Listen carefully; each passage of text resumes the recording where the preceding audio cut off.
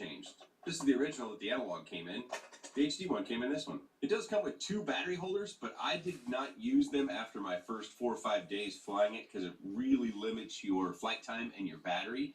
This battery tray measures approximately 17 millimeters by 13 millimeters. So a 450 milliamp 2S battery is about all it can fit. It does come with an extra set of props, an extra canopy, extra foam pad that goes on the bottom, some extra screws, grommets, yeah, that's a prop remover, doesn't work, and a little tiny screwdriver. In the case of Walksnail, we have our little USB cable that we need to get the onboard recording directly from the VTX onto our computer, a right angle USB port adapter, which is also necessary, and 2 sheets of stickers. But this is actually 6 stickers. I switched out to a short battery strap, so we'll be weighing it as such. The Walksnail version with my little Pyrodrome battery strap comes in just under 50 grams. If you were to fly it with a 450, that brings the weight up to just over 77 grams. Or 530, 76.5 grams. How is it the 530 is lighter than the 450?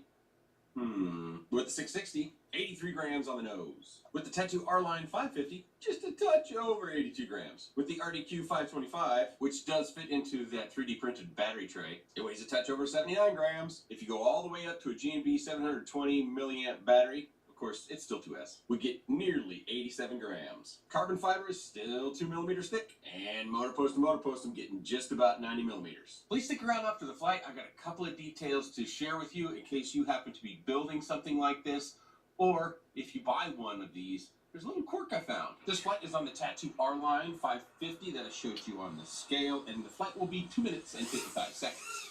And I really thought that this is where the 1103 motors come to play. You may have remembered, or hopefully I said it in my original baseline review, that I thought it could be more efficient and still have the same sort of power to weight ratio with 1102 motors. The 1102 motors that Happy Model makes, but for whatever reason, they put 1103s on there, which increases the weight a touch, and the 1103s are more grunty, so they'll produce thrust faster than the 1102s. But in my opinion, that's only going to be noticeable to the smallest group of pilots out there when it comes to flying these micros. I don't think you really notice a difference.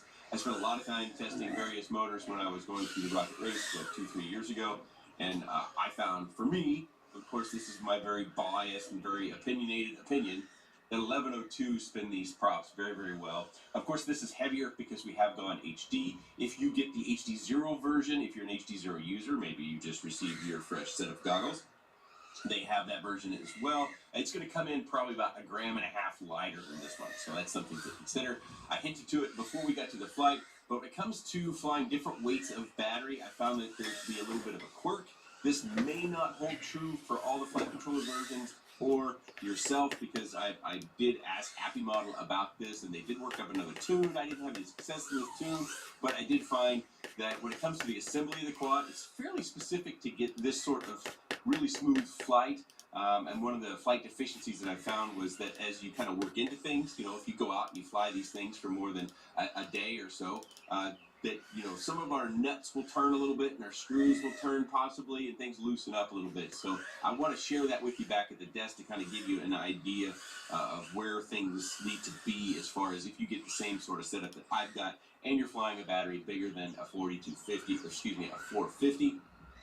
Because you'll get oscillations on 100% throttle, and you'll also hear those same oscillations when you come back from a dive, possibly other maneuvers as well. So I want to make sure I share that with you, and I've got a clip after this flight that will kind of accentuate what I'm talking about. You may notice it in this flight to a slight degree, but it can definitely be worked out. It's a little bit disappointing it's happening, but I think it has to do with the fact that the tune on this is fairly tight because it is using the same tune that the analog version used. Even the tune that they reworked that I tested is well, it's different than the analog version, but it still didn't get rid of the oscillations. What I found is that you have to kind of do some turning of the screws and nuts. But anyways, I think with this 1103, this is where it really comes to play, and it flies really nicely with that HD weight.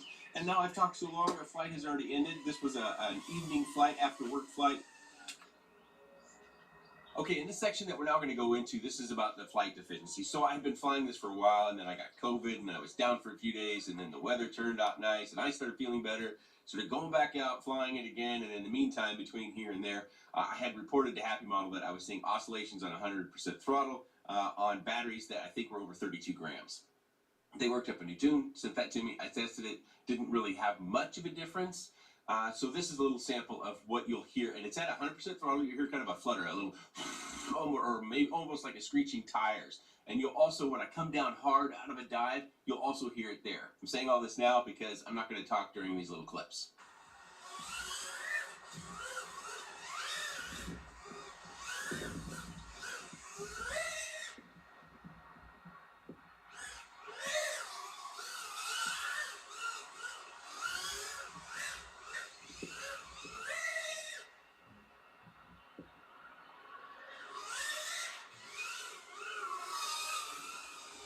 And this is me after doing some tinkering, trying to solve this problem to where I took the nuts and I made sure the nuts were all the way down to the frame, and I'll show this a closer view down at the desk afterwards. But I tightened everything down. That wasn't the right move. That made things worse.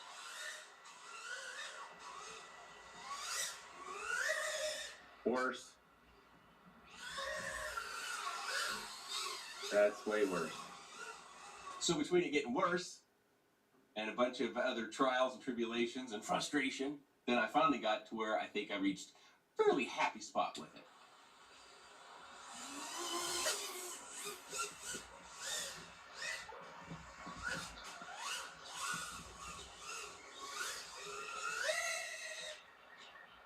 There it is.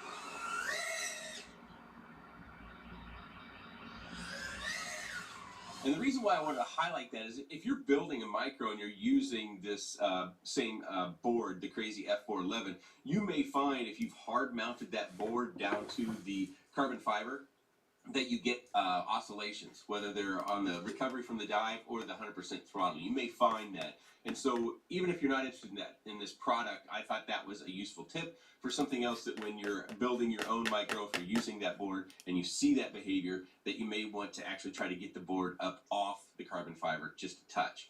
And we'll talk about that now down at the desk. So hopefully I can show this in my camera effectively. So what I found to be the wrong move, what made it worse, because I didn't note this out of the box. Maybe that's a good idea. Take a picture of yours when you get it out of the box to see where you can see where all these nut positions are, because I think there's a little bit of a happy spot. And quite honestly, I think they could have built this a little bit different to improve things. And maybe Happy Model will see this and make a change in production to kind of help themselves make sure more customers have a better flight experience with various sizes of batteries. But you can see my nut down here. Hopefully you can see that is not down flat to the carbon fiber. So typically, as you can see, this bottom nut's actually coming loose. That's something else to watch out for. I lost more than one of these during my time testing it, whatnot. Typically, when I'm building these things, I'll use the head of the screw down at the bottom, and then I want things to be real firm to when you move this thing around, you just don't get any movement. Of course, right now I've got a little bit more than I should. Let me just turn this a touch. But what we actually want to do is we want to hold that board up off the carbon fiber. That's where I found I got the best flight experience with batteries that weighed, I think it was either 30 or 31 or maybe even over 32 grams. Basically, the battery that I flew. Now, I have heard, I think it was either on Facebook or someone else asked me about flight times on this particular version because they expected that I was working on it. On a 450, I struggled to get 2 minutes with the way I fly. So I initially, out of the 450s and the 525s from Race Day Quads, you know, these are well-loved used batteries. I've used these for quite a while. So maybe you'll get longer if you have good fresh batteries, but these both fit in the battery tray. But after, I don't know, 10 or 15 flights, then I was like, okay, in order to get a flight time that I might enjoy, because it is fun to fly, I'm going to need to use a bigger battery. Bigger battery has a bonus in that you can flick it over stuff. It has a little bit more float, a little bit more carry. Downside is you do lose a touch of agility because that's just how things work. When you add battery weight, it just responds a touch slower. You can compensate with adding some feed forward, or maybe increasing your rates, or just compensating on the sticks, however you like. But so I went from those batteries Mainly, I was actually flying the R line. I was fairly pleased with how that one performed, doing different punches of various sorts. But I ended up settling on the GNB 720. These don't fit the plastic or the 3D printed battery tray.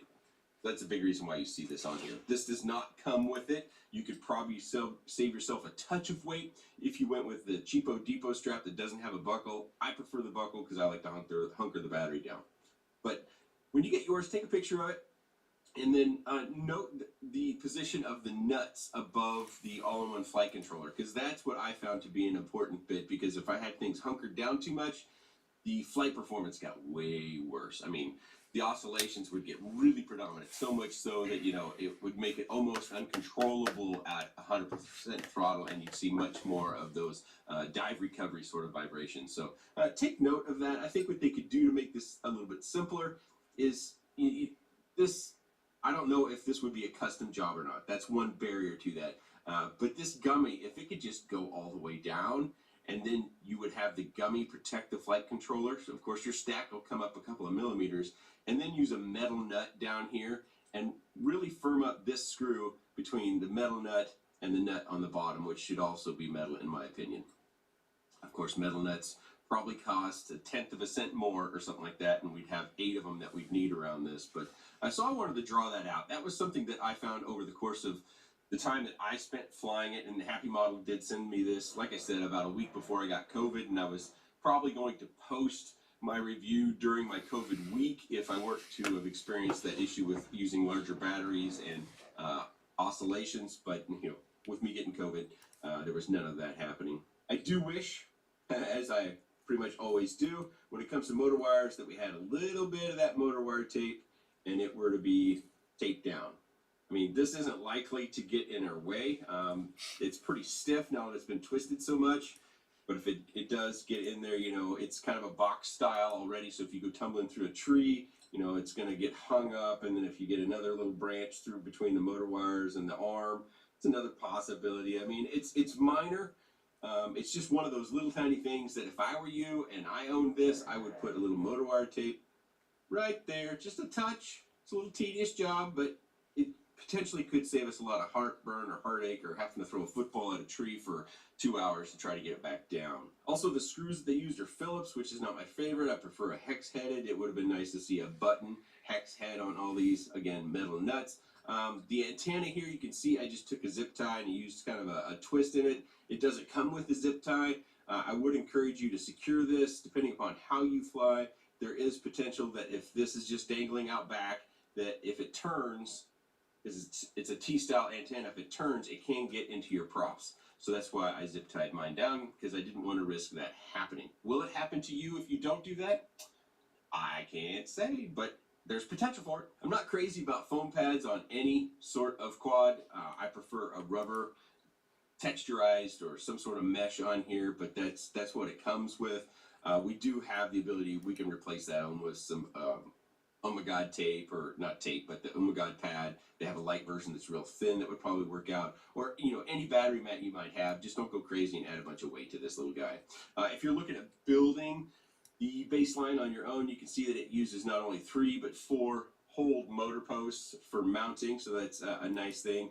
If you happen to have any problems with the shaft slipping on the motors, like say you've crashed and you've crashed harder than me, and you find that a prop is slipping because it's just sitting there on the shaft and the bell turns and the shaft doesn't turn, what you can do is just take some motor screws. I think they're 7mm, 1.5mm hex-headed screws, and zip those props down into your motor belt. Voila, you're off to the races. Not ideal, but it'll still fly. I've got motors on my old Rocket Race that happened to, and I just added prop screws to them in order to keep flying without having to do a repair. Canopy was fine for me, but I have had reports of this canopy, which Happy Model has been using on a wide variety of their micro products, breaking for some.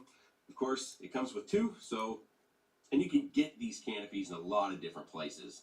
You just want to make sure, one identifier for the canopy is this flat side. Hopefully you can see that, how it's flat and indented right here, to make sure it fits your camera real well. Adjustable camera angle too, by the way, which is something I'm always an advocate of, because whether we're starting out or we're a veteran, we all have different camera angle desires. And if we want to start out and we want to get a little bit more control before we actually head off into going plaid, we lower that camera angle down. That will naturally keep us or slow us down and keep us from going too fast. So adjustable camera angle, I'm all for that. The antenna mounting, I'm not crazy about. That's typical, we see that a lot in these micros. You just kind of put the antenna wherever you can. They are using the canopy to hold the UFL down. You may or may not agree with that. I don't have much problems with UFLs getting damaged or broken. And I've built a lot of micros with various things. You might remember I kind of already built a walk snail micro about like this. It's actually using the same board, and it's using the same VTX. It's just a slightly different configuration. And notice the motor wire tape on mine. But I think it's a lot of fun, and I think in this case the 1103s are probably more appropriate. They're going to handle the weight a little bit better, even though the efficiency isn't what it is with the Happy Model 1102 motors. Last thing I will warn you is with all micros, whenever we have these HD VTXs, we have wires that are coming around the edges.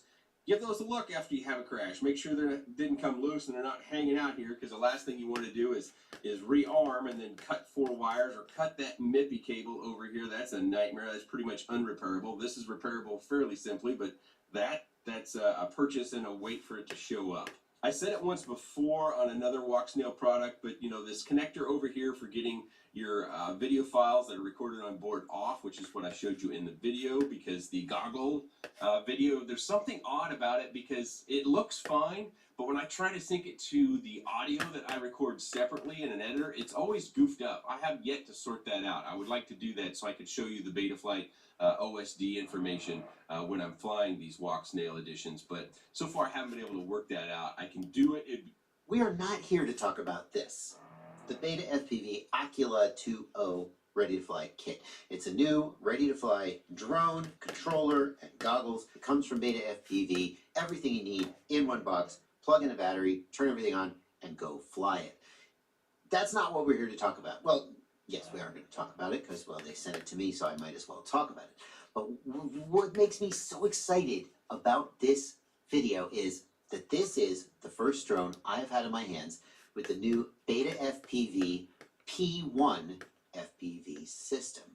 It's so weird that after years and years and years of no digital FPV systems whatsoever, and then finally DJI came out with one digital FPV system, and then we had HD0 and Walk Snail, and it seemed like that was it. That's all you're going to get. Now, suddenly, in 2026, we have the Caddx FPV Protos and the Beta FPV P1. And if you said to me that Caddx FPV made a new video system, well, they already made Walk Snail, so sure, they did it once, they could do it again. But Beta FPV? Like, don't get me wrong, they make okay drones, but making a brand new digital FPV system, that's hard. How did Beta FPV do it? What's similar and different about the Caddx FPV system, the Beta FPV system? What does it mean for the future of other new systems that we might see? And most fundamentally, and the thing I am so excited to learn about in this video, is how good does this system actually perform, especially compared to what else we have out there and the Caddx FPV Protos. I'm Joshua Bardwell, and you're going to learn something today. Just out of fairness to Beta FPV, because they did send me all this stuff, I should at least show you the Ocula 2.0 Ready to Fly kit, and we are going to take it outside and fly it, mostly because I'm more interested in testing the range of this video system, but we'll take it out and fly it.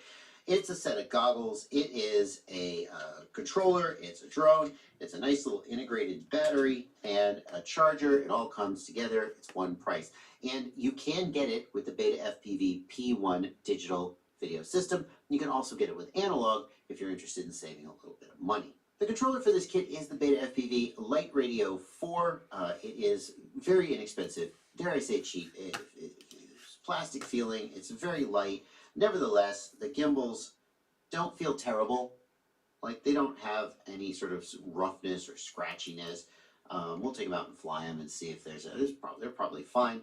Earlier revisions of the Light Radio, I think the Light Radio 2 had a problem where the wires would come desoldered for the gimbal and the gimbal would stop working. Hopefully Beta FPV has sorted that out, and Light Radio 3 and the Light Radio 4 are a little better. There is a plethora of controls on here. We have 2-position, 3-position, and momentary, plenty of controls there, and they are all pre-mapped in the Ocula drone to various flight modes and so forth. Here on the underside, we've got a USB port that's used to charge up the internal battery. We've got a bind button, and that is used to bind the radio. It comes with ExpressLRS 3.x internally. That is going to bind to any 2.4 gigahertz ExpressLRS receiver. Running 3.x, technically ExpressLRS 4.x has released, and if you have flashed a receiver to 4.x, it won't bind with this. I suppose someday maybe this will come with ExpressLRS 4.x, or Beta FPV will release new firmware for that. I wouldn't hold my breath for that.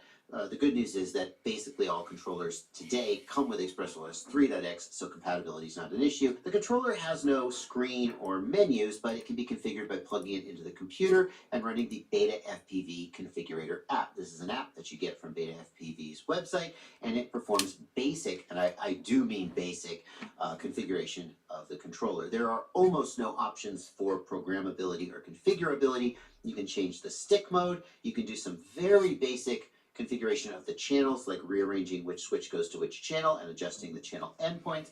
And most notably in the ExpressLRS configuration, the only thing you can change is the output power and the packet rate. You can't change the bind phrase, at least as far as I can tell. I've got a question into Beta FPV about this just to confirm it, but I didn't see anywhere in the configuration where you could change the bind phrase. And as much as some people like to hate ExpressLRS bind phrases, they are one of the most useful and powerful things that ExpressLRS does if you care to use them. It's kind of disappointing that that's been left out, especially because I'm pretty sure an earlier version of Beta FPV Configurator on a different radio could change it. I might be misremembering that. Physically speaking, the drone is a pretty typical 2-inch whoop style drone.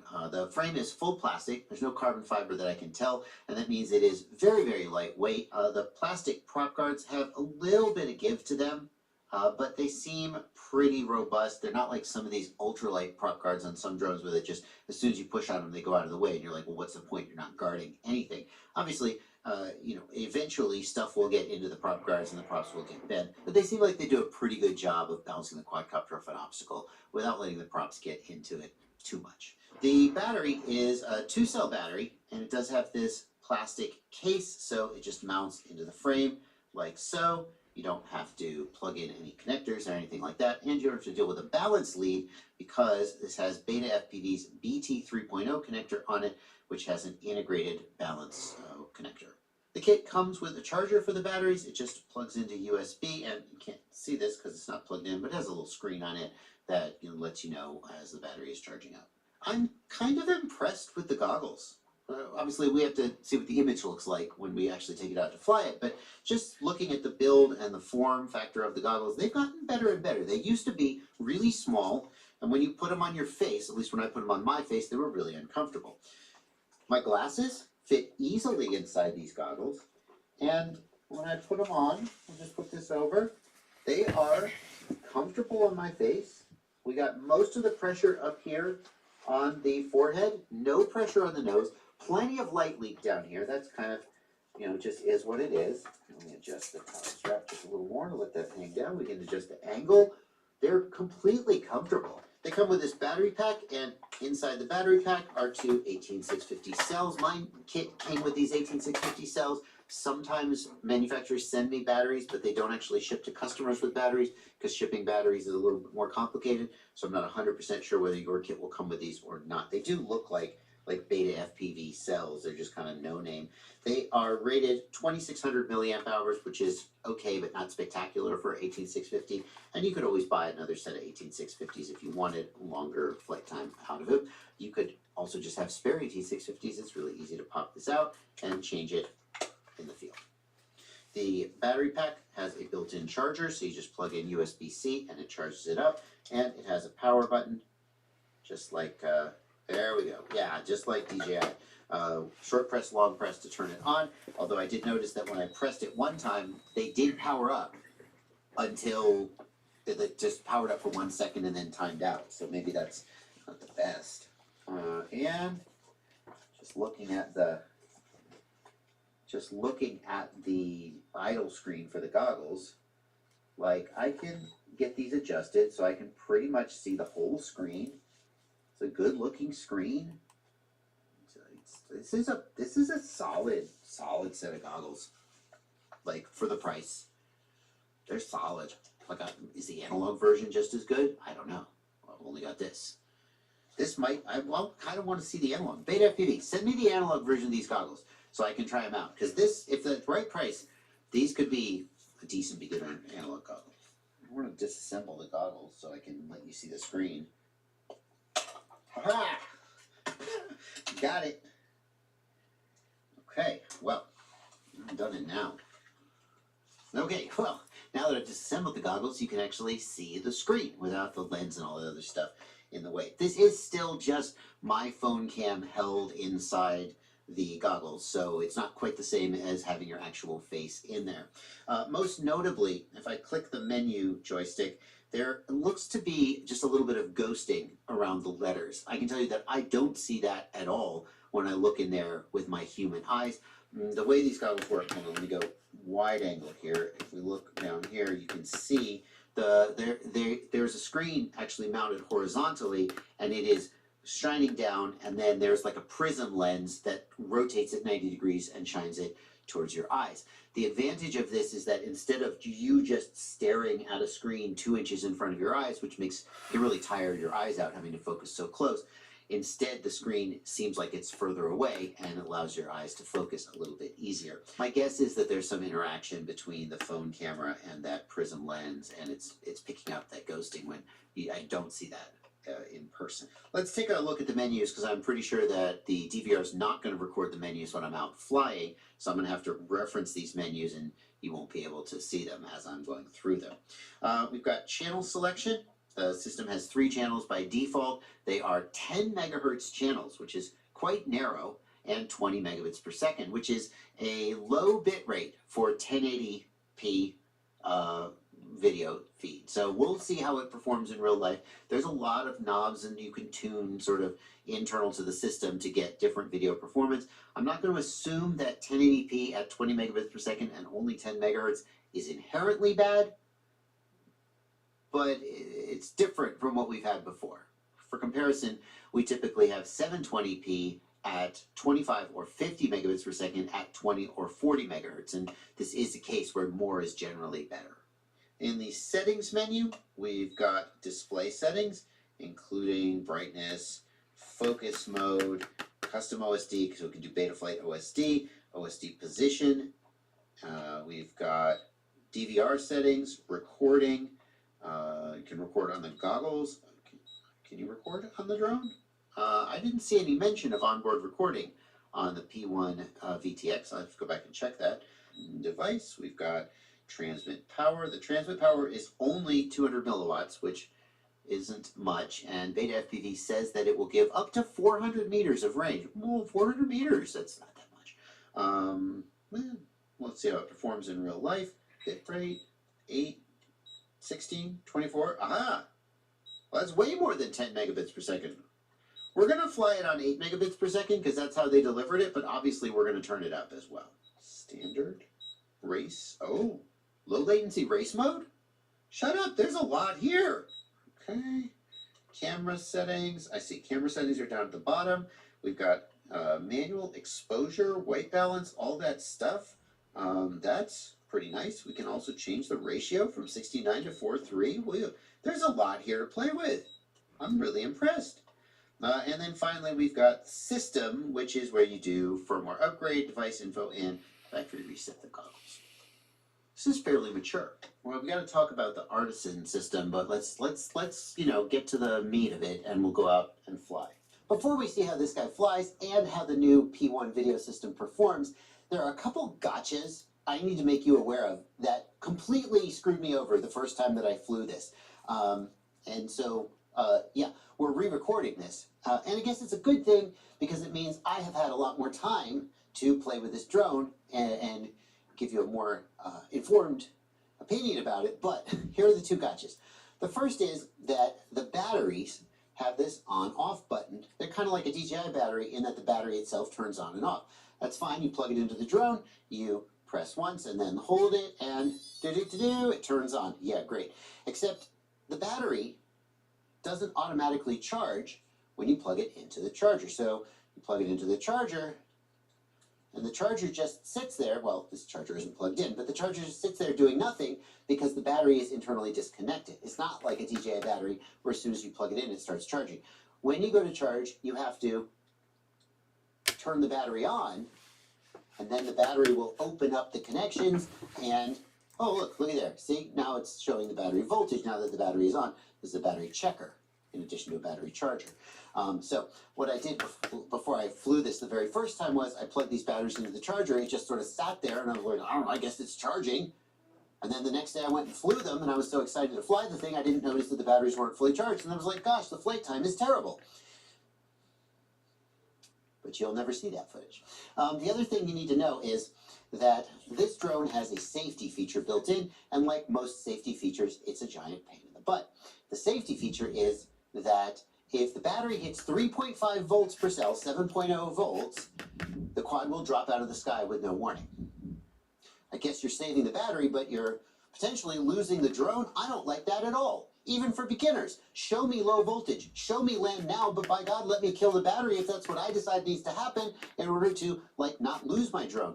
If there was a way to turn this off, I gotta ask Beta FPV if there's a way to turn this off. I asked them, why is my drone dropping out of the air? And they told me, I would turn that off if there was a way to turn that off. That's just silly. First thing I want to show you is if I've got this in normal flight mode, it is like the original Ocula 1.6, where it has position hold and altitude hold. If I center the throttle, it just holds altitude. If I raise the throttle, that's full throttle up. That's full throttle down. It is, and there's full stick forward. It's got slow.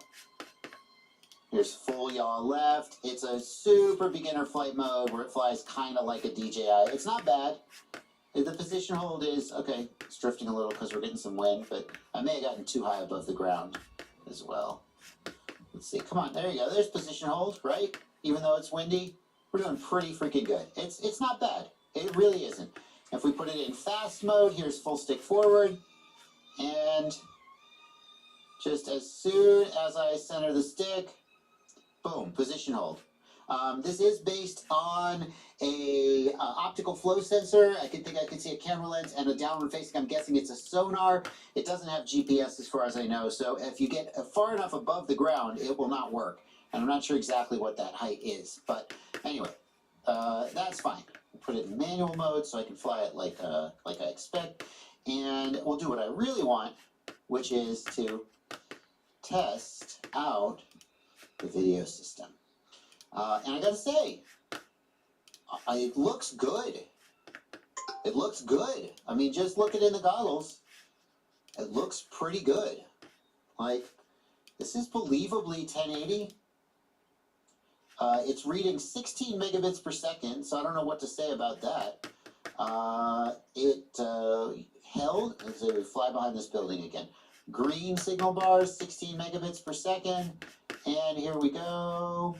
11 megabits per second, 6 megabits per second. I'm pretty impressed with how smooth that stayed, even though the bit rate was dropping. Like, I've flown walk snail at 1 watt behind this house and gotten worse results than that. That may be a little bit of an exaggeration. We fly up here. Let's see, we'll go behind the house. So now the house is between me and the drone. It's getting, latency feels okay. Oh, okay. Branch came out of nowhere. I was about to say, latency feels okay. Like, I'm obviously not doing anything super challenging, but, you know, I didn't feel like I was getting super delay while I was trying to go slowly through there. And I guess you could say that the video sort of broke down, but clearly we dropped something because that branch just came out of nowhere. Let me go retrieve the drone, and we'll keep going. I'm glad that happened because I've had this a couple times. Drone's still powered up, still alive, still arming. That's how I found it. But the image is frozen in the goggles. So I don't know if it's the voltage sag from the motors surging on the hit. That's kind of a big deal. If you're going to crash and lose video, and that might be a reason you lose the drone or something, that's kind of bad. So there, it's going to come back. Yeah, now it's back. Okay, so yeah, I don't know what. Maybe if I power cycled the goggles, it would have come back. I don't know. I should try that. I don't know why I haven't tried that yet. Let's try that again. Oh, no, it didn't shut down. It was still arming. It was just the video system froze up. Let's go through there again and let's look carefully at what happens as the bitrate gets low. I don't feel it getting stuttery at all. And I don't see any of the smearing like Walksnail does. Like, it looks like smoke in the image.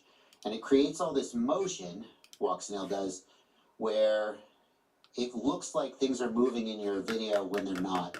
It gets blurry, right? You gotta, something's gonna happen. It gets blurry, but the motion is smooth and predictable. Maybe a little too predictable because that branch came out of nowhere. I didn't feel like video was as bad as it obviously was. I'm overall pretty impressed with the image quality given where I am. Like going behind the house like this, it's hanging in there. I mean, obviously DJI would be crushing it back here, but overall this is, enjoyable to fly. Enjoyable to fly, and now it's dead. It won't arm. Yeah. And the video's frozen up again. It says no signal. Okay, so we went below 7 volts and the drone shut down and I have to just go retrieve it. That sucks. I can't even spin the motors or turtle mode in order to find it. Well, I think the motors do spin. I don't know. I gotta go find it. Beta FPV advertises the flight time on these batteries is about 10 minutes of sedate flying. I don't know what my exact flight time was there. I'll ask Fabio, my editor, to go back and look at the footage and put on screen how long I was actually in the air. But feels like that 10 minutes of sedate flying, just based on my gut check, was about right. And I want to do a little bit of a range check. I usually do that just by flying down the road here. 16 megabits per second. I cannot make sense of how good this image looks for what low bit rate is being reported. Like, I'm not saying the image looks spectacular, but it's really making the most out of that bit rate. And given that the output power is supposed to be 200 milliwatts, we're holding in here at 6 megabits per second. And like this is okay. I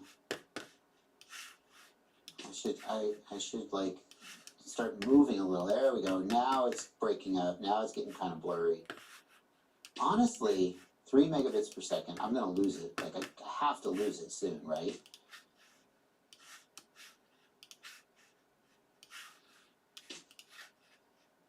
This is like pretty good for 3 megabits per second. There. Oh yeah, no. There we go. It's flashing at me. And I can feel it get stuttery. And it never really gets super blocky though, does it? It's doing that same thing that the O4 does. Oh my god, did I just compare this to the O4? One specific thing, where even when the image gets weak, it still kind of holds in. It's kind of the opposite of the O4 though, in that the O4 gets super blocky but stays smooth. And this seems more like it's holding on to the detail a little better, but getting a little stuttery. Nevertheless, given its 200 milliwatt rated output power, it held in really well. It held in really well for how far it got out there. And just like, it seems like it stays flyable. Like there's some combination of, I can see where I'm going, and I have suitable latency to feel like I'm in control, and you kind of got to balance all those factors, and it does seem like it's doing it pretty well.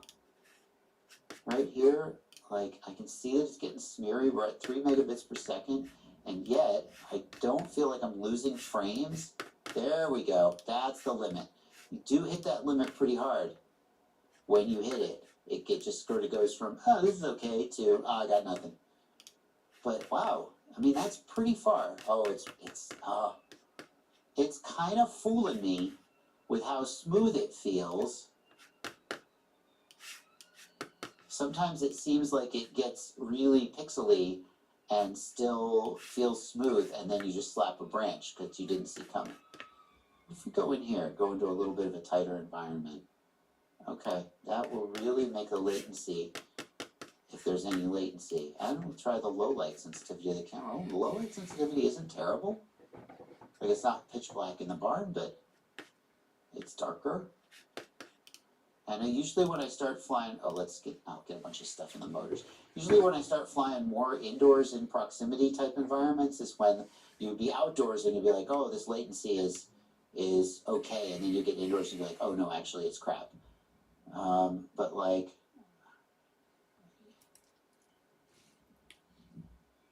again, it can tell it's not the best ever, but it's surprisingly adequate, I guess is what I would say. That's gonna be my title for this video. Surprisingly adequate. Right? This is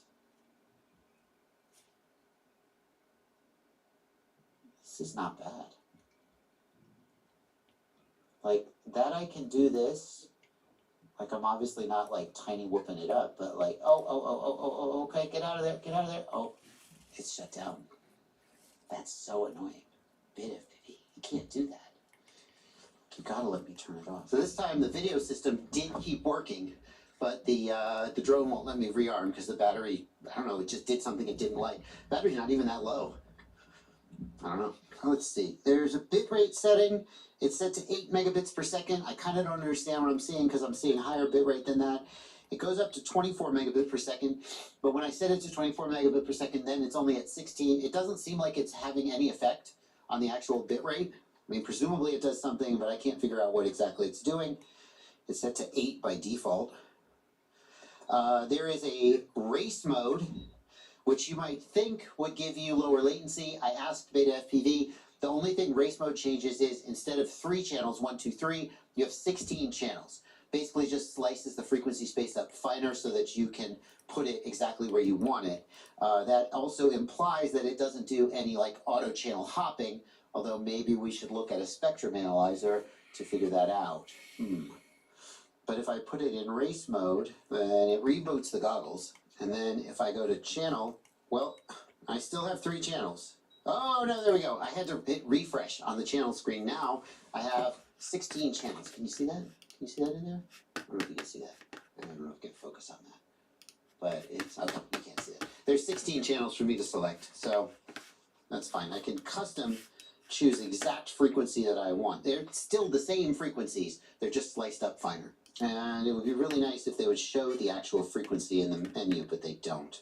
The BetaFPV P1 FPV system is surprisingly adequate. And I want to take a second and talk about why I'm putting air quotes around the BetaFPV FPV system. Because no slight to BetaFPV, they make a mean drone, they make a mean flight controller, but BetaFPV does not have the engineering prowess to make an FPV system from scratch. It is very hard to make an FPV system. Just look at the OpenIPC project. Those guys are very, very smart, very good at what they're doing, and look at how they're making a lot of progress. And it's still, like, arguably, the OpenIPC system is not as flyable and usable just out of the box as this is. So, what's going on here is that there's a company named Artisan, A-R-T-O-S-Y-N. It's a play on Artisan, A-R-T-I-S-A-N, I assume. And they make a system on a chip. They make a product that does the heavy lifting for FPV systems like this. It's not designed specifically for FPV systems. It's designed for any kind of system where you're transmitting video, you're encoding video from a camera, and you're transmitting it over a radio, and that does all the hard work. All the engineering is in that system. And that system exposes some kind of like knobs and dials you can turn to tune the system to your specific needs. Do you need higher bit rate? Do you need lower latency? It's way more complicated than that. And I think that what's happened and why we've seen a new FPV system from Caddx, from Walksnail, the Walksnail Ascent system, it's based on the same hardware as the P1. Now we've got the P1. I think we're going to see a lot more of these because I think that there is someone out there who's pushing Artisan into the FPV market, and I would speculate even that they are white labeling these systems and they're saying, hey, BetaFPV, you want your own system? Here it is. So I think that this is a good thing because whoever's doing this is pretty good at it. And obviously the Caddx Ascent system is not the same as the Beta FPV P1 system. They are not cross-compatible and their flight performance is notably different.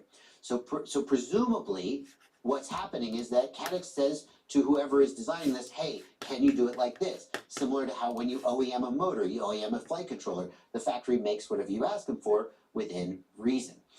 This is great because the more of these systems that are out there, the more chances we have to get a better product and then for one of those products to kind of become ascendant. I do wish that they were cross-compatible, but I guess if they were cross-compatible, then maybe the Beta FPV system would perform just like the Caddx system, and it wouldn't be as good as it is. And it's surprisingly adequate. That's the takeaway here. When I reviewed the Caddx Protos, I thought, I don't know if I would invest in this. And one of the reasons was that like the future of the system is uncertain. Like if you're buying your first FPV system, if you buy into a system that then ends up not getting developed and just being a dead end, you kind of threw your money away. That's true. That's just as true for the Beta FPV P1 as it is for the Caddx Ascent. We don't know what the future is here. This is exciting. Beta FPV could just leave it in the dust. But if they do, the good news is, well, you spent $300, I guess, but you could have spent that $300 on something else and maybe had something that's future-proof. Setting that aside, the other reason I didn't like the Caddx Protos and the Ascent video system was that I just didn't like the performance very much. It felt super laggy. And I do need to acknowledge the Caddx Protos that I tested was not running Betaflight. It was running, I believe it was ArduPilot firmware. And ArduPilot firmware sucks in acro mode. And so some people have actually put Betaflight on the Caddx Protos and they say it flies way better. And what they say is that some of the lag that I felt when I flew the Caddx Protos was not the video system, but actually just the slow performance of the PID controller on the drone. I would have to put Betaflight on that and evaluate that. Also need to point out that the Caddx Ascent system has gotten some firmware updates since I last flew it, and so it may not be a fair comparison to compare the day one release of it with this one today. But comparing the Caddx system that I flew and this, that one was not anything I would want to own. And it was like, oh, it has some promise in terms of its technology. This is adequate. If I would own this, I would fly this, I would enjoy flying this. When it has limitations, the performance is not as good as like a full-fledged walk-snail system or obviously a DJI system, but it's good enough that if I paid $300-ish, $350 for this, I wouldn't be sad. And it goes for the drone too. The drone, it's enjoyable to fly. It has the baby assist flight modes, which are pretty good. Position hold, altitude hold, they're pretty good. It has decent manual performance, has okay battery life. They need to stop this thing where it drops out of the air when the battery gets too weak, and they need to figure out why the video system freezes up and doesn't come back after you crash. Those two things could be a deal breaker, but overall, I probably would be able to enjoy this. And I'm not sure what else out there. What else out there is at this price point and does this? Can you get a DJ? Can you get a DJ? Not with goggles. You get a DJI drone for $300, a little 2-inch prop flywheel with a DJI O4 light on it. But then the goggles are going to be another $300, and you're double the price. Okay, well, you probably want to watch that video where I reviewed the Caddx system, the Caddx Protos, with the Walksnail Ascent video system, bearing in mind that that was a V1 product and there have been improvements and updates since. Bearing that in mind, I'm going to put a card on screen. You can go check that out. I think it's worth seeing what else is being done with this same hardware. Hello everyone, today we're taking a look at the Air 75 from Beta FPV. And unlike the Air 65, the 75 only comes in one particular configuration as far as race or freestyle. We have two receiver types, Express LRS or TBS Crossfire.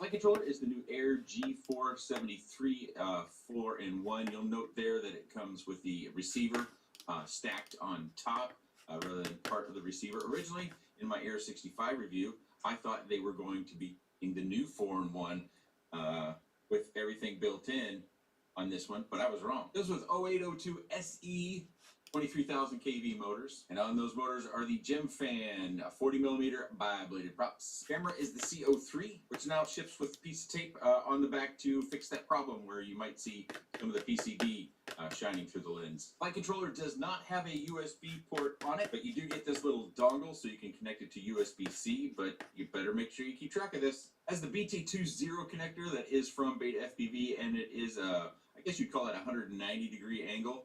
So you don't have to bend the wires. The connectors turn for you. As you can see here, no motor connectors. Everything is soldered on. Really hard to see down in there, but that camera connector, that's smaller than we see on most of our nano cameras or micro cameras. So something to be aware of that you might have to, if you want to change cameras, splice this in.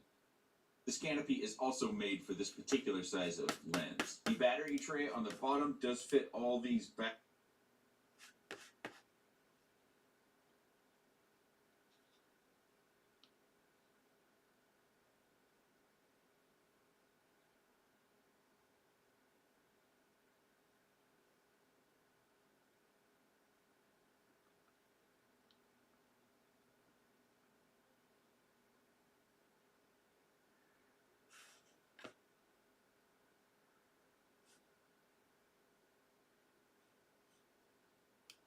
现在日系美感下会不会画这个勾起的下巴？会，但是呢，带的分量很少。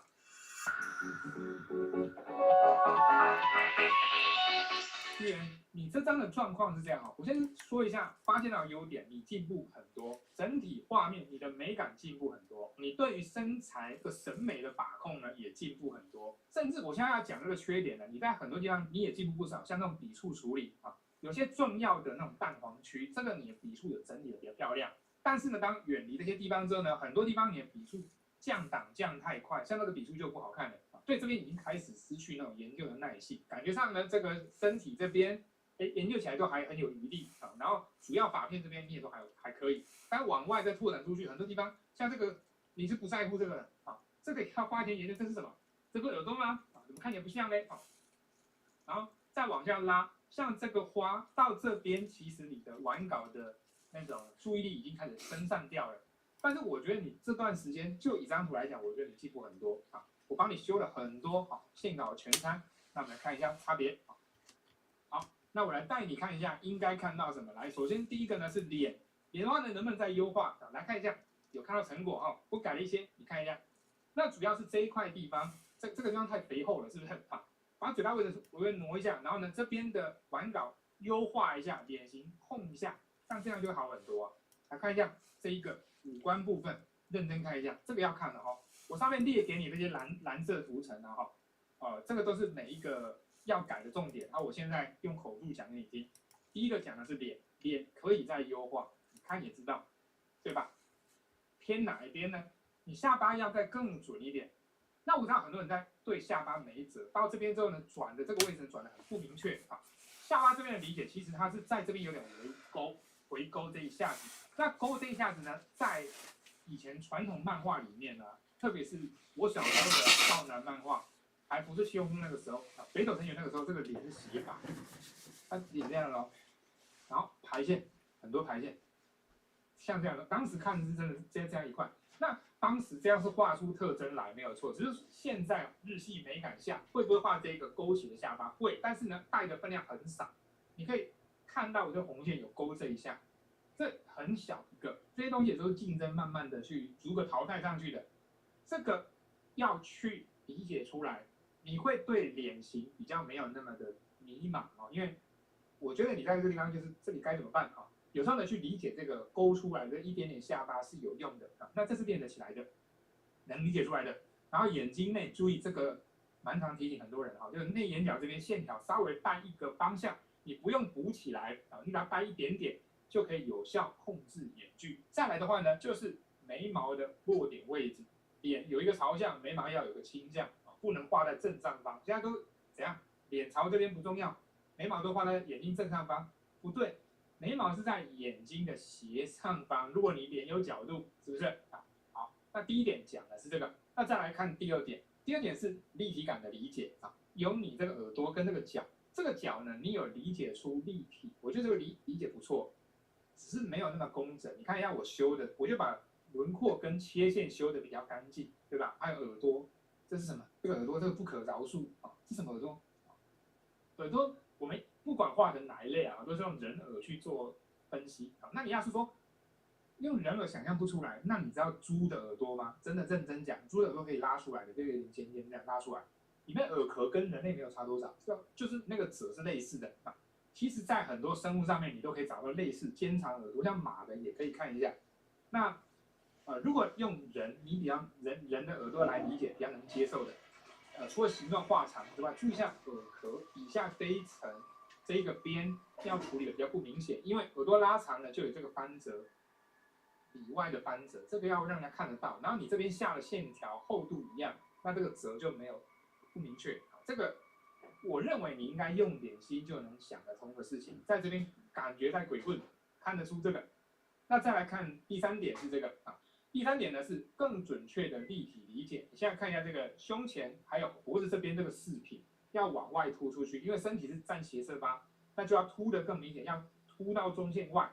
那你凸的分量不够，你看一下，看这两块东西，有没有看到这个线条突出的位置？我用红线画的凸的比较明显，对吧？然后再来就是这些物件，你有强迫自己在画转折，这个很不错。当然没有办法说你只要边缘轮廓一弯，你立刻立体感就整个很充沛。可是你愿意画，愿意尝试就是好事。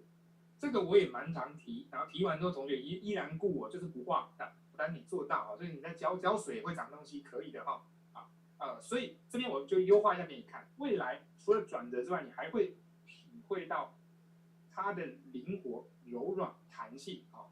未来期待你可以得到这个，然后旁边的花你有做这个内外的差别，可是注意一下这个外侧，外侧这个花瓣要拱出去，然后花蕊要几乎看不到。看一下我这个修的有没有？但是你在这边画，就代表你对东西的立体感呢。当一个物件在转角度的时候呢，你理解的不太够，但是愿意把它压扁也很感动的。然后再来这个指的还有个地方，就这个腿，这个饰品位置应该切在蓝线上，你切的位置呢不够好，所以呢再把立体感表现出来之后，你可以再更靠旁边一点，像这样更靠旁边一点，对吧？看一下那个菱形宝石。那再来看后面的第四这一点呢是讲的是裙摆，你这个裙摆就不行这个立体就是到这边就很明显的，它就一堆东西粘着我们来拆解一下这个裙子这个有你的这个上衣的话呢，看起来是要设计成这样一条一条锯齿状，像这样有没有？然后要飘不会飘，是不是？从外面横着飘进来比较好然后你就看你怎么从外面横着飘进来，不要想着上下飘，你这样想会画不好，你要横着这样飘进来，这样才画得好。你必须提一下。那你这个裙子除了这个外套之外，还有里面这个，你不要跟我说它是里面的内衬就是裙子底下那个内衬，或者它是另一件裙子，这不像，这很像长蘑菇，粉红色的不行啦，它要有弹性，要立体起来。所以这个部分强迫自己多练习这个可以用线稿练会比较快。然后再来看第五点第五点是两只手，注意一下，手伸在这边，你要撩头发干嘛的？我看起来你是想撩头发，但是你在这边呢，骨架的远近、肢体各方面结构来讲，你不会画半侧这个动作，会画吗？这个动作，这个你比如这样零度角是吗？你能不能画这个角度？看这样的角度，要会啊。像这样你就完全画成零度这怎么可以嘞？要撩就真的撩一下，那这个就代表你的骨架结构，再配上服装之后呢，你会变得很枯竭要更深入的去画出来那就是一个历程你还是需要克服它。像这样就弯起来，对不对？然后另一只手，这你就讲不过去了，这是什么手？就是形状呢，合理性呢，整个掌握的就是不太对劲要讲是手呢，勉强一点，这才是手把这些结构、外表轮廓的细腻度呢，要理解清晰然后再看头发这头发的话看起来是两撮双马尾，然后它是弄得很像是感觉它比较硬，是不是那我觉得我对圆角没有印象所以呢我在画的时候我把它画松软一点，我觉得你这个太硬了啦，这个真的硬邦邦的，头发还是要带它的质感来松软起来。这边讲的是这一点。那整个呢，请你品一品，体会一下。再来就是你的这个背景搭的非常不好，这个背景完全用来破坏矫正用的。好，这样背景的使命就是把矫正毁了，感觉上它的目的是这样，因为角色这样稍微这样子就整个会很破碎的。那它破碎原因有很多啊。今天讨论角色就好，我觉得你可以把它顾好，其实分数就会加20-30分上去了。好，那因为我不知道原作，那我帮你画松软一点，你自己去品一品啊。假设它真的是那种有棱有角，也不是不可以啊，也是能画，只是说那我就会去让它的外观倾向某个角度，真的有个什么样大一点的构图形状出来啊。原本这样好像是2杠东西出来这边，我们在画二创重绘的时候，其实我们画二创的价值就是画出原作没画的那个面相，用原作没有呈现的方式去呈现它。这个范围有一点巧妙，在原作的框架下做一些过度解读，或者一些特定的解读，然后不背离原作的范围，那就是看你自己的坚持度到哪里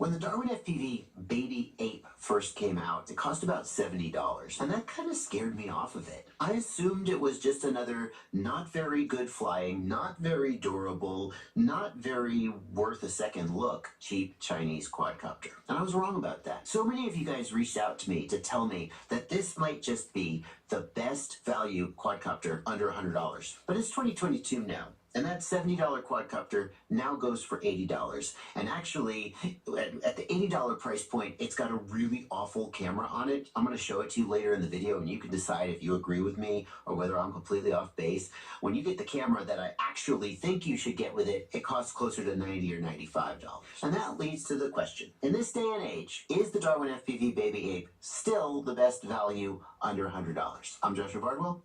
You're going to learn something today.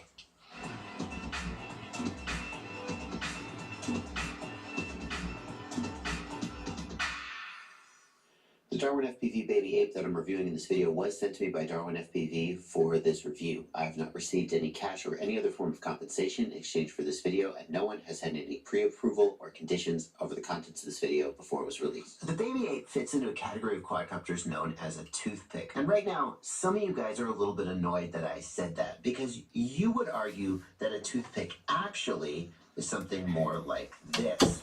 Now, this isn't even the original toothpick, which was literally a Tiny Whoop that they took the Tiny Whoop frame off of and they put it on. I'm also going to move this build over at some point to the Newbie Drone Cockroach 75 Light AF frame.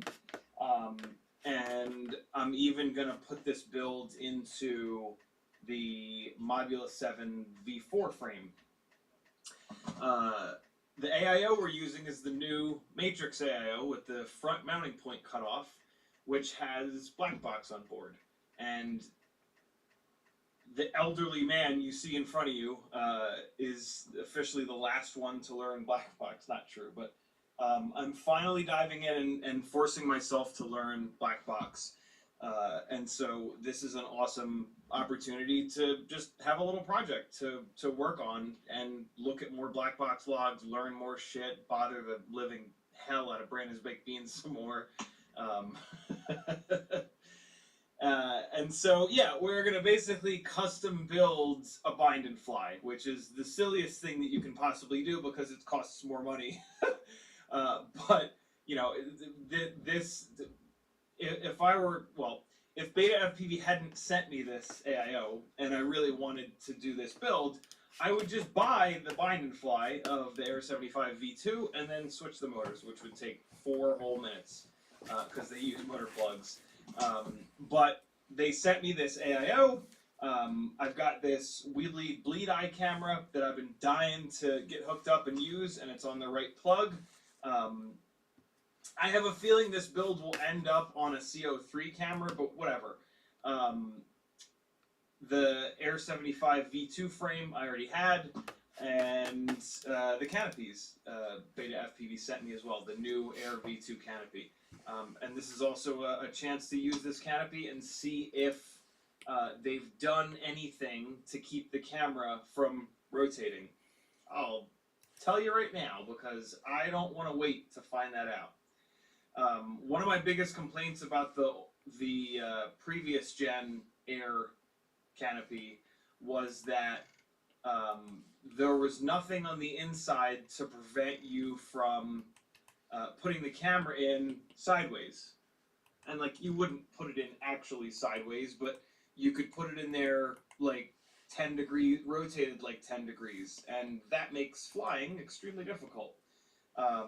And so it was really tough to get the cameras like perfectly lined up in there, and then the little screw mount on the bottom wasn't quite strong enough to keep them from rotating once they were in there. So after a bunch of like really hard crashes, I would find a lot of times that the camera would rotate. We got around this by just putting like a couple of dots at E6000, but still, it was a complaint by many about the old Air canopy, and I can't help but wonder if the new one has little notches in there, and I'm super happy to tell you that it does. So I just got this camera in here. I had to push it pretty hard, but and I am trying to rotate it right now, and it won't. So they basically, it's a barrel in there, and so all they did is they put little the lens of the camera. The lens of the camera is here, and then there's a square behind it on like all of these cameras. And so all they had to do was put little notches in the barrel in there, and it would appear that they have done that because there's nothing else there's nothing on the back preventing this from rotating. So that is awesome. Like that is 10 out of 10. I've been talking a bunch lately about how like Beta FPV has been listening. Happy Model as well. They've been listening when we've been screaming and yelling about stuff. And this is yet another example of them listening and fixing it and making a better product from the feedback that we've given them. I wish that it wasn't such a big deal for companies in such a small little niche community to listen. But for those of you that have been around FPV for more than the last couple of years, you'll know that it is extremely rare for any of our feedback to get listened to and acted upon. So really cool stuff. I'm actually kind of thrilled about that because these canopies are pretty good. I do have some other canopies that I in some cases like better, but yeah, I call these G-string or banana hammock canopies. They're super lightweight. The Beta FPV ones hold the camera up nice and high so that it doesn't smash into the AIO and destroy it. My main complaint about these canopies is that they tend to be a little bit fragile. But this is a new one, and maybe it's less fragile. I have heard from a couple people that have broken these, but it's really cold right now. And so I'm assuming, for the moment, that those people are breaking them when they're flying outside in the 30-degree weather, and plastic is just not up to that task. It's cold out, fly inside. Cool. You were just watching a little bit of flying from the 1S X12. This is basically a Mobula 7 1S ELRS. Old school Mobula 6 canopy for infinite durability. Runcam Nano 3, nice and lightweight, fits perfectly in this canopy. ORT Micro V antenna. Tree Topper, Weebleed 0802, 32,500 kV motors. HQ ultralight 1.6-inch biblades. X12 AIO, and a cool little pink 180-degree BT 2.0 thing. This is kind of sort of for sale. So if you're dying to have something that flies exactly like what you were watching in the intro, let me know. I only just decided to sell this. I don't know if this camera and canopy are going to stay. I might swap them out for a BI camera on a Bri-Brain mount here. But yeah, I think I'm going to sell this because we're about to build something with more powerful motors, and a newer AIO, and so and I don't really fly 1S 75mm motor to motor 1.6-inch prop rigs all that often. So yeah, I think that thing should go somewhere that it will be used. The tree topper motors are awesome. I even have the. I'll even include.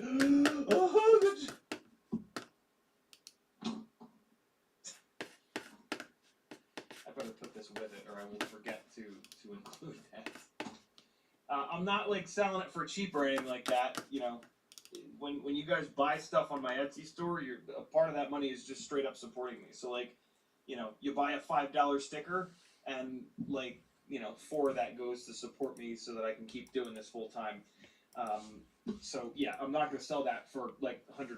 It's gonna cost what the parts cost, and then a little bit more because I've got a bunch of time in it, and you know, I'm using it to be able to keep doing this. In the chat, Sleepy CBR was first, Angular FPV was next. Hey Ryan, Adam, Verby, Jeremy, Giddybots, Uriel, Uke, Spaceman Spiff, License to Drive, Jeremy Flies, Matthew Wegner, Token, McShaky, Frank Nicholas, Sporny, Jeremy, Uriel, McMucus, Angular again. If you want the gangliest of ganglies to read your name, you gotta get in early. And, oh man, I forgot to do all of the things for this live stream, didn't I? I forgot to post on Patreon, I forgot to post on Discord. It's really, man, I'm getting old, friends. I just forget to do shit. Just like super, I'm not gonna say super basic stuff because I'm pretty good with super basic stuff, but like, I just forget to do stuff more than ever before. It feels like every day it's a little bit worse. It's kind of insane. I'm doing it now real quick. Hold on. Thank you for the reminder. Put that there, put this here. And like, look, this is literally how long it takes. It does not, I have it down to an absolute science. It doesn't take long. It just requires that I not be a numpty. Is the size of it. How do I get to the, where the hell's the name of the stream? YouTube, why do you just change everything all the time? Leave something the same for more than like 6 months, yo. Good God, man. There we go. Publish on Patreon and post on Discord. Sorry about that, people. Alright, there we go. And let's get this out of here. Close this window. Put this here. Alright. Okay. We're back. Type at CIDFPV in your chat comment and I'll read it. Spaceman Spiff says, where's the Discord post CIDFPV? Nyafu says, I often hear people talk about a supposed TBS controversy, but I've never heard anyone say what the controversy is about. The only thing I can think of is when they were being total dicks towards Bardwell. We're going like way back in the day. They were just being super unreasonable. I don't, it's been so long that I don't even necessarily remember, but I just remember being like pretty, like it was around the time that I was moving over to Crossfire. It was a little bit after when I moved over to Crossfire, and I was like super excited with it. And then when it happened, I just remember being so like grossed out and disappointed and like sad by how they were treating someone who's done an awful lot for the FPV community. And I was never able to like recover from that, and I've always been, you know, very hesitant to get anything that they make because of that, just because of how poorly they were acting. You know, hurt people, and like maybe they were just having a bad couple of months or whatever, but like I don't know. So, when certain things happen, I feel like it shows people's true colors, and when I see people's true colors and they're gross, I'm like, okay, you're out. There's plenty of other stuff in the world that, you know, like, so yeah, that's the only thing I can think of. Again, that's going way back, and Joshua doesn't hold grudges like I do. And so, you know, like I don't know if I've ever heard him like sing their praises or speak like super kindly about them since then, but he certainly doesn't drag it up like I do. He just doesn't say anything about it. He's a kinder person than I am, I guess. Yuke says, I got my Air 2 65 champion frames from Weebly today. Very cool. I bet you're loving that red.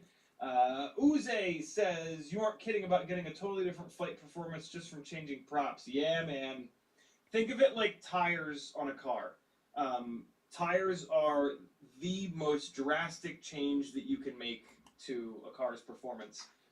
Props are the thing that, you know, is touching the medium that it moves through, and so it makes a lot of sense. Izzy Boob says, a slacker. Yuke says, hey, Meps has a 1S 5-in-1 for $23 right now. Oh my god. Meps King was very shitty towards content creators that were reviewing their products a month or two ago, a year or two ago, and I never kind of forgave them for that either. I've also heard a lot of bad shit about their products. An AIO for $23 is almost certainly going to be a heap of shit. So, you know, you could maybe on one side of it say like, well, how bad could it be? I'm just going to try it. Well, what happens when it falls out of the air over the water or on someone's roof that you can't get to or in a tree? And then you lose a worthless AIO, but you also lose a set of motors, a battery, a frame, a set of props, a camera, a canopy, right? And so I wouldn't do it, but that's wild that it's only $23. I'm assuming it's because nobody wants it and they're stuck with them and they just need to get rid of them. Mick Mucus put 2 Fs in FPV and it didn't light up an orange, but I just happened to see it. He says, my receiver quit working on my X14. I have a nano receiver soldered to UART1, an option. I think I killed it with a solder ball.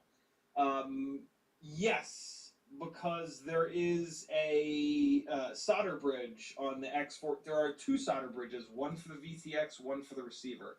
So you're going to break that solder bridge for the receiver, and then you can put an external receiver on, and away you go.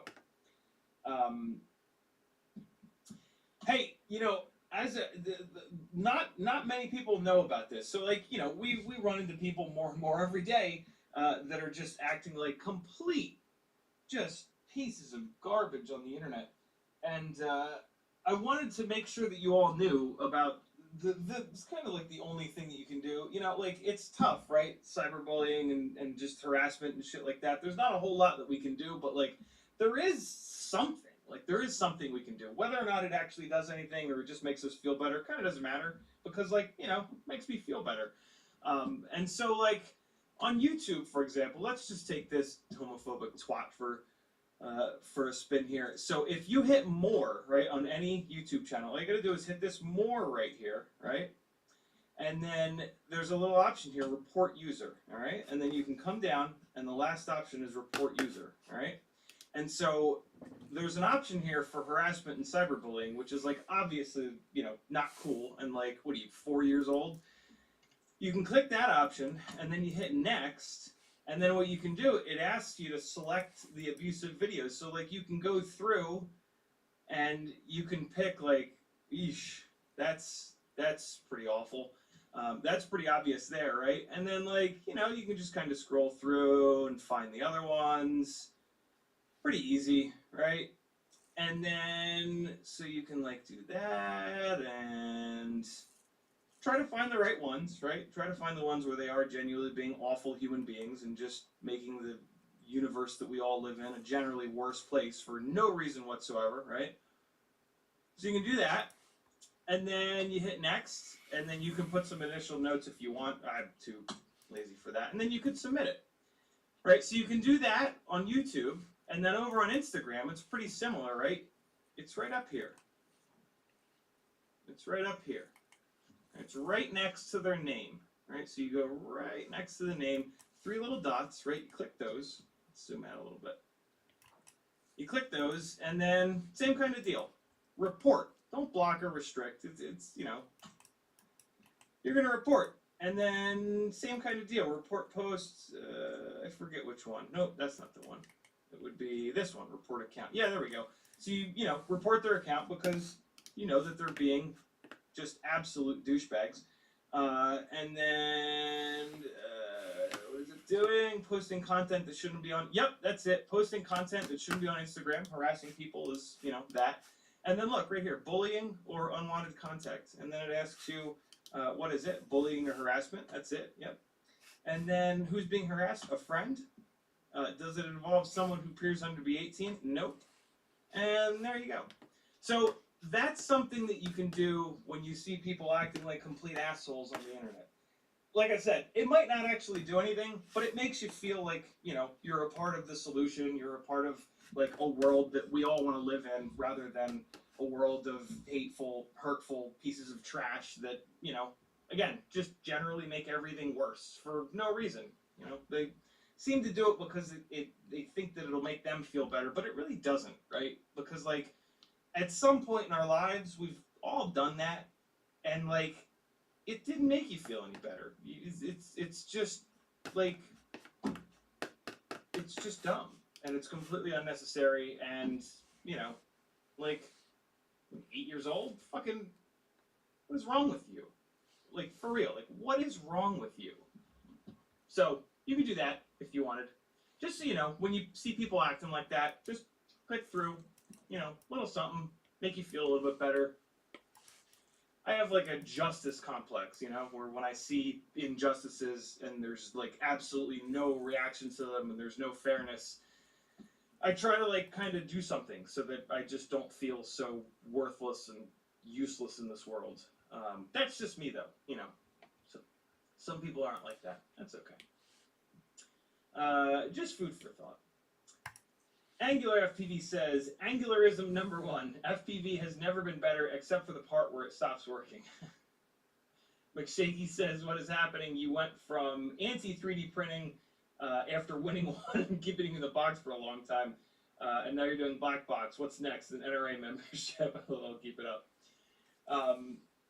Yeah, you know, well, look, in my defense, I feel like I left the 3D printer in the box for long enough, like 6 months, to really prove that, like, even though I had one, you don't need the 3D print, right? Like, but one of the things about 3D printing that I was always upset about is like there was this thing where it's like, oh, you need to 3D print. If you're into FPV, you need to 3D print. It was like, no, you really don't. Like, there's companies that do an amazing job designing the prints, and it's great to support them. Supporting people in the FPV world is obviously a good thing, right? And so, not that I did it on purpose for that reason. I was just being a lazy shite. But, you know, I think I proved my point by...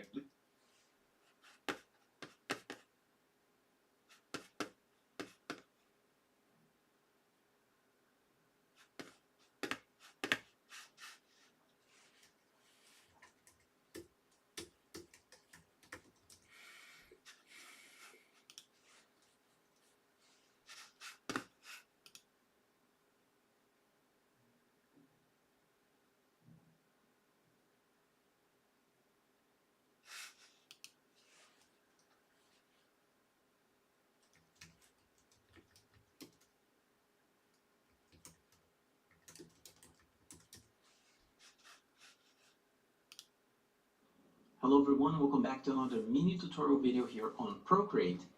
For today's video, we're actually going to talk about the differences between Alpha Lock, Clippy Mask, and Layer Mask. So I finally want to show you guys in one video the differences between all three and what are the best case scenarios for each one of these tools. For that, we're actually going to be using this element here, the sleeve, and I'm going to show you how to properly use all three of these tools. So let's just start with the first one, which is Alpha Lock.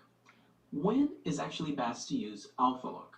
So let's just imagine that we have the sleeve and we're adding some texture to it. We're adding some shadows, some line and shadows.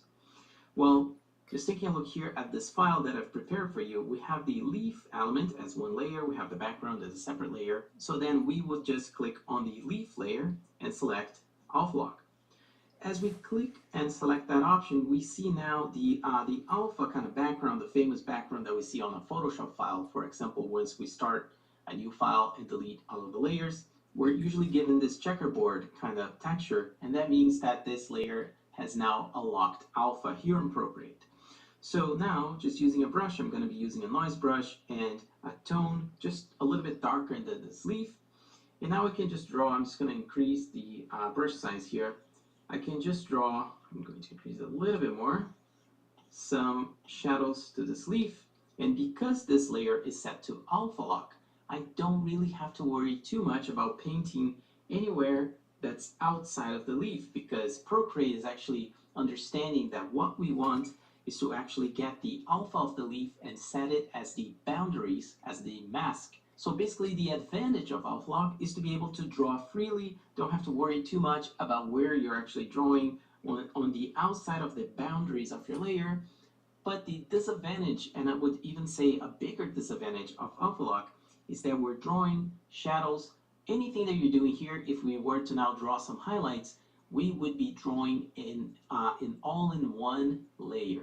So we don't really have a breakdown of layers here, and any changes, if there's any feedback or any changes, if you're doing this as a freelance work for a client, actually starts to become a little bit more painful. Like say he actually wants to get rid of some of these lines, now you got shading on top of that, and you're basically gonna have to redo this whole element here if you have everything merged in one layer. So as quick as it is to actually use alpha lock, it comes with a big disadvantage if you need to make any changes down the road. So let's just undo that, and let me just show you how can we achieve the same thing in a different way. So once again, alpha lock is really quick. It's a really quick solution when you're drawing everything in one layer. So we're going to click on this layer, we're going to deselect, or we're going to turn off alpha lock for this layer.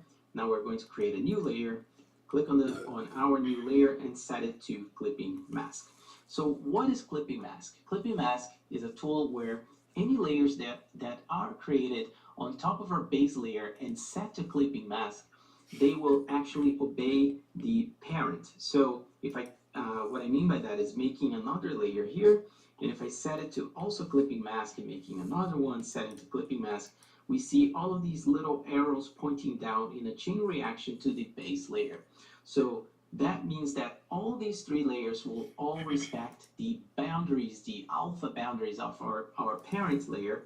So now if we go back into the brush and just paint those same shadows, that same idea, we now have the shadows as a separate layer. That is much better, and that's what I call non-destructive work. And there was a video that I actually just talked about a little bit about it. We have to click on our base layer. We would use then one way to go about it, we have to click on our base layer. The parts where it's a little bit broken. So one way to go about it, we have to click on our base layer. We would use then an eraser brush. And I'm just gonna set the brush a little bit bigger here, and we would have to like maybe do something like this. This is a very like crude example of just making this leaf a little bit more interesting. However, by doing this, we're actually creating destructive work once again, because we are actually deleting pixels from our base. One way to go about it, we have to click on our base layer.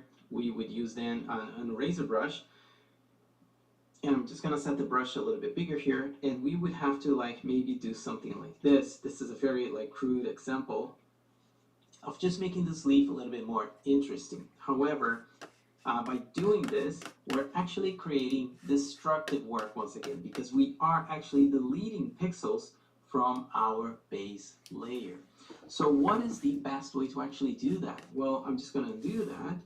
And now if I go back into the layers panel, click on our base layer and select mask, that is a layer mask. And now layer mask works with tones of white, with the range of white all the way to the black. So meaning that if you stop in the green area, in the gray area, sorry, and if you use the same brush and you start to paint parts of this, you don't use actually the eraser, you actually use now the brush. So I'm just gonna set back into the studio pen and more of a larger kind of brush size. As you can see, because we're using gray it's only removing 50% or so from the base layer. Or when I say removing, actually should mean obscuring, because that's what layer mask is actually doing. It's not deleting anything, but rather obscuring. As you can see, if I turn off my layer mask, we see that the whole leaf actually comes back. So when you're actually working with layer mask, is actually, there may be a case where you're using, or you should be using gray values, but basically we should be using either a pure black in order to completely obscure objects or areas, or pure white in order to reveal areas. So let's go back into the black value and make sure we have parts where it's a little bit broken.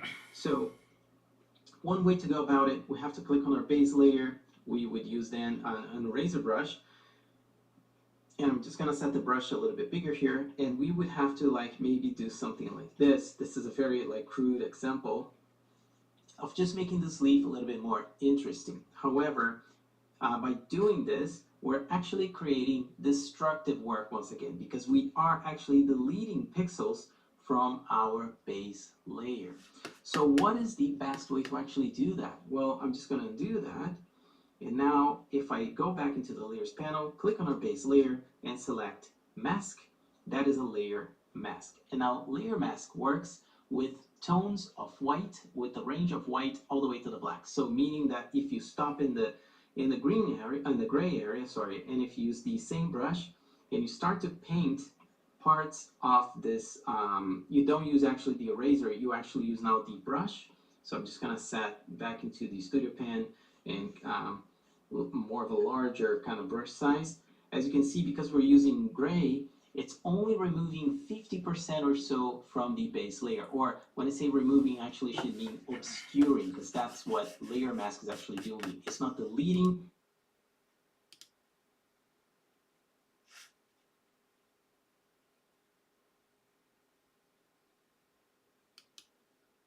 And so this is with the removed screw, and then on this second log I put the screw in. And now look at this. It gets worse with the screw in there, which is kind of weird. Could just be a different, I flew it differently for the log. I do want to retest this, but that was the only change between those two. Again, I'm trying stuff out. This is really cool for me to take the screw out, try, swap frames, swap props, stuff like that, right? And so let's see what Brandon's got to say. Brandon finished the build today for himself and made it, but he crashed his wing into the lake and caught on fire. Brandon says, look at the throttle versus frequency log. That's the waterfall, I believe. RPM filters could do amazing things even for unbalanced motors. So a couple of streams ago when we were looking at this is what I showed you guys. It's up here. The little drop down disappears until you roll over it. And frequency versus throttle is the second option, and that's going to pull up this waterfall that some of you are familiar with. I have to re-click onto pitch here. Maybe not. What's happening?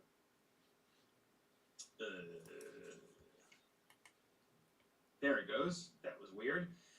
So, as we were talking about the other day, when you see a diagonal line here, that is the motors. The vertical axis here is the amount of throttle, 20%, 40%, 60, 80, 100. Left to right is the frequency, 0 hertz, 200 hertz, 400 hertz, 600 hertz. The frequency is how quickly the vibrations are happening. So at 200 hertz here, sorry, let me move it over. At 200 hertz right here, that's 200 times per second. So you've got the throttle value on the vertical here, and then you've got the frequency on the horizontal. How bright or how white is the amplitude? It's how hard the vibrations are happening. And so we don't want a lot of bright white on this one here. So this is looking pretty noisy. Again, this is on the pitch axis.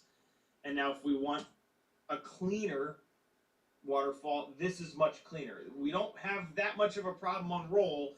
It's on pitch that we're having problems with this build. And so this diagonal here is what the is where the RPM filtering is going to kind of target. And so let's see what else Brandon's saying.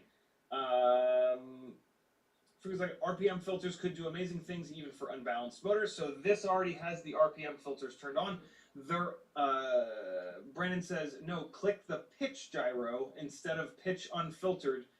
Yeah. I was actually going to ask you that to see how well or not the RPM filters are handling it. Cool. So we talked about this the other day as well. What the majority of what we want to look at is gyro scaled. This is exactly what's coming out of the gyros. So this is looking at exactly what is coming out of the gyro. Where the gyro scaled, I'm using an older version of Black Box Explorer, and I think it's a little bit messed up. This is supposed to say gyro pitch scaled here. For some reason it says missing frame, I don't know why. But this is gyro scaled on pitch. Below it here, this is after the filtering. Gyro pitch, this is after the filtering has happened. And so, just like Brandon just said, this is how we can see how good of a job or how good of a job that the filters are not doing. And so we've got this diagonal line, so we know that this is what the RPM filters are trying to target. We're on gyro scaled now. We're going to click gyro pitch, and you're going to see that really quiet down. So the filters are doing an excellent job, but when we go back to gyro scaled, we can see this is a physical vibration. This diagonal line is a physical vibration that's happening because two of these motors are banged up. I've already swapped the props out. The props are not the issue. So we can see that the motors are shaking really hard. So like when I've been, a couple streams ago, when I looked at the GemFan 1207s versus the HQ Ultralights, that's why I used gyro scaled, because I wanted to see specifically what the gyro is seeing. Only what the gyro is seeing. And when we went in there, we very obviously saw, you can see it here. You can also see it in the frequency chart. We could very clearly see that the HQ Ultralights were more balanced than the GemFan 1207s. I think the GemFan 1207s are balanced enough, but for me, I really do like there's some other things that I like about the HQ Ultralights. So yeah, we're there. Nyafu, do not say sorry for sending me banged up motors. The two of the motors are totally fine, and this has actually been really, really helpful for me to learn about Black Box. So, like, legitimately, thank you for sending these motors and all the other stuff. It was super, super, super generous. Uriel actually sent 8 of these same motors, and so I'm fine. I'm gonna try. This is gonna be kind of cool, actually. So these are VCI motors on here. These are the VCI 0702 29,000s, I think, with the no ball bearings, the bushings, which is great. Bruja, the ASI props are exactly like the GemFan 1207s. Very lightweight, they perform very well, but they're very fragile. They're pretty well balanced, but they're too fragile for me personally. I crash a lot, I crash pretty hard, and the ASIs get bent out of shape, and then you can never get them exactly right. And when they're not exactly right, they vibrate quite a bit. And so the ASI props for me, a couple crashes in, they're out of balance, and the pit, if I have an aggressive pit tune, it starts to get super angry, and it's just a mess. So the HQ Ultralights have been incredible. They're very durable. Eventually, especially if you don't drill them out with a 0.99mm drill bit, like what I sell on my Etsy store, which is linked on CIDFTV.com, which is where you can all go to support me if you like these live streams and want to see them continue. Yeah, they will explode at the hub. But other than that, the HQ Ultralights are staggeringly durable. And so, yeah, I really dig them. On these VCI motors, they use these itty-bitty little C-clips. So I'm actually going to see, since I have a whole bunch of perfectly good bells in here from Uriel, I'm going to see if I can pull the C-clips off of these VCI motors and just swap the bells over, or I'll just cut a couple of the motor plugs off and swap 2 of them on, and this thing will be good to go. So don't you dare say you're sorry for that. It was extremely kind of you to send me as much stuff as you did from the other side of the friggin' world. So, and again, it's given me a chance to really dive into Black Box and to spread that knowledge here, and for Brandon to come in and dump a whole bunch more knowledge, like the whole, you know, like this is a part of it. It's awesome.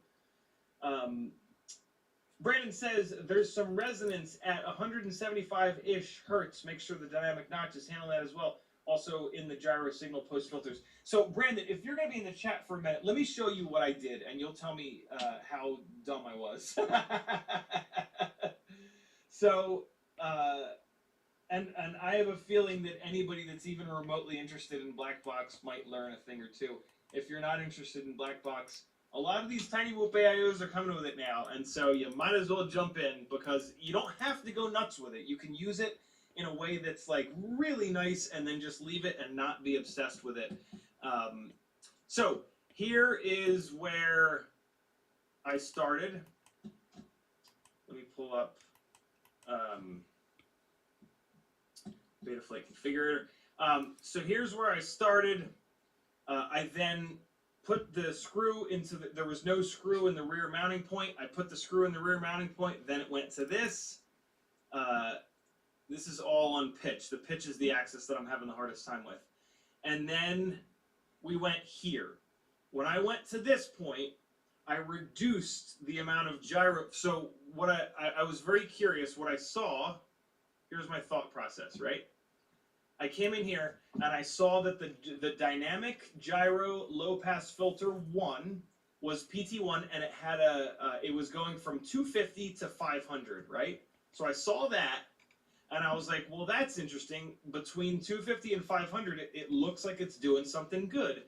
And I thought, let me confirm that. I went into Betaflight. Here's how I confirmed that. I confirmed it by making it worse. I went into Betaflight. I went to the filter settings, and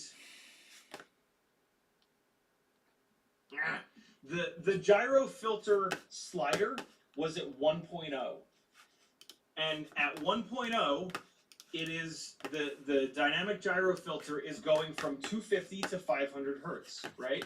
So what I did is I took that slider, like I do a lot of the time, and I moved it all the way up as high as it would go.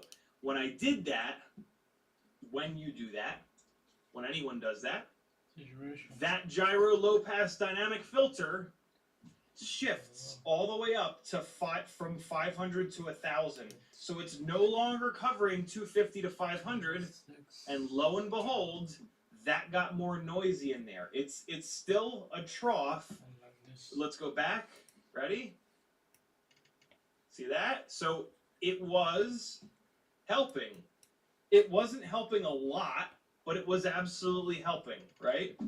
And so I learned from that, and I was like, okay, on this particular build, I think that we need that gyro dynamic filter to be down here to bring those down. So what I did, being, you know, just stumbling through this, I took a look at where these frequencies are the worst, all right? And so I came down here, and this is 200, and so I saw this big spike. I'm like, all right, well, this spike comes down a little bit here to like 200 or like maybe even 190, but I just used the number 200, right? And then so what I did is I turned the gyro slider off, and I specifically set the minimum cutoff frequency to 200.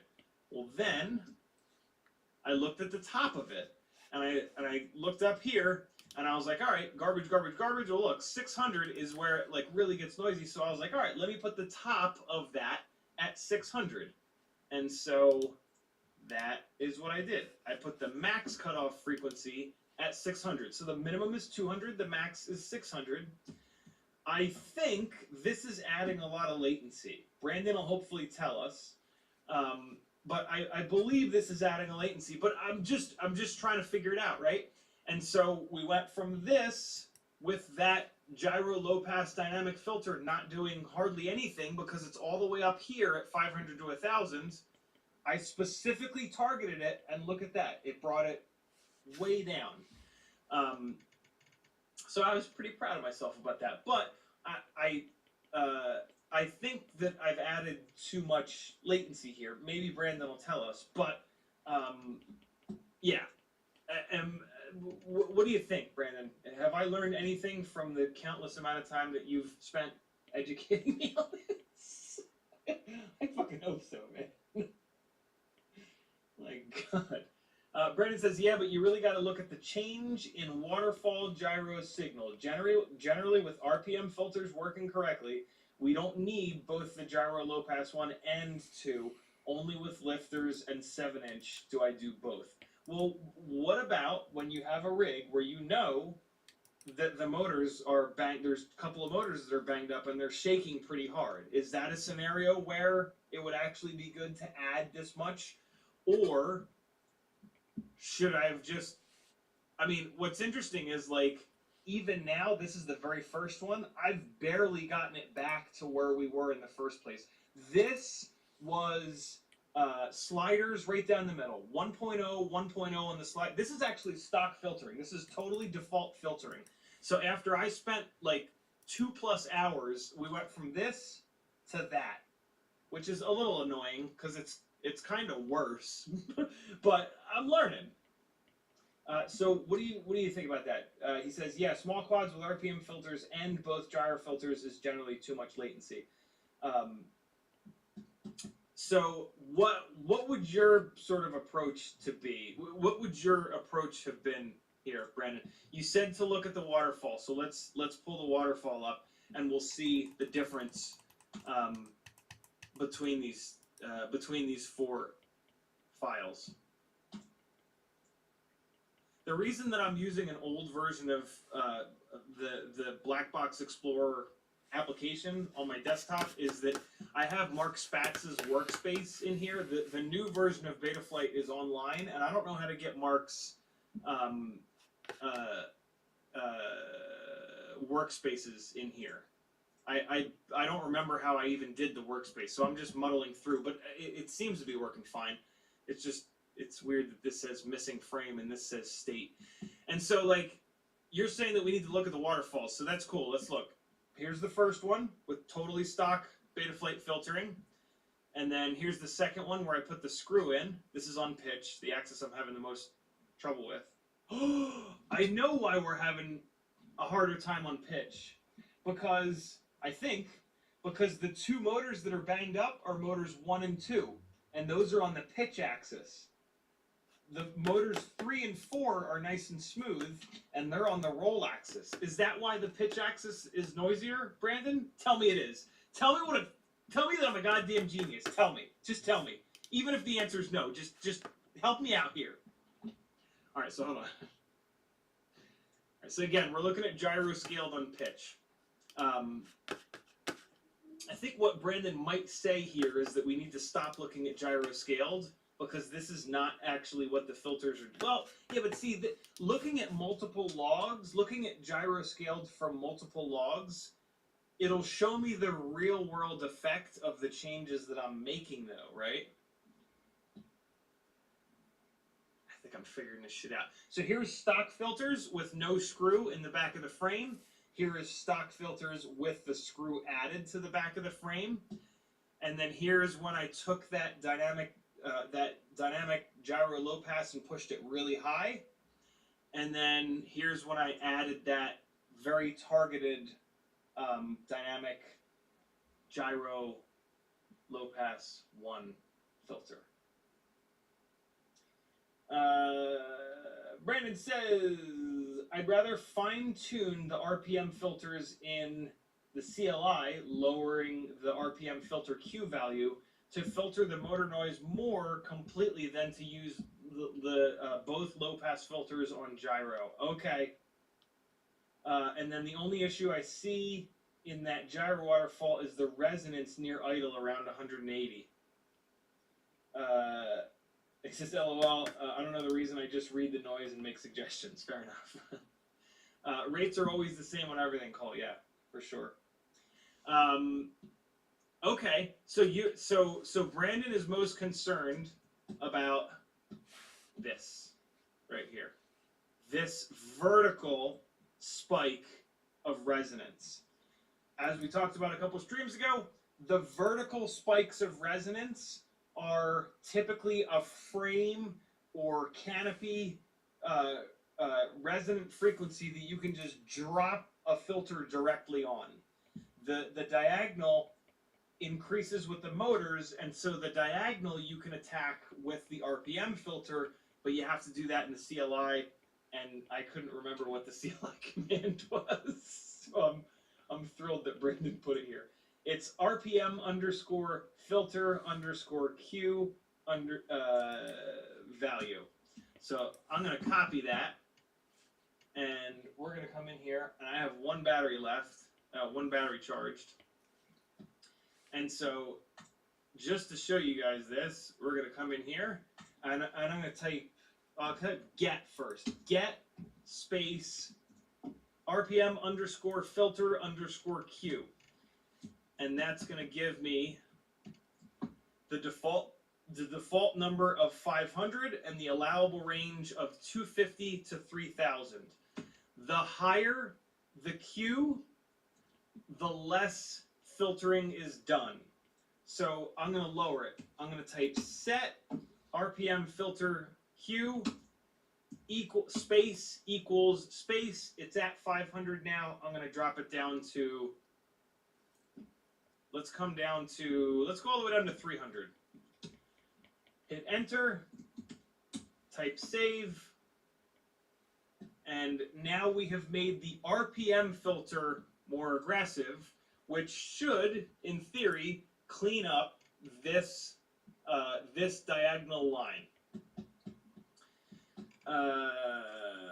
Since I'm adding so much adding additional filtering adds more latency. So to remove latency, and because Brandon says default is 500, but if it's not filtered fully with just gyro low pass 2, then you can lower it some. If it's fully filtered, then you can raise Q for less latency. And so I put this dynamic gyro low pass 1 on here, and that is potentially adding a bunch of latency, and it's not doing that much. So I'm going to get rid of that. I'm going to take that gyro filter multiplier and push it all the way up like I usually do, which adds minimal latency. I could probably just turn it off, to be honest, but I'm just going to leave it turned up because we have that other log where I had just turned this up, right? And so this is now going to be the same as log number 3. And we're going to save it. I've been having really weird experiences with this online Betaflight app. It's been not saving, and so I'm now in the habit of disconnecting and reconnecting and then coming back and checking to make sure it's actually saved. It looks like it has. So Brandon said the other thing that he's really worried about is this. It looks like it's not telling me the, usually it'll tell me the max motor. Oh, I'm in the wrong screen. I'm in the wrong screen for it. So he's worried about this right here, which is right on 200. It'll give me the max motor noise. Let me just click a couple times real quick to get back to it. Come on. Here we go. Well, no. Max motor noise of 508, so this is more here, but it's this that Brandon's worried about here, which is right around 200. I bet you it shows up in roll. I think it does show up in roll. There it is. Max motor noise 182. And I think Brandon specifically said that. He said, yep, only issue I see is that gyro waterfall is the resonance near idle around 180 hertz. So there it is. Max motor noise 182. Right? So again, being someone that's stumbling through this, the way that I would, at the moment, take care of that is I would put a gyro notch filter on, which is an old school method. Brandon is maybe going to tell us a better way of doing this, but really quick, I'm going to do this until he does that, and I'm going to put this thing up in the air real quick. I'm going to show you the caveman way of doing it. So max motor noise of 182, it's right here. It doesn't look like it's a very wide band. So I'm going to put the center frequency at 180, and then the cutoff frequency, you always put it lower, right? You can always tell by trying to type in a number that's higher and it won't let you. See, it forced it down to 179. So the cutoff frequency has to be lower. So you're gonna put your center, your center, your lower, and it's gonna swing it the same amount. So if I put the center at 180 and the lower at 160, it's gonna cover from 160 to 180 to 200. That's how it works. You set the low, and then it swings up to that same gap on the high. Cool? So this doesn't look to be very wide, although Brandon says we should be looking at it in here, so let's look at it in here. Here's the waterfall. I gotta click through here one more time. So there it is. It's real strong here, 200 down to 180-ish. So let's say I want it to cover maybe up to like,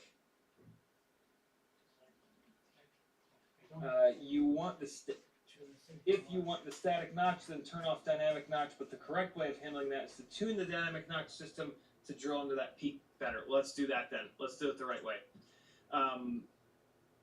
We won't do it the caveman way. Alright, so we want to tune the dynamic notch filter. Brandon, how do we tell the dynamic notch filter to attack this more? At the moment, the dynamic notch filter has a minimum frequency of 100, which is plenty low. We are not, when we look all the way down at 100, it's very clean. So the dynamic notch is definitely going low enough. I moved the max frequency of the dynamic notch up a little bit. All right, here we go. He says you can use the shift key in waterfall to help find the peak and the lower cutoff. Shift will bring up a green index line. You know, I was wondering how to do that. Oh, yeah, okay. So up on the top here, it's showing us the frequency. So if I sweep this around here, I'm seeing like 209. I'm gonna hold the shift. 209, 185, 180. So it looks like it's really strong. The bottom edge of it here, where it's really strong, is at 180, and then the top edge, where it's pretty strong, is 250. So how do we target a dynamic notch from 180 to 250? Brendan, tell us. Tell us, genius man. Bookend the noise you want to eliminate and adjust the Q factor to cover it. Lower Q will be a wider notch. We used to use 250 for Q factor in Betaflight 4.2 and under. So, the Q factor. Balls. Hold on. The Q factor, what we usually say is that the Q factor filters more or less. A higher Q factor filters less. A lower Q factor filters more. What it actually does, as Brandon says, is it adjusts how wide the notch, the filter is. And so if the filter is wider, we're filtering more. If the filter is narrower, we're filtering less. So a higher Q number is a narrower filter. A lower Q factor is a wider filter. So bookend the noise you want to eliminate and adjust the Q factor to cover it. Lower Q will be a wider notch. We used to use 250 for Q factor in Betaflight 4.2 and under. That's how to tune the dynamic notch to be more effective against a specific resonance. There's a formula to determine Q factor exactly, but it's math. Do you want to learn math? Hell no. Usually we just wing it. So right now the Q factor is 400. So what I'm thinking here is that is too narrow, right? And so we want to make it wider. I think, Brandon, you might have to correct me on this, but I think when you widen when you widen the filter by lowering the number, that it filters harder. I could be wrong there. Hopefully Brandon will correct me there, but Yeah, that's what we're gonna do here. We're gonna lower the Q factor to widen the amount that is being covered. We do have kind of like a narrow, I think a narrow-ish band. Oh, I love this. Brandon says, fun fact, Q factor is quality factor. Higher Q is for a higher quality notch, which is narrower. It's higher quality. It can move around for higher quality resonance either way. All right, so we're gonna lower this Q factor to 300, just like we did on the gyro RPM filter. The gyro RPM filter is still a little bit noisy here, and then we got a bunch of noise here, so we're gonna take both of those and make them more aggressive. If this isn't enough, we could go to the gyro notch filter because, you know, I do caveman shit. Or maybe what Brandon will tell us at that point is to add an additional dynamic notch, but I don't know if adding a second dynamic notch, I don't know if they'll stack on top of each other. They might not do that because I think one of the things that I remember Brandon saying, I'm pretty sure a while ago, is on Dead Cat stuff, where you've got the front set of arms which are shorter than the rear set of arms. The front arms will have one resonant frequency that's a higher pitch because they're shorter, and then the rear arms will have a lower pitch.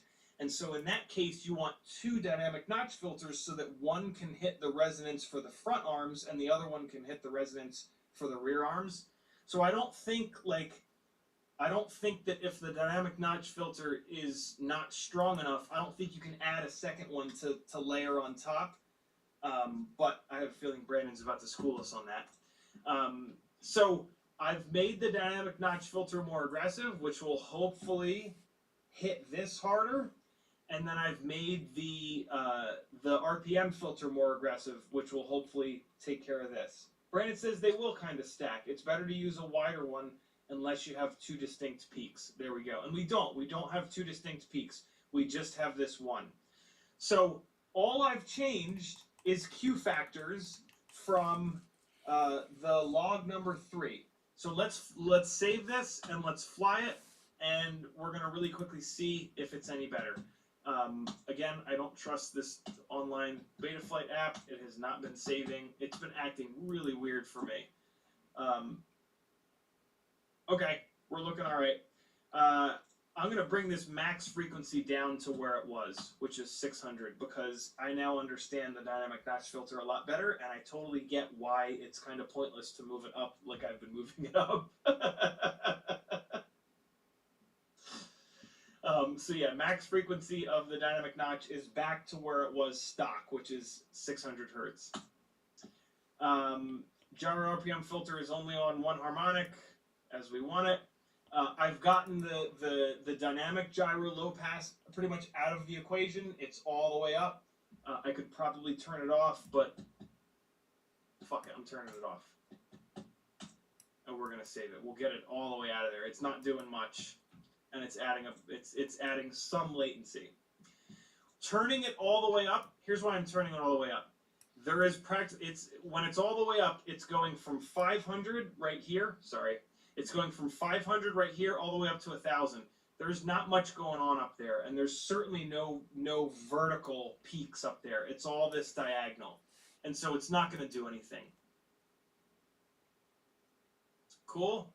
So we've got the RPM filter that's going to go after this diagonal, and then we've got a lower Q factor on the dynamic notch filter, which is going to go after this vertical one. Let's see what the next log looks like, and then we're going to dive into this build, I promise.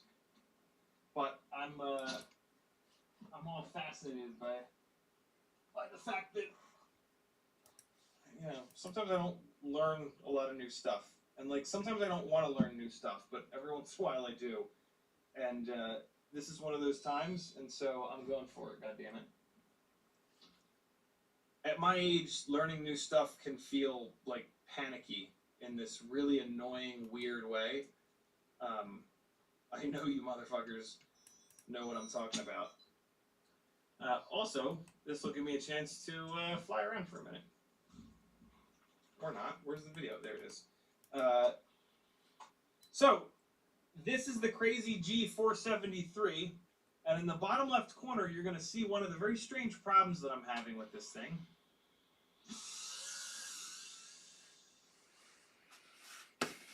Not having voltage is only when that usually happens. It means that the shunt resistor has died. There's more to this than that, though.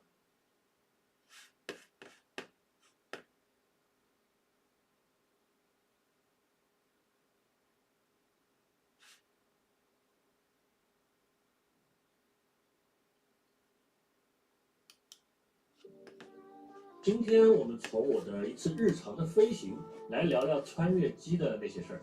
你们不是说都不能飞了吗？其实现在应该说是更合法、更合规、更合情合理的，也更在一种受到保护机制下的安全飞行。你看呢，我这个就不是在2月1号上海实施了新的无人机管理条例之后，找到一片蓝色试飞空域，然后无需申报直接起飞。但是今天呢，我们并不重点聊这个，我们聊一个品牌，聊一个产品。那个其他博主呢，视频都发了，就是富斯的 FlySky 发布了他们最新的 ELRS 2.4G 的接收机 PR01。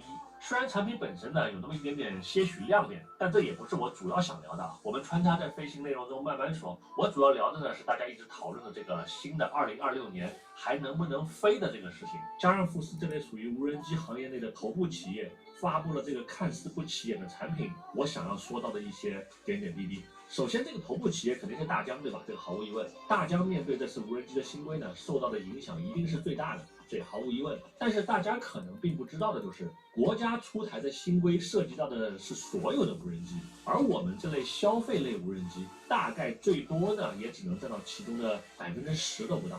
我说这个10%可能甚至都有点多啊。数量10%，如果算上金额，那可能1%都不到。然后在这个10%里面，我们穿越机能占多少呢？我可以告诉你一个冷冰冰的数据啊，大概就是连1%都占不到。那么所以说，大家伙都觉得自己被这个新政策给针对了，那这个就真高看你自己了啊！你只是那些被涉及到的万一里的万一，就是毛都不是，真的啊！有很多玩家和同行呢，就非常的悲观，感觉整个行业啊要被这一个二向箔一波抹平。其实这只是超量爆发前的一个开始阶段，真正的汹涌澎湃完全都还没有到来。有人说2024年到2025年是一个爆发的增长期，现在开始要没落了，就这个我完全不同意。前面所谓的那些爆发呢，它只是征兆。也正是因为这个征兆，国家才要真正的在爆发期来到之前，做好彻底应对这些爆发的措施，包括立法呀以及执法，尤其是落实到基层的实施执法上的一些经验积累。那么当然啊，所有这些针对的更多的都是行业设备，那些消费类无人机甚至穿越机，咱们这些玩家真不要把事情都往自己身上揽，你们是太高看自己在行业中所占的比例了，真的毛都不是。要不是因为前2年大毛那边打仗啊，突然用一种很离谱的方式让这个穿越机啊从那个视角火出圈了。其实呢，这个小众的娱乐方式压根儿可能占比就小到不值一提。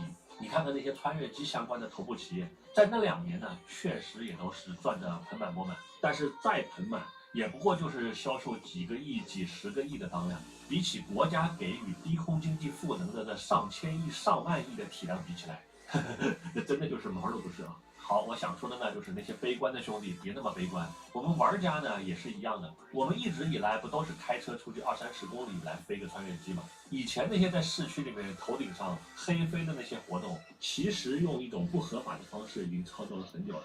咱们现在终于可以给自己一个合法的身份，也有了一个合理合法的飞行空域了。咱们飞就是了，但是别再黑飞了。即便是以前一直在黑飞，也就沾沾自喜一把得了啊！以后至少就是有法可依，有理可据了。你和我呢，都是在受到法律的保护下安全飞行，这件事儿是好事儿。然后呢，我就绕了一个很大的圈子来说富斯发布的这个新的接收机啊。接收机呢是用一个很离谱的方式登场的，就是大家可能都闻所未闻的双陶瓷天线的 Gemini 2.4G 的这个接收机。我反正和大家都是第一次见到，就是当时我很好奇啊，然后我就把它装在了这台 B25上，放在了机身内部底侧的位置，然后去到了属于试飞空域的上海清溪郊野公园，车子路边随便一停，我就这么飞了。原本呢，我理解这种陶瓷天线都是用在一些极其轻量化小型的飞机上，通常呢我也就飞个几十米，信号并不是很强，我也都不会去飞远。所以我很奇怪富斯做成了这个 Gemini 的方式，是不是会对飞行距离有很大的提升？我呢，反正是没做很极限的测试啊。当天我飞了500米，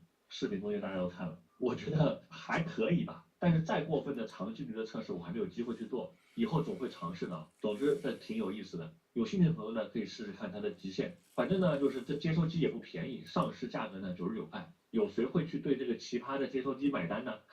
我们拭目以待啊！但这也并不是我主要想聊的。咱们这不是在聊无人机新规和所影响到的企业和行业吗？富斯应该算是比较头部的企业了。在传统的遥控器这个领域里面呢，在国内呢也算是名列前茅，尤其是在无人机这个行业内啊。作为这些遥控器，其实也是一样的，那些用来地质勘探啊、电力设施维护啊、农林养护之类的行业应用，甚至到一些军事方面。不论产品的质量、数量、规模，都比咱们这些娱乐玩家所接触到的穿越机这个领域多出很多个数量级。那么这些企业呢，在新规新政策实施的当下，从传统的闭源遥控器开始拥抱这类开源遥控器，大家伙儿有没有能够意识到些什么？你看这些开源遥控器的厂家，以前呢就只有 Jumper 啊、Radio Master 啊、Hello Radio 啊这些厂家在做，还包括一些穿越机的主机厂。虽然发展和壮大都不错，但是在整个行业里面的占比又是九牛一毛了啊！比起富斯啊，甚至是上市公司瑞斯凯来说，就数量级就少很多了。但是呢，你没有发现他们都在逐渐开始拥抱 EARS 或者是 Edge TX 这类开源的系统，这些证明了什么？咱们只能说从行业的角度，从国家政策法规的角度，从市场的角度，他们逐渐认可了这部分，也想分得这一部分这个市场的份额。那么证明是不是这一块在逐渐做大做强？这是一种俯视的视角，从高到低的视角。既然这样子，我相信大家伙儿应该理解我想要表达的这些事情以及依据了吧？好，总之啊，不要悲观，不要感觉行业在走下坡路，更不要去说什么啊，我们怎么办啊？以后在哪里飞啊？还能飞吗？之类的。从一个小小的接收机的发布，我个人就觉得一切都是向好的。我们都在国家的法律法规的保护之下，更加合理的、更安全的、更合法的去飞或者是去玩。而且你们看好了，我说的所谓的更加汹涌澎湃，它还没有到来，但是它即将到来。OK， 今天就先这么着，拜拜。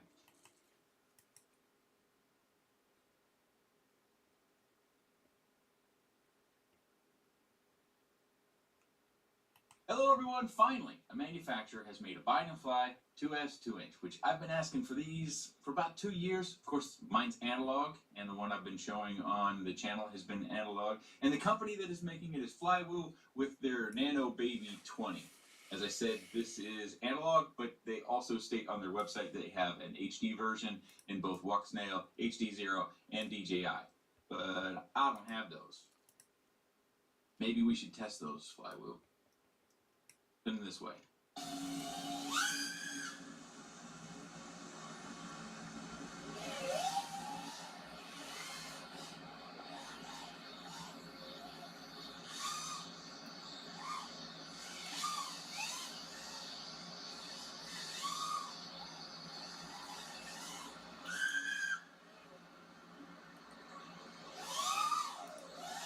The Nano Baby 20 features 1002 15,500 kV motors, and of course the prop is the Gemfan Bi-Blade 2015. The camera is the Flywoo Nano Camera V2, and I can say that this lens at the very least is different than we've seen, even though this looks a lot like the Runcam Nano. The image is different, so pay attention to that if you care. The all-in-one board is the Goku Versatile F405, which features a 12 amp ESC, and it does have an MPU 6000. VTX just above that is the Goku VTX 625 V2, which is power switchable via smart audio up to 450 milliwatts. And of course we have a Flywoo circularly polarized antenna that is secured into this mount. You'll notice this mount has another mount on top of it where you could add, say, an Insta360 Go. They do have those mounts, but unfortunately it didn't make it into my package, so I didn't test with an external HD camera. Battery connector is an XT30. The battery mount is a 3D print. The Flywoo 420 will give you the longest flight time of the batteries I tried, and it does fit into that battery tray. They sent me a Flywoo 2S 750, but it's far too large to fit into the battery tray.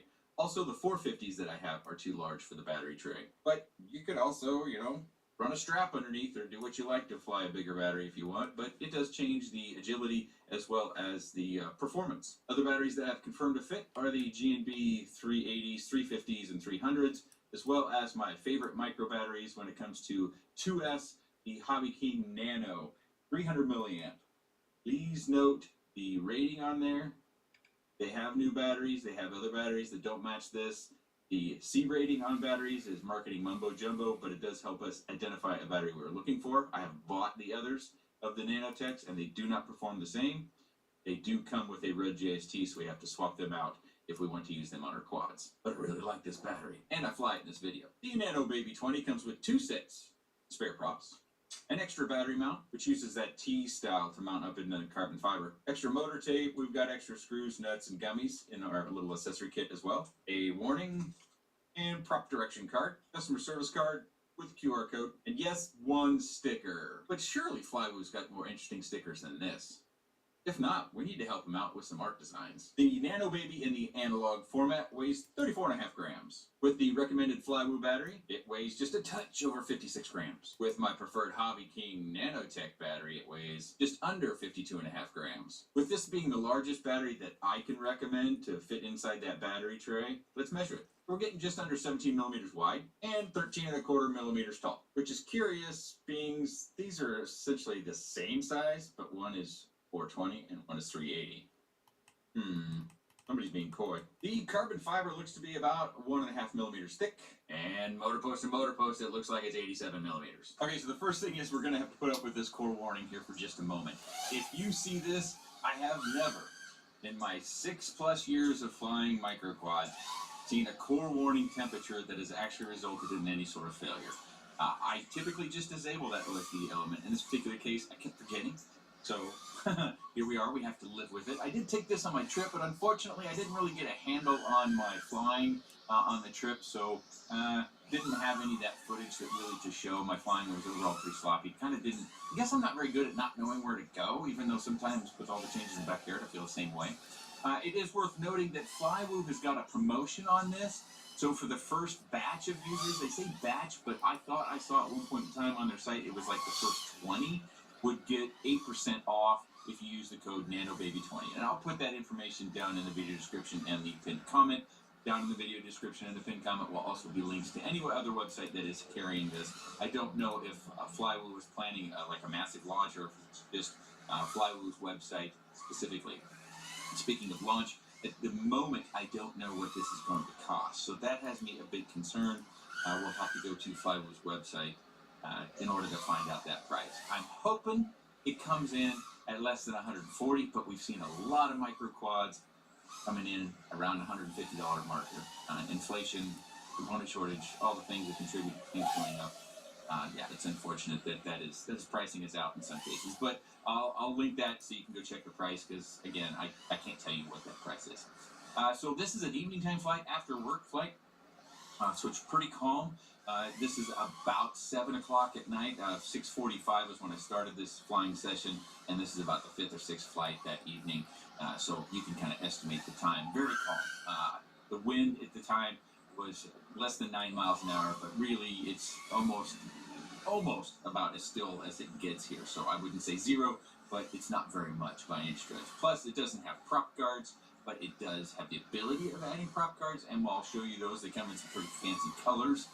Back at the desk, you can also get the camera mount in different colors as well. All should be available on Flywoo's website when the product or the page goes live and does launch.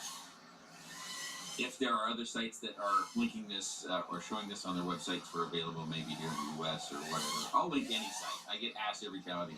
You have all these links because they're all affiliates? Well, I have links to affiliates, yes, but not all of them are. I'll link anywhere, as long as I'm aware, and oftentimes you guys help me with the awareness, or I get a message from a shop owner that says, hey, we've got this product, if you kindly link it in your video, I'll do that. You guys should be buying stuff where you want to buy stuff, not where I'm trying to tell you where to go buy. At any rate, so I've been waiting so long for a quad like this to come out. I've been building them and flying them and having a great time with it. I think the tune that they have on this one is pretty good. At the very top of the throttle, when you're punching out, if you stay on the throttle more than the moments that you might be seeing, you'll hear a little bit of a warble or something that's indicating maybe we need to fine-tune the pit tune just a touch. It could be the limit of everything that we've got going on as well, though. It was one thing about the tune that I noticed. But I felt the control was very sharp and crisp. I enjoyed flying it. I think this is a lot of fun. And I think if you're into bind flies and you're into micros, you should get one. Now, if you fly DJI, or if you fly Walk Snail, or if you fly HD0, we're going to have weight difference, so therefore flight time difference and performance difference is all going to be there. So something to consider. If I didn't say it already, this is on the Hobby King battery that I showed you in the quick specs. I've gone a little long. Flight time of 3 minutes and 50 seconds on that tiny little battery. Probably should have shortened that by 5 seconds. Probably would have.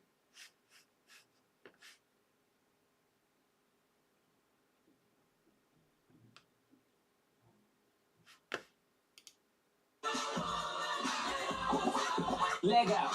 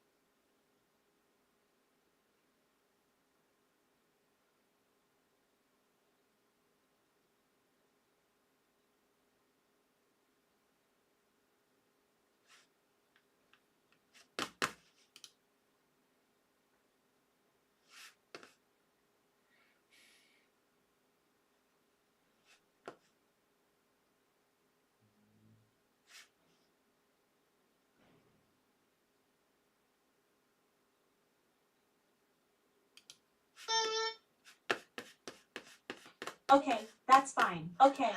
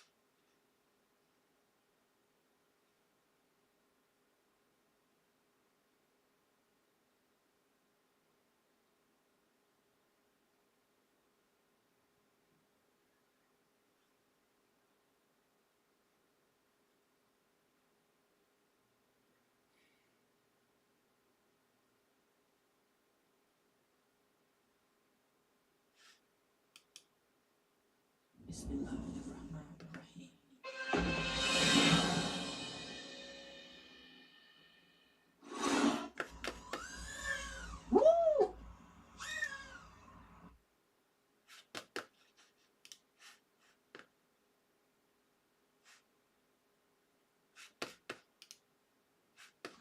Assalamu alaikum, greetings, Shamal. Welcome to B-Rolls, people. We are out here in the mountains. Make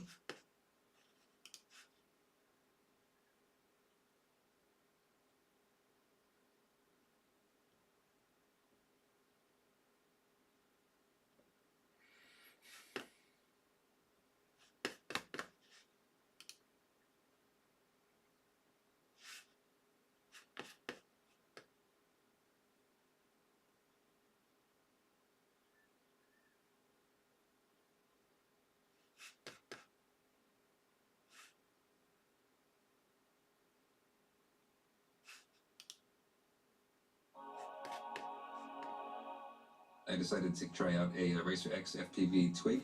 A lot of people were saying that the Eachine Twig 115 is a copy or clone of this. And first of all, I think you can see that the Eachine version is not really a clone. It's similar to, but the frames are actually pretty different in all details, and the canopy is obviously different. In the hand, this one feels stiffer than the Eachine one. I think it's probably has better carbon and is cut in a better way. And also, the other reason I got this was that I was checking out on Heli Nation. There's a build kit that you can buy, which has the frame and all the components, the motors, and the flight control and everything. And it happens to be stuff that I already have. So they recommend like the Bard motors and the Beta FPV all-in-one and Runcam Nano 2, and I have all that stuff. So I thought, well, this would be a pretty fun build. Let's build it with the recommended components and see how it does. So let's open it up and see what's going on. So here we go. These little HQ props that it comes with. I'm going to try it with 3x2, but I might try these as well since it does come with them. And get a nice silicone mat there for the battery and some nylon standoffs and feels like metals. I think these are metals. Yeah, metal screws and some little nuts there. It's a canopy. So that's nice. Very flexible. We'll see how that does. And so you can see it comes with a couple of battery mounting options. You got this little cage type thing, which should flex to hold. And we'll see 2 to 3S, probably up to maybe 450 size, the long skinny ones. And you can also the Velcro strap and silicone pad, so that's cool. And here's the frame. Yeah, it feels nice and strong. Edges are chamfered. A little bit rough, but still chamfered. Looks good. So yeah, real nice design on the frame. Let's see how much the frame and the canopy weigh compared to, like, say, the Primo, which I just did, the Primo 3-inch, because this also supports 3-inch props. That was about 12.5 grams. The frame and just canopy with no screws or anything. Let's see. I think this is going to be lighter.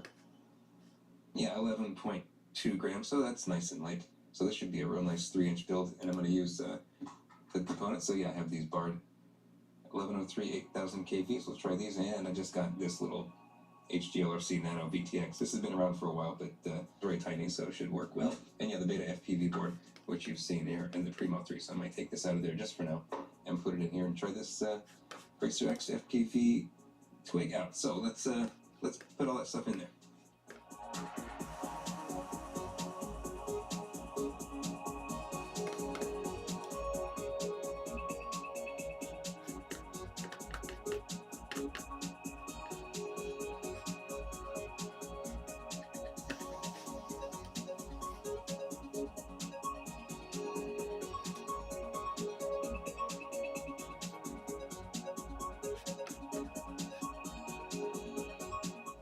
Well, here's the Racer X FPV Twig, all built up with those components, and I have to say I'm quite pleased with how this came out.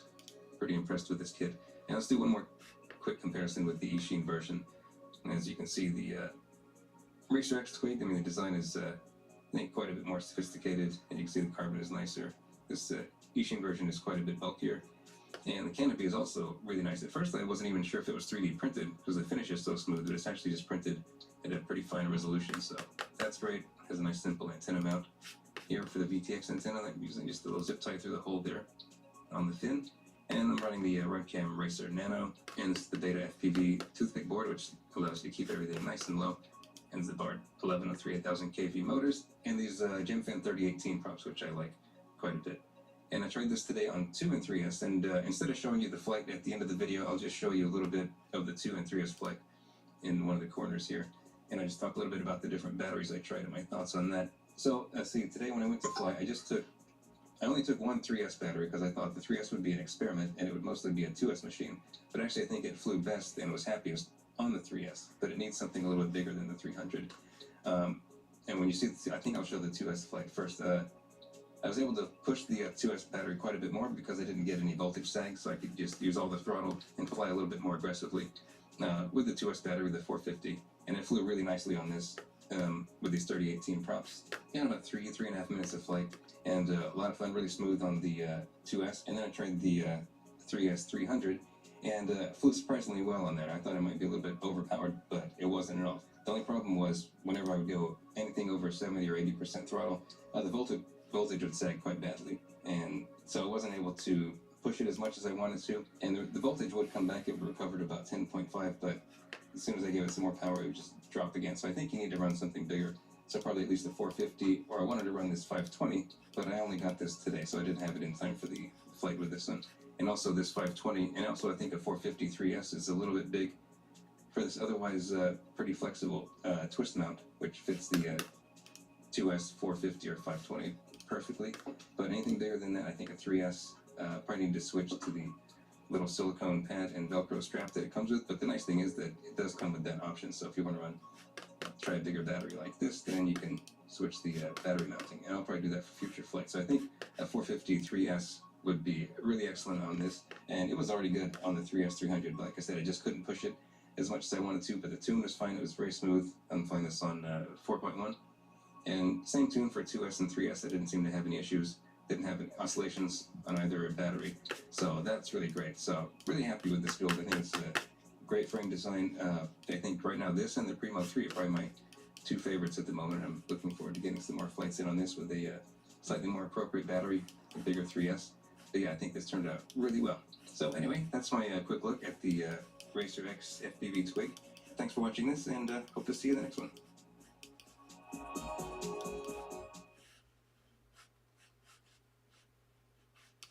Hello everyone, today we're taking a look at the Eachine UZ65, or Uzi65. This form factor might be the most popular form factor in our hobby. Let me know what you think down below, whether you agree or disagree. Running 0802 19,000 kV motors, 35mm HQ props, Runcam Nano 3 with the new lens. Flight controller all-in-one board is the Crazy Bee F4 with a 5-amp 4-in-1 ESC built in, and an SPI receiver if you choose that type. It does have a separate power switchable VTX from 25mW to 100mW. Solid pin PH20 connector. It comes with 4 Ishii branded 300mAh 1S batteries, an extra set of props, screwdriver, prop remover, and a few extra screws, a little USB charger to get you started, instruction sheet for binding, and also a wire map of the all-in-one board, and it comes in the typical Eachine box. Mine weighs 22 grams. As a refresher, the Mobula 6 weighs just under 20 grams, and with the battery it weighs just under 30 grams all up. I'm getting 60mm motor post to motor post. Yep, that's right, I'm still getting almost 66mm on the Mobula 6. Starting off here inside the house, a little bit of a rough start off the table there. We're going to see a flight time of a little over 3 minutes and 30 seconds, and I think that's where a big factor in this prop size comes.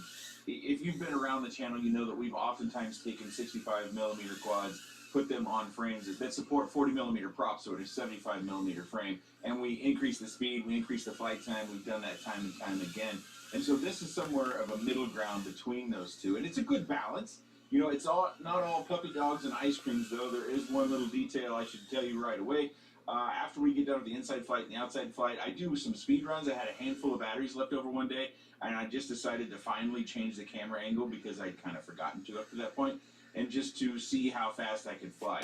It does fly very well, but unfortunately I was not able to complete my speed runs as I had hoped. I think I had 6 or 7 batteries, and I think I got 4 flights into that 6 or 7 batteries before I had a crash, and now I've got a dead motor. I did verify that it's the motor and not the board. I'm not sure what happened to the motor, but if you need to know or you'd like to know about how to troubleshoot whether it's a motor or ESC issue, when you have one of those motors that kind of sputters, it kind of turns the prop a little bit, or it kind of just twitches back and forth some. If you take one of the other motors and you wire it to that ESC, one of the good known working motors, and you wire it to the ESC that motor that was twitching was on, and it operates normally, then you know it was the motor, not the ESC. But this flies very well, and I think the big factor in making it fly well is the fact that it is running larger props on essentially the same size. Oddly enough, motor post to motor post, it's a little bit smaller than most swoops, you know, at 60mm or a touch over. But it felt very good in the air. It flies very well. I'm not necessarily going my typical speed in this particular flight. Sometimes I fly things better, you know, it just varies from day to day. You never know how you're going to fly. But I was pleased with how I fly, and I think most people are going to want to compare this to the Mobula 6. Now, I think the Mobula 6 has become a lot more accessible. I'm a little late to the game on this. Initially, I wasn't going to review it, but I decided after many of you asked me to go ahead and give it a go. And I think this one is going to have a smaller market just because it's going to probably only be sold through Banggood. Banggood has a worldwide reach, but here in the U.S. and probably in other parts of the world, you have local resellers who are probably selling the Mobula 6, and hopefully enough people have bought those by now that maybe you can get one. This is more expensive than the Mobula 6. That's the other side of this. Oddly enough, Eachine typically beats most other companies when it comes to price.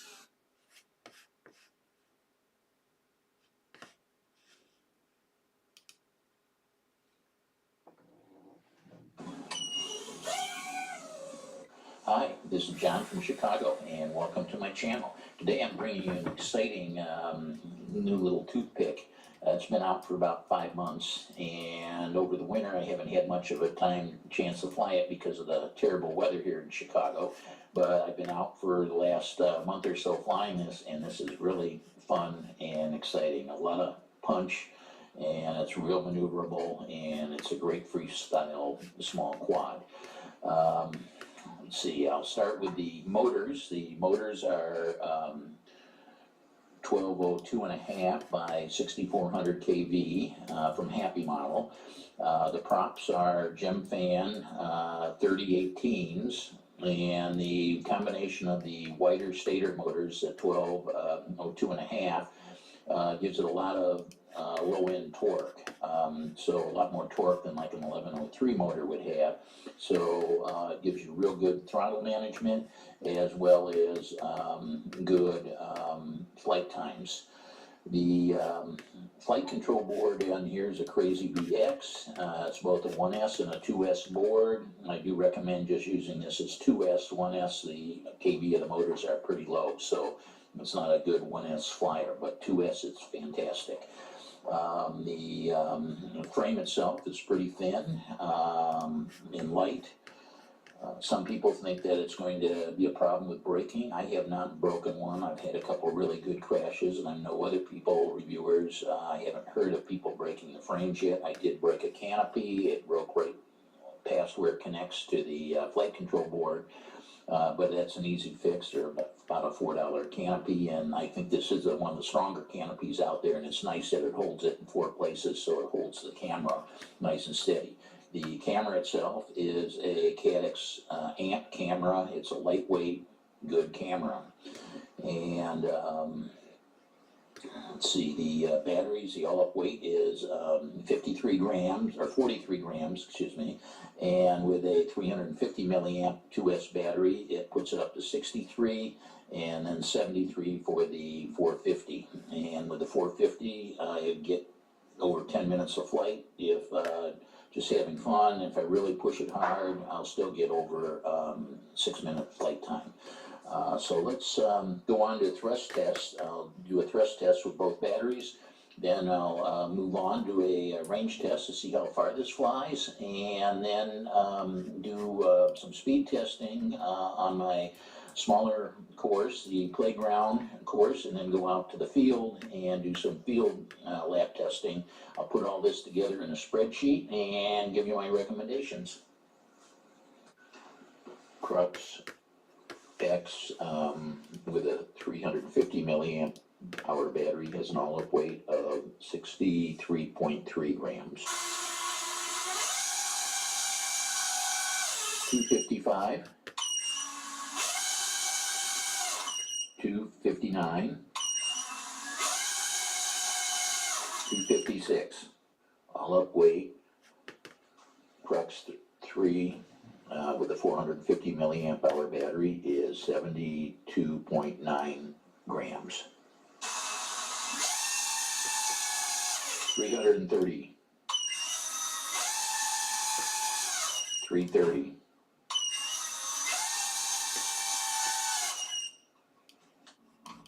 the larger battery produced 400 grams of thrust with a power to weight ratio of 5.5.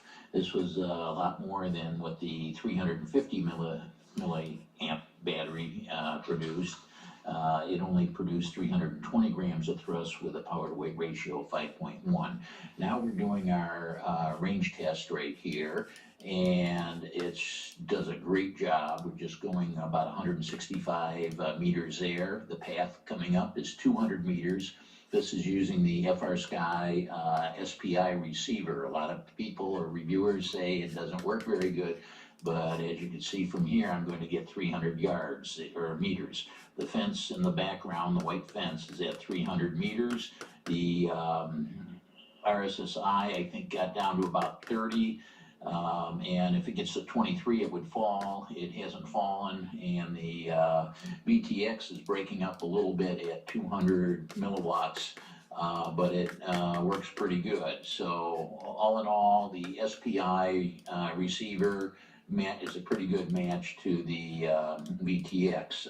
You're able to get 300 meters of range, and that is great. Now we're doing the speed lap testing on the playground track. This is the fastest toothpick that I've had so far. It's averaging 9 seconds a lap for 3 consecutive laps. I had probably 8 laps in a row that were all 9 seconds, so it's very consistent and fast. Now I'm out in a large field doing lap testing, and this is a lot larger track, and I'm still doing quite good. I'm averaging 14.7 seconds per lap. And this is, it's not the best, but it is close to it for a toothpick. This thing has a lot of power and very little air resistance. And as a result, it's quite quick and maneuverable.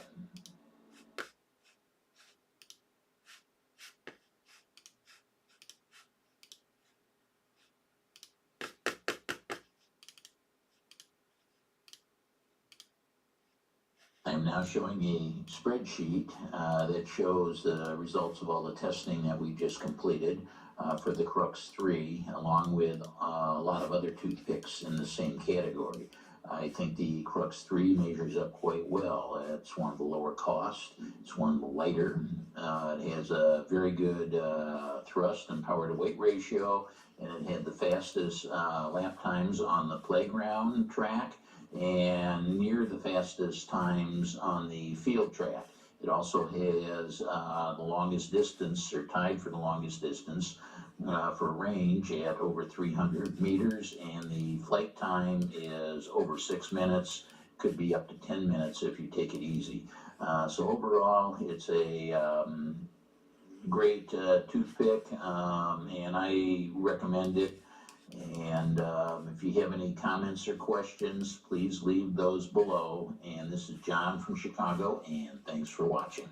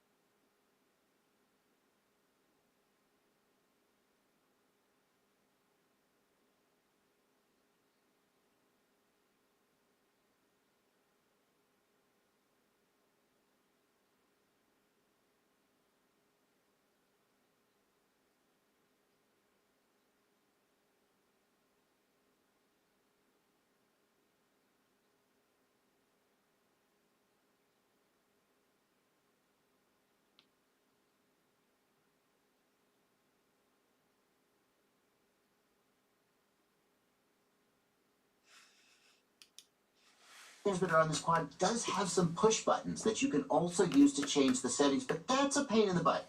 The only reason you would really use the push buttons would be if somehow you couldn't find the video transmitter in the image in your goggles. Obviously, you need to be on the same channel in order to see the OSD. So you might use the push buttons, but if you can use the menu and the on-screen display, it's way, way better. And the first thing I notice is that this guy appears to be on E-band channel 1, not race 2, so we're not actually on the correct channel, and gosh darn it, it's overheating and shutting down, and that sucks. So I'm going to go ahead and change this from E2, I'm going to change it to race band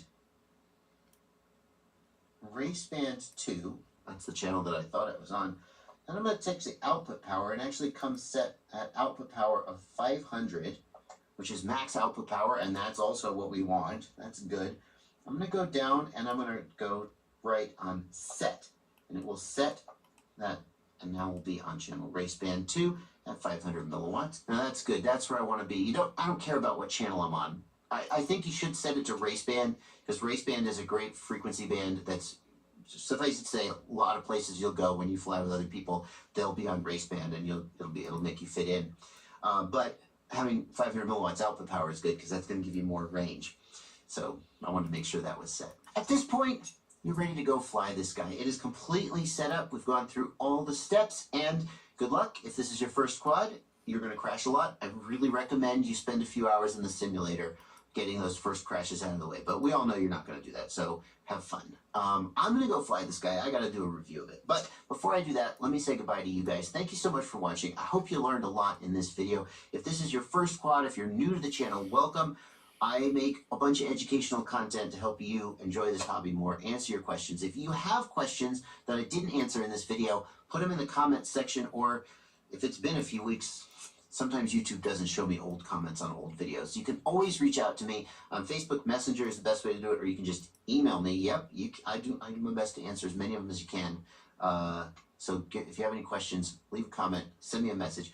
I'll do my best to help you out. Thank you so much for watching, and happy flying.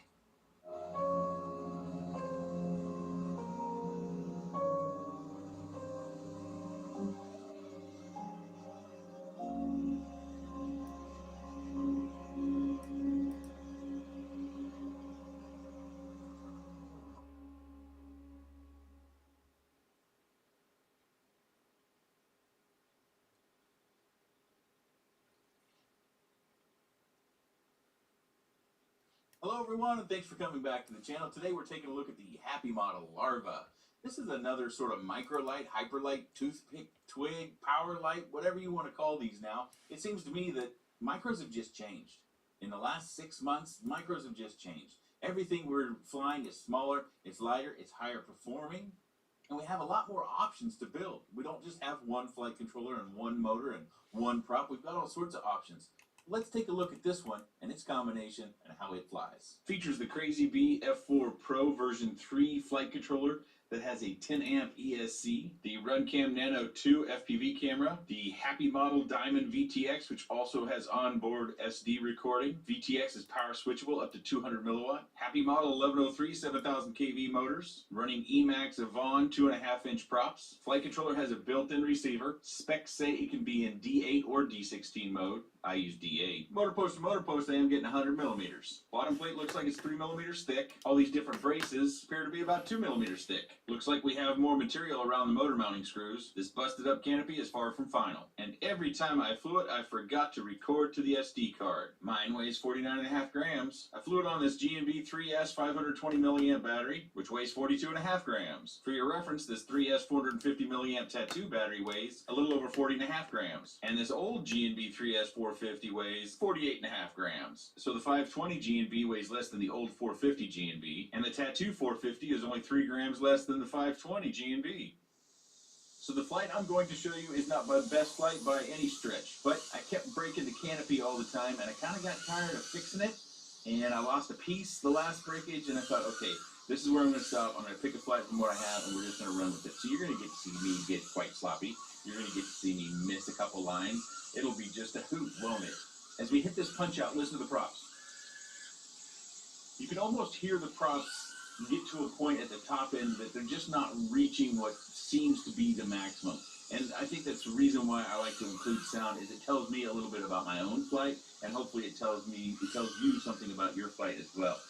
So this little quad is, it's got a lot of the features that I think most people are looking for. So you've got a VTX that goes up to 200 milliwatts. You can record the SD card, which I apologize, I'm not showing you, but I will be. A little bit later, I am going to give you some footage, and you're going to say, well, how'd you do that? Because you broke the canopy. Well, I'm going to fix the canopy with a different canopy, and then I'm going to go out and fly it again, and I'm going to give you a little sample of that flight footage. A little bit of warning about that. I believe that records in 1280 by 720 resolution, so it's a little bit widescreen, so it's not the typical 4:3 that we're used to. And also, the SD card does not have any of the OSD information, which I think for many of you, it's kind of flight critical information, so you can see the throttle position, you can see the battery sag, you can see the current sensor and its activity, and as well as the flight time, rather than having to ask about the flight time or me having to put some text over the top of the video about the flight time itself. Hopefully you understood from me weighing all the batteries the reason why I went with the battery I want, because at 2 grams and to get 70 more milliamps of power to be able to use in the flights that I want to, and in a flight like I like to fly,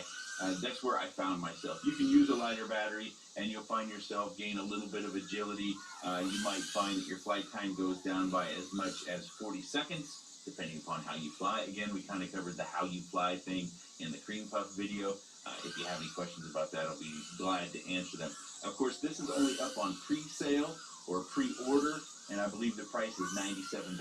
I don't think you can get it or use any coupons on that, so that is the flat price. And here we go. Now I'm bailing out of these runs. I'm going to go and try it again. Now, you might say, why don't you just correct in mid-air and then hit the hole? Well, I would do that, but I like to kind of hit it clean, and so usually what I have to do is I have to practice a little bit with the quad, so I kind of get that launch angle just right. And on a particular day, if the wind direction changes, that can also throw me offline a little bit.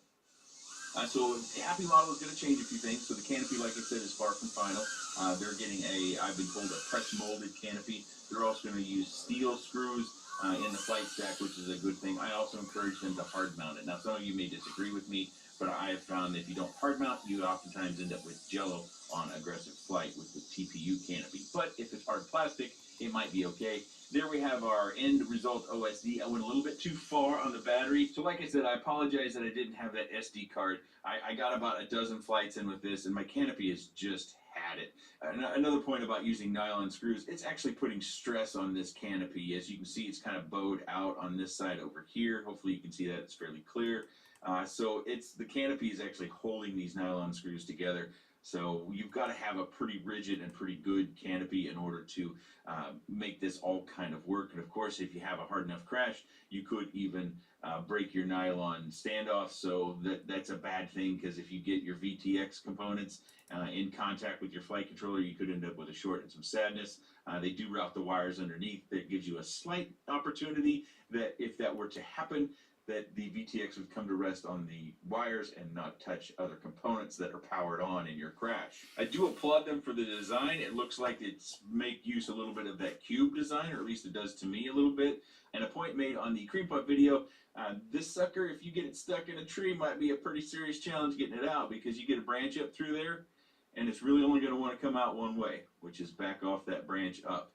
So these, tri-blades act like a grappling hook in a tree anyways. Now you can kind of multiply that factor by a couple of degrees with all these particular holes. So if you're afraid of climbing trees, or you're afraid of getting stuck in trees, that's something to... We are not here to talk about this.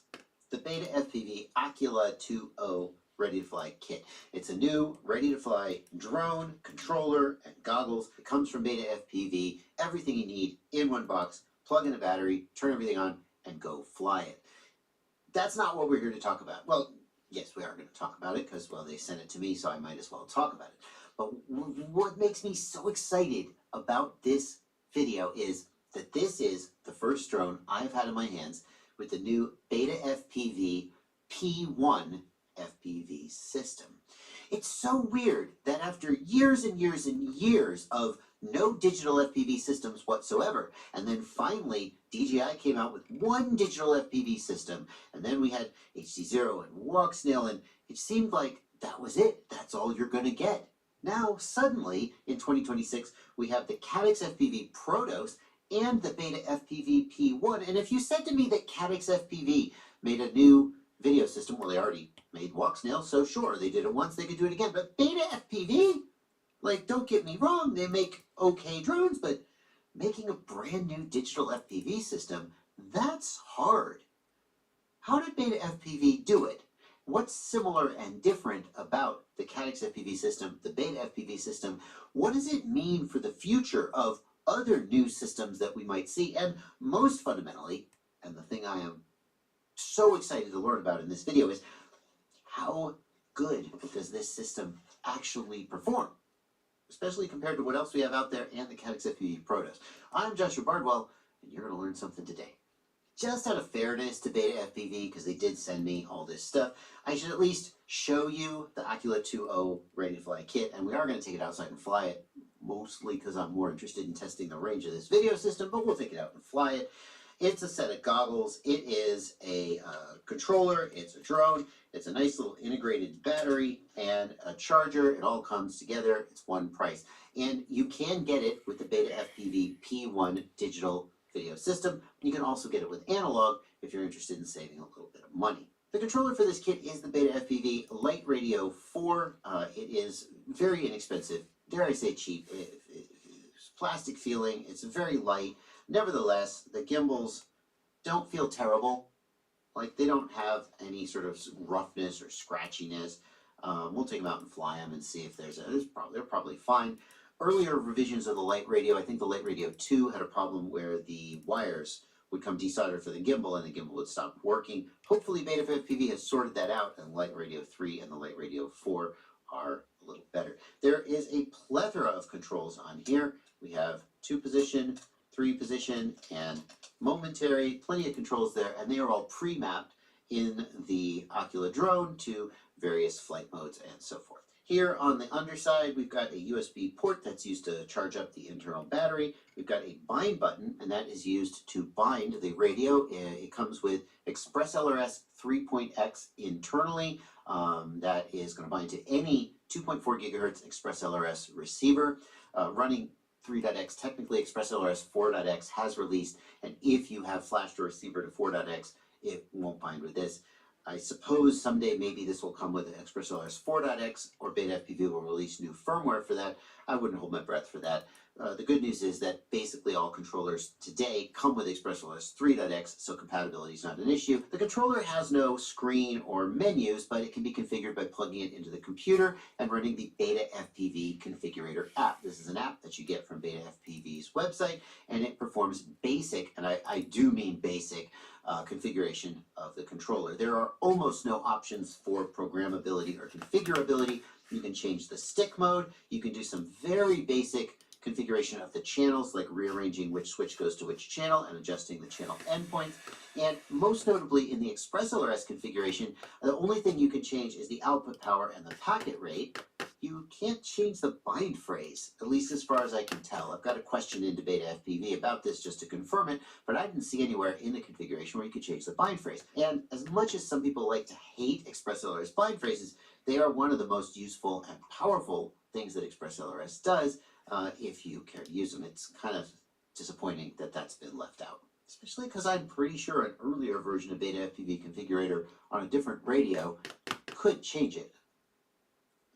I might be misremembering that. Physically speaking, the drone is a pretty typical 2-inch whoop-style drone. The frame is full plastic. There's no carbon fiber that I can tell, and that means it is very, very lightweight. The plastic prop guards have a little bit of give to them, but they seem pretty robust. They're not like some of these ultralight prop guards on some drones where they just, as soon as you push on them, they go out of the way, and you're like, well, what's the point? You're not guarding anything. Obviously, eventually stuff will get into the prop guards and the props will get bent, but they seem like they do a pretty good job of bouncing the quadcopter off an obstacle without letting the props get into it too much. The battery is a 2-cell battery, and it does have this plastic case, so it just mounts into the frame like so. You don't have to plug in any connectors or anything like that, and you don't have to deal with a balance lead because this has Beta FPV's BT 3.0 connector on it, which has an integrated balance connector. The kit comes with a charger for the batteries. It just plugs into USB, and you can't see this because it's not plugged in, but it has a little screen on it that lets you know as the battery is charging up.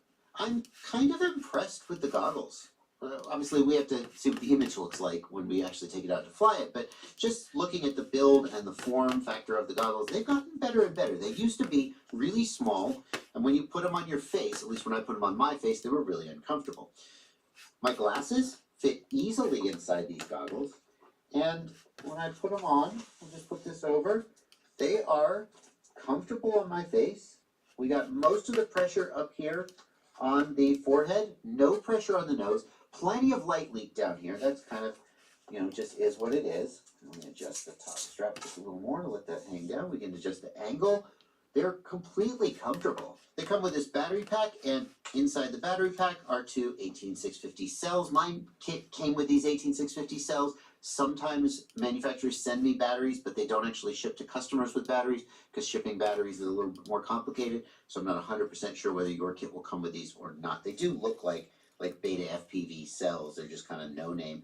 They are rated 2600 milliamp hours, which is okay, but not spectacular for 18650. And you could always buy another set of 18650s if you wanted longer flight time out of them. You could also just have spare 18650s. It's really easy to pop this out and change it in the field. The battery pack has a built-in charger, so you just plug in USB-C and it charges it up. And it has a power button, just like, there we go. Yeah, just like DJI. Short press, long press to turn it on. Although I did notice that when I pressed it one time, they did power up until it just powered up for 1 second and then timed out. So maybe that's not the best. And just looking at the idle screen for the goggles, like I can get these adjusted so I can pretty much see the whole screen. It's a good looking screen. This is a solid set of goggles. Like for the price, they're solid. Like, is the analog version just as good? I don't know. I've only got this.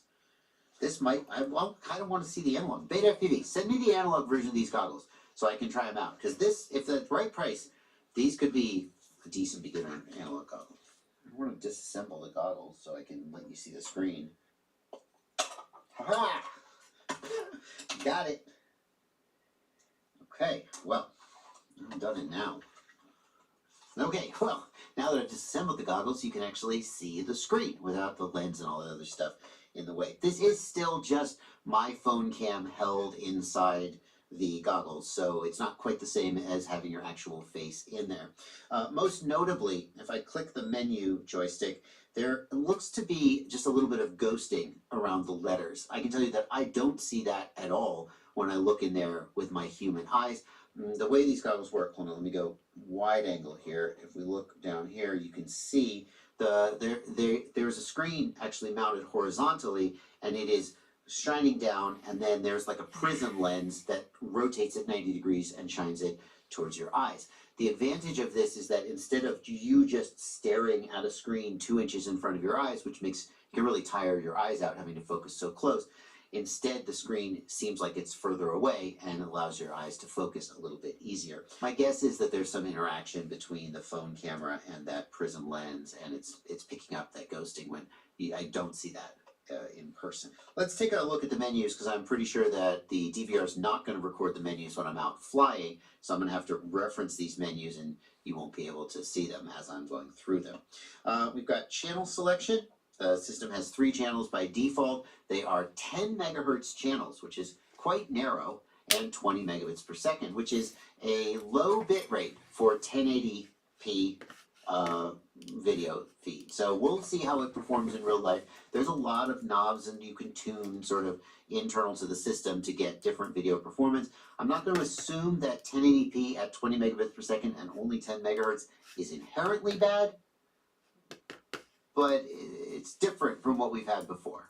For comparison, we typically have 720p at 25 or 50 megabits per second at 20 or 40 megahertz, and this is a case where more is generally better. In the settings menu, we've got display settings, including brightness, focus mode, custom OSD, so we can do Betaflight OSD, OSD position. We've got DVR settings, recording. You can record on the goggles. Can you record on the drone? I didn't see any mention of onboard recording on the P1 VTX. I'll have to go back and check that. Device, we've got transmit power. The transmit power is only 200 milliwatts, which isn't much, and Beta FPV says that it will give up to 400 meters of range. Well, 400 meters, that's not that much. Let's see how it performs in real life. Bit rate, 8, 16, 24. Aha! Well, that's way more than 10 megabits per second. We're going to fly it on 8 megabits per second because that's how they delivered it, but obviously we're going to turn it up as well. Standard, race, oh, low latency race mode? Shut up, there's a lot here. Okay. Camera settings. I see camera settings are down at the bottom. We've got manual exposure, white balance, all that stuff.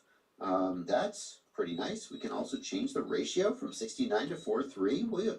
There's a lot here to play with. I'm really impressed. And then finally, we've got system, which is where you do firmware upgrade, device info, and factory reset the goggles. This is fairly mature.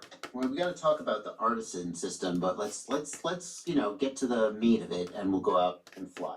Before we see how this guy flies and how the new P1 video system performs, there are a couple gotchas I need to make you aware of that completely screwed me over the first time that I flew this.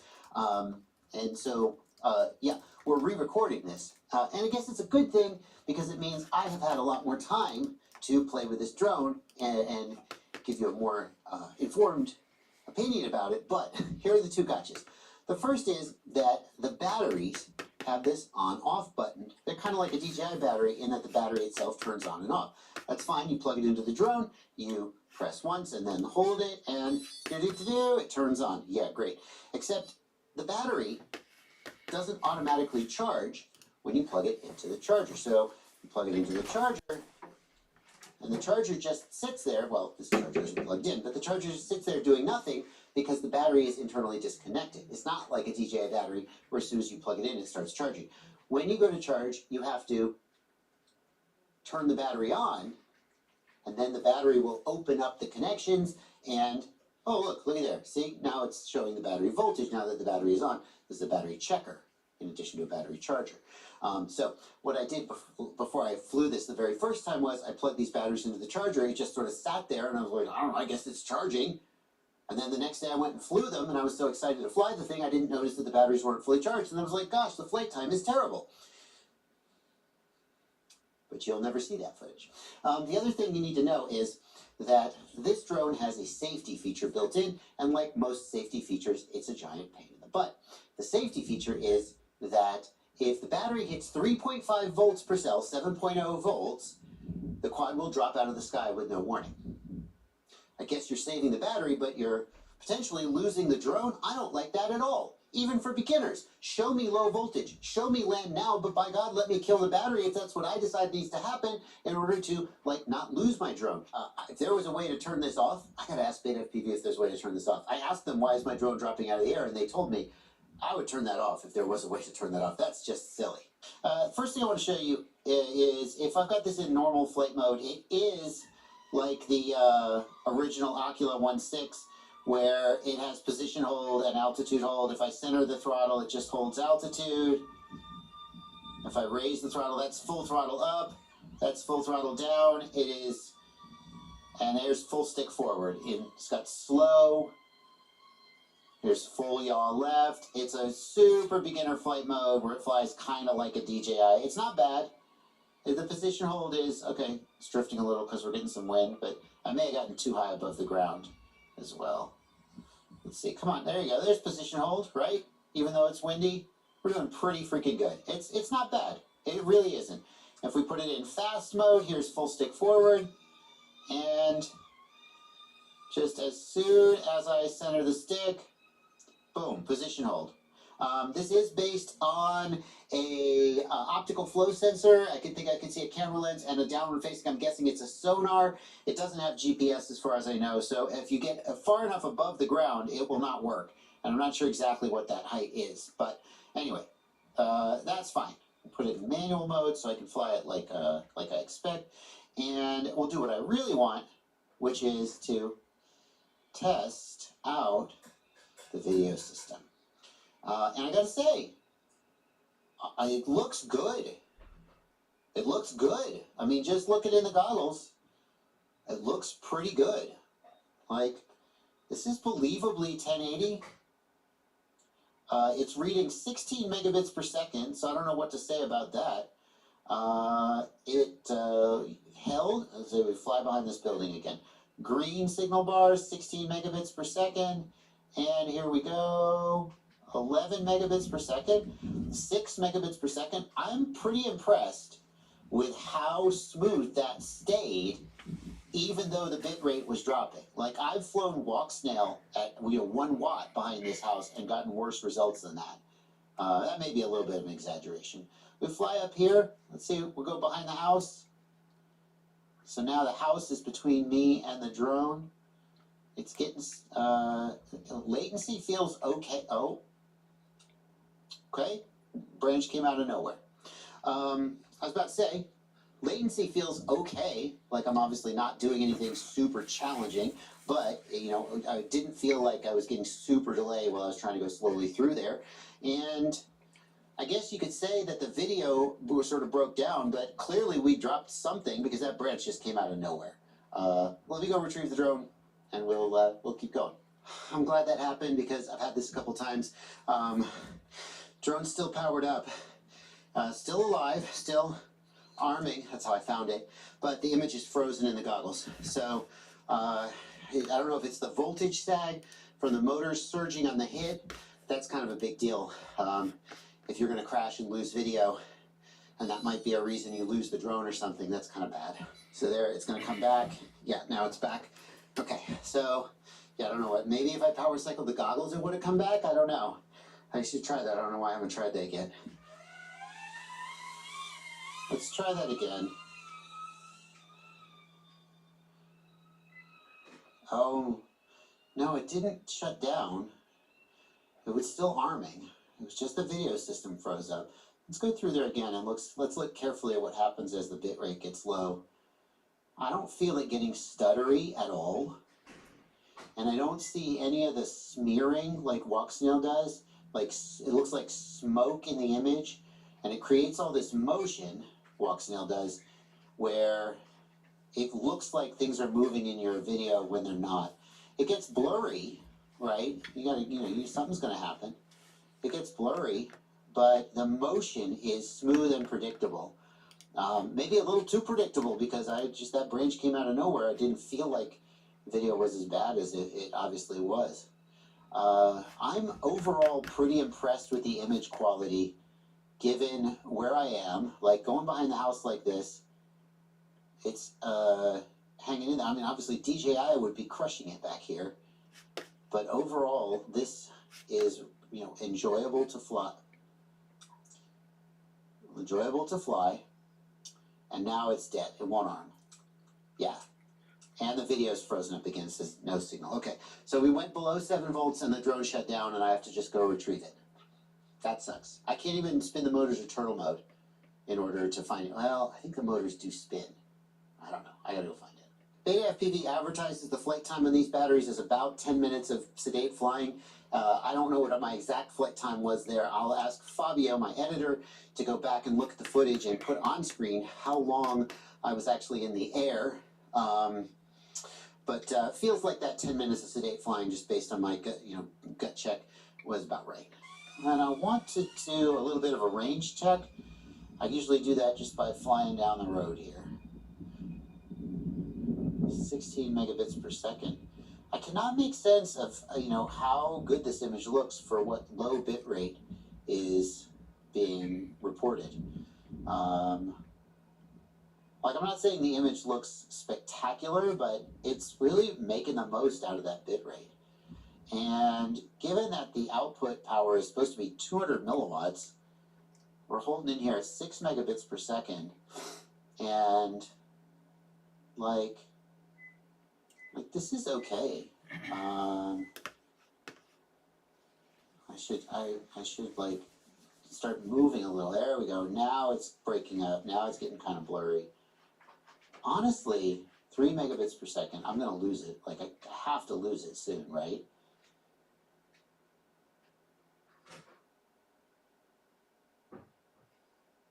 This is like pretty good for 3 megabits per second. There. Oh yeah, no. There we go. It's flashing at me. And I can feel it get stuttery. And it never really gets super blocky though, does it? It's doing that same thing that the O4 does. Oh my god, did I just compare this to the O4? One specific thing, where even when the image gets weak, it still kind of holds in. It's kind of the opposite of the O4 though, in that the O4 gets super blocky but stays smooth.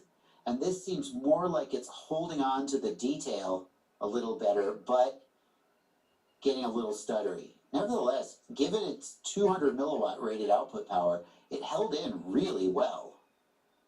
It held in really well for how far it got out there. And just like, it seems like it stays flyable.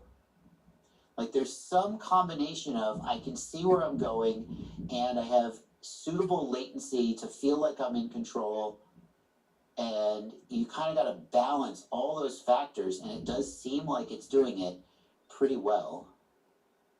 Right here, like I can see that it's getting smeary. We're at 3 megabits per second, and yet I don't feel like I'm losing frames. There we go. That's the limit.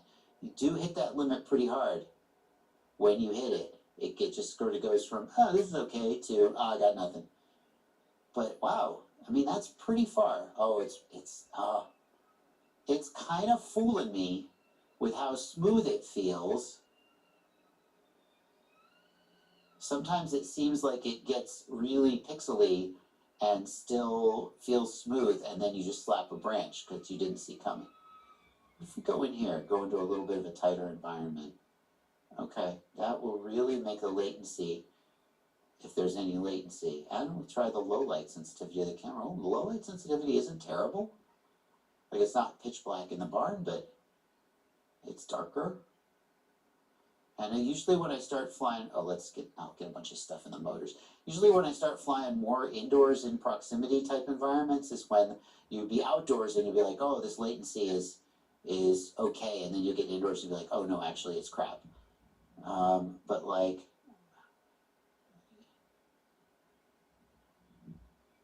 again, it can tell it's not the best ever, but it's surprisingly adequate, I guess is what I would say.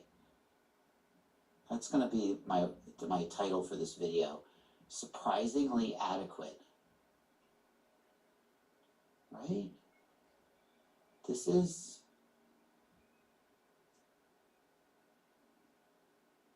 not bad. Like, that I can do this.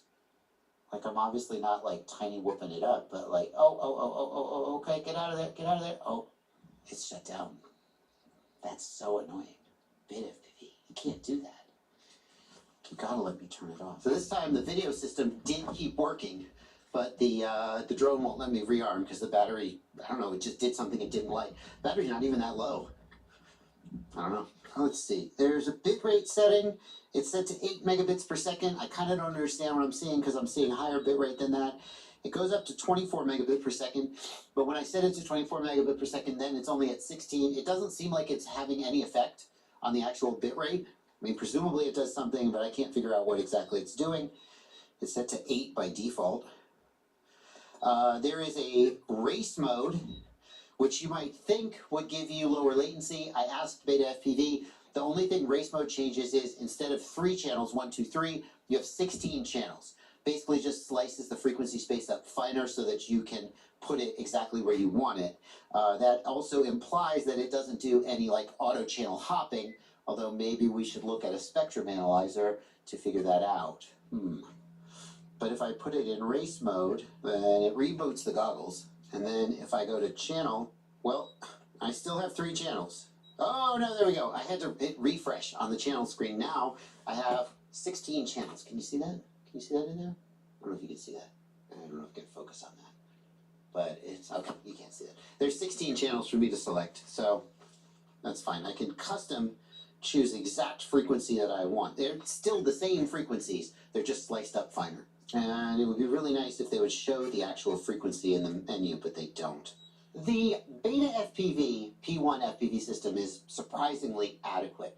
And I want to take a second and talk about why I'm putting air quotes around the Beta FPV system. Because no slight to Beta FPV, they make a mean drone, they make a mean flight controller, but Beta FPV does not have the engineering prowess to make an FPV system from scratch. It is very hard to make an FPV system.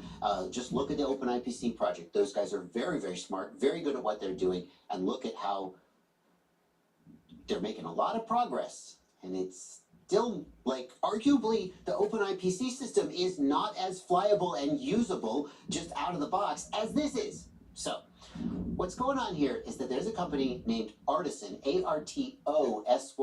It's a play on Artisan, Artisan, I assume. And they make a system on a chip. They make a product that does the heavy lifting for FPV systems like this. It's not designed specifically for FPV systems. It's designed for any kind of system where you're transmitting video, you're encoding video from a camera, and you're transmitting it over a radio, and that does all the hard work. All the engineering is in that system.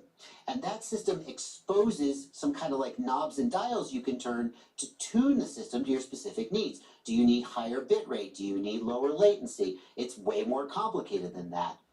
And I think that what's happened and why we've seen a new FPV system from Caddx, from Walksnail, the Walksnail Ascent system, it's based on the same hardware as the P1. Now we've got the P1. I think we're going to see a lot more of these because I think that there is someone out there who's pushing Artisan into the FPV market, and I would speculate even that they are white labeling these systems and they're saying, hey, Beta FPV, you want your own system? Here it is. So I think that this is a good thing because whoever's doing this is pretty good at it. And obviously the Caddx Ascent system is not the same as the Beta FPV P1 system. They are not cross-compatible and their flight performance is notably different. So presumably what's happening is that Caddx says to whoever is designing this, hey, can you do it like this? Similar to how when you OEM a motor, you OEM a flight controller, the factory makes whatever you ask them for within reason. This is great because the more of these systems that are out there, the more chances we have to get a better product and then for one of those products to kind of become ascendant. I do wish that they were cross-compatible, but I guess if they were cross-compatible, then maybe the Beta FPV system would perform just like the Caddx system, and it wouldn't be as good as it is. And it's surprisingly adequate. That's the takeaway here. When I reviewed the Caddx Protos, I thought, I don't know if I would invest in this. And one of the reasons was that like the future of the system is uncertain. Like if you're buying your first FPV system, if you buy into a system that then ends up not getting developed and just being a dead end, you kind of threw your money away. That's true. That's just as true for the Beta FPV P1 as it is for the Caddx Ascent. We don't know what the future is here. This is exciting. Beta FPV could just leave it in the dust. But if they do, the good news is, well, you spent $300, I guess, but you could have spent that $300 on something else and maybe had something that's future-proof. Setting that aside, the other reason I didn't like the Caddx Protos and the Ascent video system was that I just didn't like the performance very much. It felt super laggy. And I do need to acknowledge the Caddx Protos that I tested was not running Betaflight. It was running, I believe it was ArduPilot firmware. And ArduPilot firmware sucks in acro mode. And so some people have actually put Betaflight on the Caddx Protos, and they say it flies way better. And what they say is that some of the lag that I felt when I flew the Caddx Protos was not the video system, but actually just the slow performance of the PID controller on the drone. I would have to put Betaflight on that and evaluate that. Also, need to point out that the Caddx Ascent system has gotten some firmware updates since I last flew it, and so it may not be a fair comparison to compare the day one release of it with this one today. But comparing the Caddx system that I flew and this, that one was not anything I would want to own. And it was like, oh, it has some promise in terms of its technology. This is adequate. If I would own this, I would fly this, I would enjoy flying this. It has limitations. The performance is not as good as like a full-fledged Walksnail system or obviously a DJI system, but it's good enough that if I paid $300-ish, $350 for this, I wouldn't be sad. And it goes for the drone too. The drone, it's enjoyable to fly. It has the baby assist flight modes, which are pretty good, but position hold, altitude control, they're pretty good. It has decent manual performance, has okay battery life. They need to stop this thing where it drops out of the air when the battery gets too weak, and they need to figure out why the video system freezes up and doesn't come back after you crash. Those two things could be a deal breaker, but overall, I probably would be able to enjoy this. And I'm not sure what else out there. What else out there is at this price point and does this? Can you get a DJI? Can you get a DJI? Not with goggles. You get a DJI drone for $300, a little, 2-inch prop flywheel with a DJI O4 light on it. But then the goggles are going to be another $300, and you're double the price. Okay, well, you probably want to watch that video where I reviewed the Caddx system, the Caddx Protos, with the Walksnail Ascent video system, bearing in mind that that was a V1 product and there have been improvements and updates since. Bearing that in mind, I'm going to put a card on screen. You can go check that out. I think it's worth seeing what else is being done with this same hardware. I'll see you there. Alright, so we're checking out the Happy Model baseline in this video. This is a 2-inch 2S micro. I think in my previous video on the NanoFly 20, I think I mentioned this as a 2S or a 2-inch 1S micro, but it's actually a 2S micro. So much a bigger setup here, bigger motors, obviously 2S battery, so the performance is going to be quite a bit different from the NanoFly. But if you're looking for something a little bit more beefy, with of course weight penalty, it's obviously going to be heavier. Anyway, so let's take a look at what comes in the box. It comes in this little plastic carrying case. Doesn't come with any batteries. I'll talk about the battery situation here in a second. So you get 2 of these battery trays that goes on the bottom. You have to install these yourself, but they don't come installed. I'll show you that here in a second. It's not a big deal. You got a spare one here. It's just 3D printed CPU, spare canopy, and I believe this is for like a RunCam split. So if you happen to have like one of those boards from the Mobula 7 HD, Mobula 6 HD, I think this is the same canopy, and you can transfer that camera over to this one to make it an HD setup if you want. Get some stickers, of course, at the bottom there. You get a bag with some spare props, prop removal tool, some spare nuts and screws, screwdriver, an Allen wrench, and extra battery pads. So this little battery tray here on the bottom, you have to take off these nuts that are on the screw, and then just slide on the battery tray on here. It's a 3D printed parts, and then put the nuts back on. It takes like 5 minutes. The recommended battery is this 2S450 GMD high volt, and it does fit in here, although it's a very, very tight fit. There are other batteries that they said that could be used, a 350, 450, 550, 650. Of course, those probably won't fit this tray exactly like this one does. It's a very tight fit, even with the 450. I didn't have a 350, so I did try a 300 2S. This one also fits in here, no problem. It's a bit looser, but it's not. It doesn't slide out. It's a little bit looser fit. Flight times are going to be quite a bit different. 4 minutes to 4.5 minutes if you're flying kind of slower. Maybe even 5 minutes if you're really just cruising around on the 450. The 300 is not going to give you that much if you're pretty aggressive, which I think you're going to want to be because it's going to have a better power to weight ratio with this lighter setup here. Looking at a minute and a half, 2 minutes, maybe 2.5 minutes of flight time on the 300, depending on how aggressively you're flying.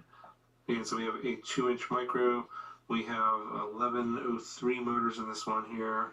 These EX 1103, 11,000 kV motors. Got the gem fan, tri-bladed 2-inch props. The board on here is their X12 board, and this one is the Express LRS version. You can see the little ceramic antenna on board there. 12 amp ESCs. It has a built-in Express LRS receiver. It's got the Betaflight 4.3 something firmware with the version 2 Express LRS on here. So if you want the version 3, you'll have to go to the website and get the updated Betaflight firmware to get this to Express LRS version 3. But that's a DIY project. You have to do that on your own. And it does come with an onboard OpenVTX 400 milliwatt video transmitter. Of course, this is analog, so you got a single board for all that. For your camera, you get your Caddx Ant analog camera and this canopy, and then your VTX antenna comes out the top here. The bottom plate frame that holds everything is about 2 millimeters thick, and then of course the motors that are being held on with 3 screws here, although there is also a 4-screw mount if you have a different motor, if you want to try a different motor out. And of course you have their plugs for the motors, pretty typical Hack model, along with a micro USB port here pointing out the bottom. Alright, so this is how much the drone weighs. It's a little over 40 grams, 40.6 grams on my scale, and then with the recommended battery, the 2S450, the total weight's at 68.4. If you go with a lighter 300, the weight comes in at 60.1. So if I didn't mention it before, this is called the Baseline, and this is actually a design inspired by Nathan Loops. I think he's one of the Happy Model team pilots, and I guess this is one of his favorite models that he's been flying around for some time, so they decided to make a bind and fly model out of it. I think they did go with a bigger motor setup, obviously for heavier setup, 1103 motors. And if you kind of compare this to like the Flywoo Baby Nano 20, which is very similar to this one, that one comes with 1002 motor, so it's a much smaller motor on a bi-blade 2-inch prop. So it doesn't have as much acro performance as this one, but that one weighs a little bit less. So if you're looking for more acro performance and a 2-inch setup here, this is probably the best one with the biggest motor, obviously. You know, if you're looking for power and acro performance, you obviously the bigger motor, the bigger battery, the better. So, you know, the question is, how does this 2-inch 2S toothpick compare to your normal, like, traditional toothpick, the 3-inch 3S toothpick? So that usually is like a 1303.5 motor on 5,000 kV on a 3S battery.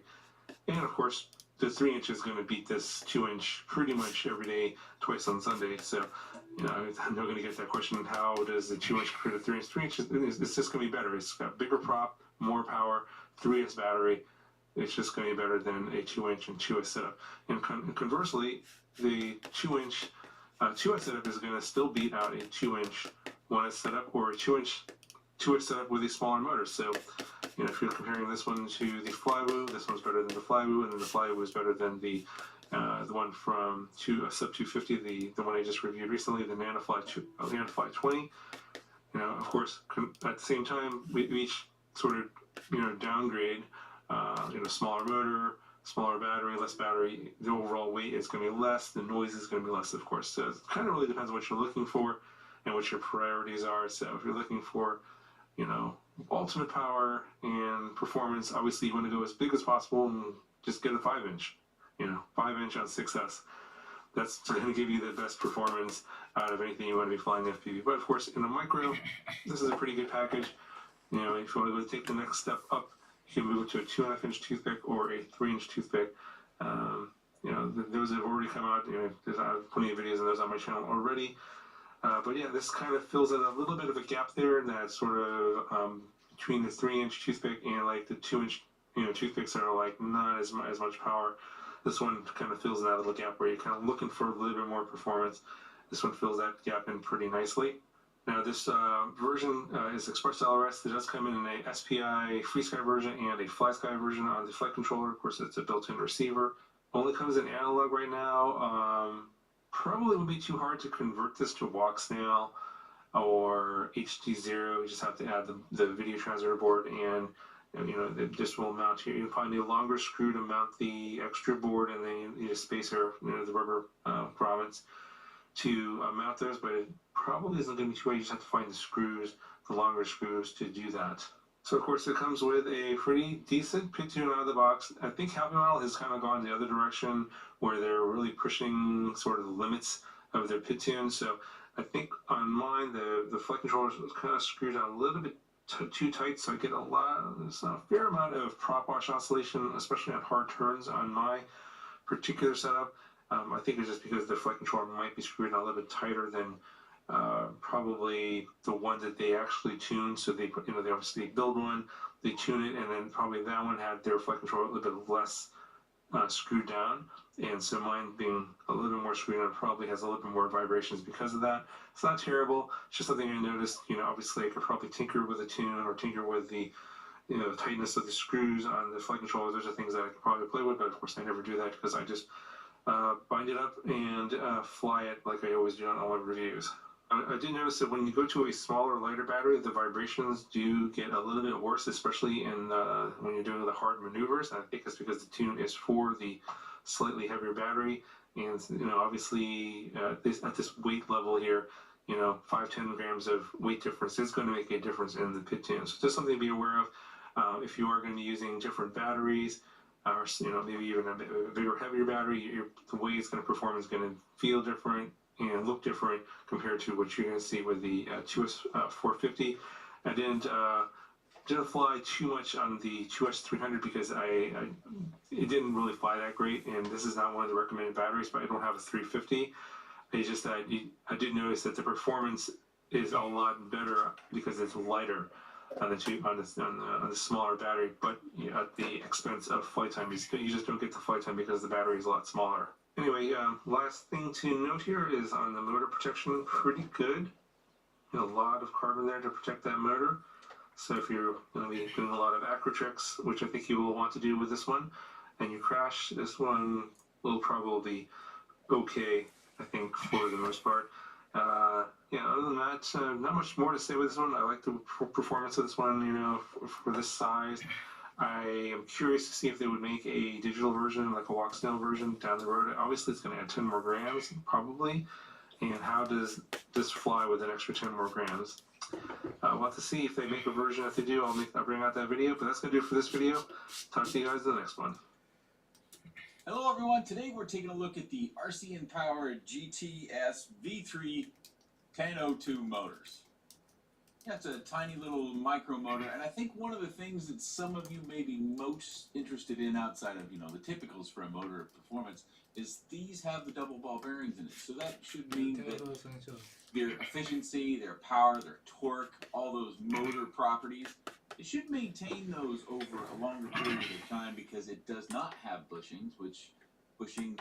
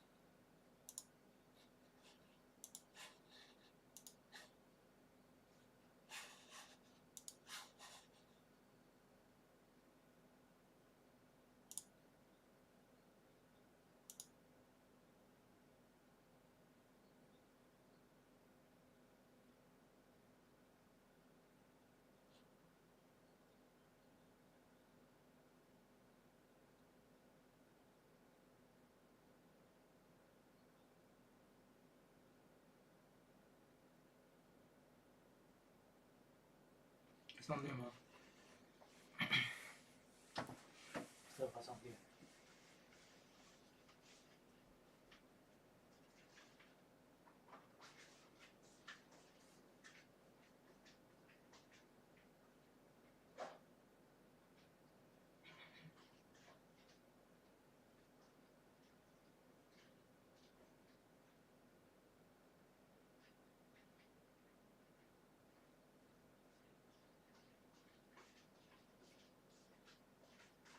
做成这样。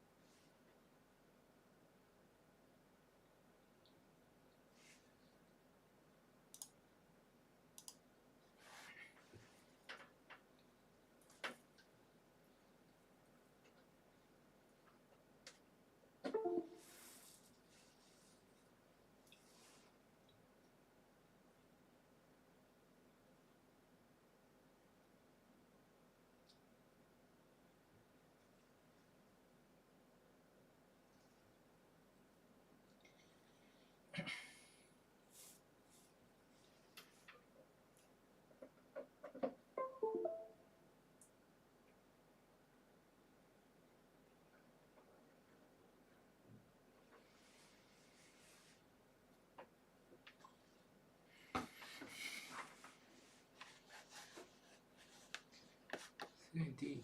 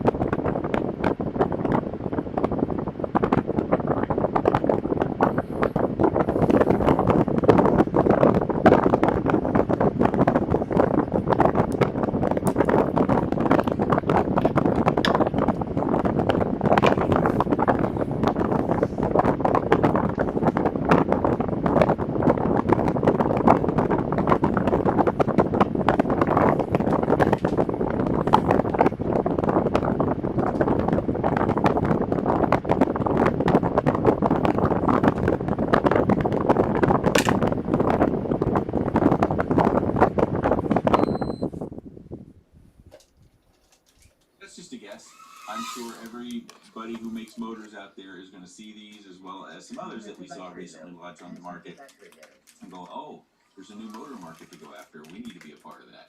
Okay, let's move forward. I'm going to jump over the open prop stuff that I did, over 40 millimeter props. I think we've covered that pretty well in the Whoop format, and we're going to go into the 2S testing that I did. This is on the TKS Rocket Race from Jack's 3D Printing. I've probably said that about a dozen times. This is on BiBlades, and it is on 2S. You can see there from the OSD, the lower left, we've got, we started at over 8 volts, so 2S battery, of course. And you can kind of make out the prop a little bit, at least before we arm. It's the BiBlade from Gemfeng, so that was the particular BiBlade that I was testing in this particular case. Again, I've reduced the throttle to try to match the 10,000 kV for my own purposes, so that I could do a comparison over flying the same essential quad at a very, very similar weight with BiBlades and tri-blades both, so I could do that comparison side by side. And I think, well, I've got several of those rocket races around. I love that one, and I've built so many of them. Because I can't go without having one in operating order. So I think I would definitely keep one with the BiBlade on it. I liked how it sounded. It's a fun little thing, but I liked how it sounded. And I thought when it came to the quick, hard maneuvers that it handled that BiBlade really well. The 1102 is going to handle a touch better, but I think the 1102 motor is better suited for the tri-blade 2-inch prop. I've kind of said that a couple different times. You never know. You could be scrubbing through the video and miss out certain sections, so hopefully you have heard my thoughts on the motor here. Pyrodrone should have them listed. I'm sure they're listed on other websites as well, and I'll put the links down in the video scripts where you can obtain one, or at least see the web pages with listings, because who knows if they're actually in stock and available. That's something that we'll have to check at the time if I finally get this video out. Yeah, it does take me a while to do these sorts of videos.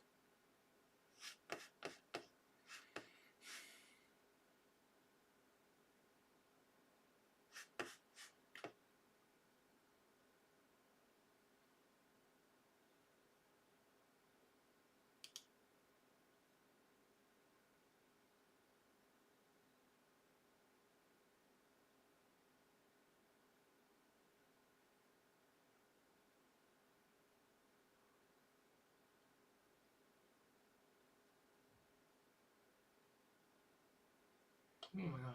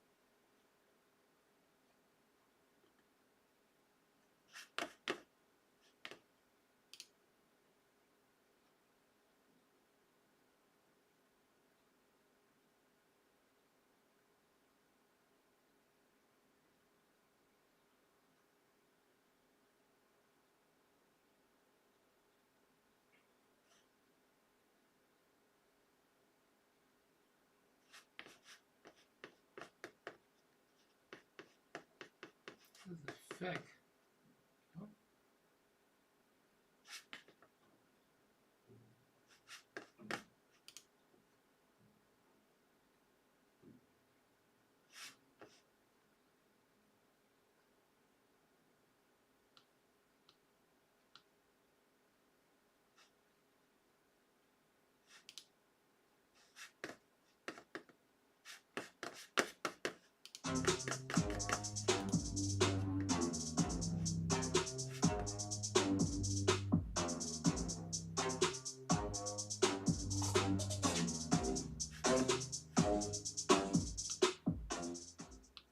What's up, guys? Welcome back to the channel. I'm Justin Davis, and today I'm going to bring you another review, but I just wanted to share with you guys, some of you guys might not know it if you're not friends with me on Facebook, but I was involved in a pretty bad accident this week. Someone clotheslined me on a bike trail on one of my electric skateboards, and I went down pretty hard, broke my helmet, and I got road rash up my back, but I'm still here on the channel making videos for you guys, and I spent most of the week on the couch and back and forth from my desk to actually going out and flying some.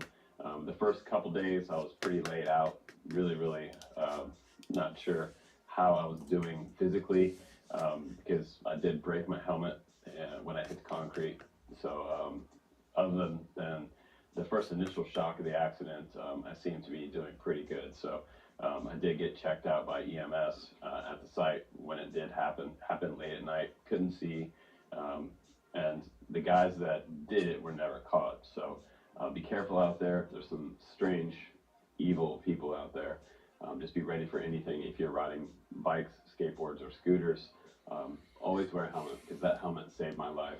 But I'm happy to still be here for you guys because with that near-death experience, a lot flashed in front of my eyes quickly, and the first thing I thought of was my partner and my 2 kids, and I thought I might never see them again down at the bottom of that ravine in a dark setting. It was kind of terrifying. So again, I'm just super happy to still be here and sharing my experiences with you guys, and always keeping it honest as always here on the channel. That is my goal, to make this hobby better for you guys and save you guys some money along the way in this process. So I appreciate all the thank yous and kind notes that I got this week regarding that accident. But on to the review. Today we're talking about the Happy Model Larva X, and we just reviewed this one yesterday, and this one is the iFlight Turbo V 136 RS. Here's both of them side by side, and some of you guys might be considering both of these right now. Which one should I get? The Larva X is a 2 to 3S little toothpick ripper. Super awesome, by the way. It's going to be a pretty good rating on this one because it has a pretty good tune on here. This one might be a little bit better tuned than this one. We're going to push this one to the limits today. I'm going to really give it some high throttle and try to trip out their tune and see how well it handles some high G's and some of those freestyle maneuvers that this is supposed to be able to do. I had the most fun flying it on a 3S battery. 3S 300 milliamp and 450 milliamp seems to be the sweet spot for this quad, with the Avon 2.5 Rush props on here. You can see those props a little closer up. They are super ultra durable, probably the most durable micro brushless prop out there in the micro brushless kingdom. We also tried the 3x2s, the new HQ props on this one. Those are also pretty durable as well, and I had a great experience with this one. So if you would like a 4S Toothpick Pro Series type of quad, go ahead and go back and watch this video from yesterday. But today, it's all about the Larva X. So let me take you guys outside. Let's do a little ripping around with this one, and then after that, we'll take a little spec check on it, and I'll give you my final opinion about the Larva X. Here we go. All right, let's do some ripping, you guys. First, we're going to go into the smart audio. We're going to change it from 25 milliwatt power to 200 so I can get the best signal back to my goggles. I'm using the HDOs today with 2 Lumineer little right-hand circular polarized stubby antennas. So we'll see how those perform. And I wanted you to see this. This is the example of them not having Betaflight set up correctly with motor stop checked on. So when I come to 0% throttle, the props come to a complete stop and the quad's going to do this terrible death tumble. You want to make sure you have motor stop off and make sure you have air mode active. So no air mode was active here, and this was my first battery. If you're looking at the VTX there, you can see my RSSI, and there it tumbles, and now I'm treed on my first battery.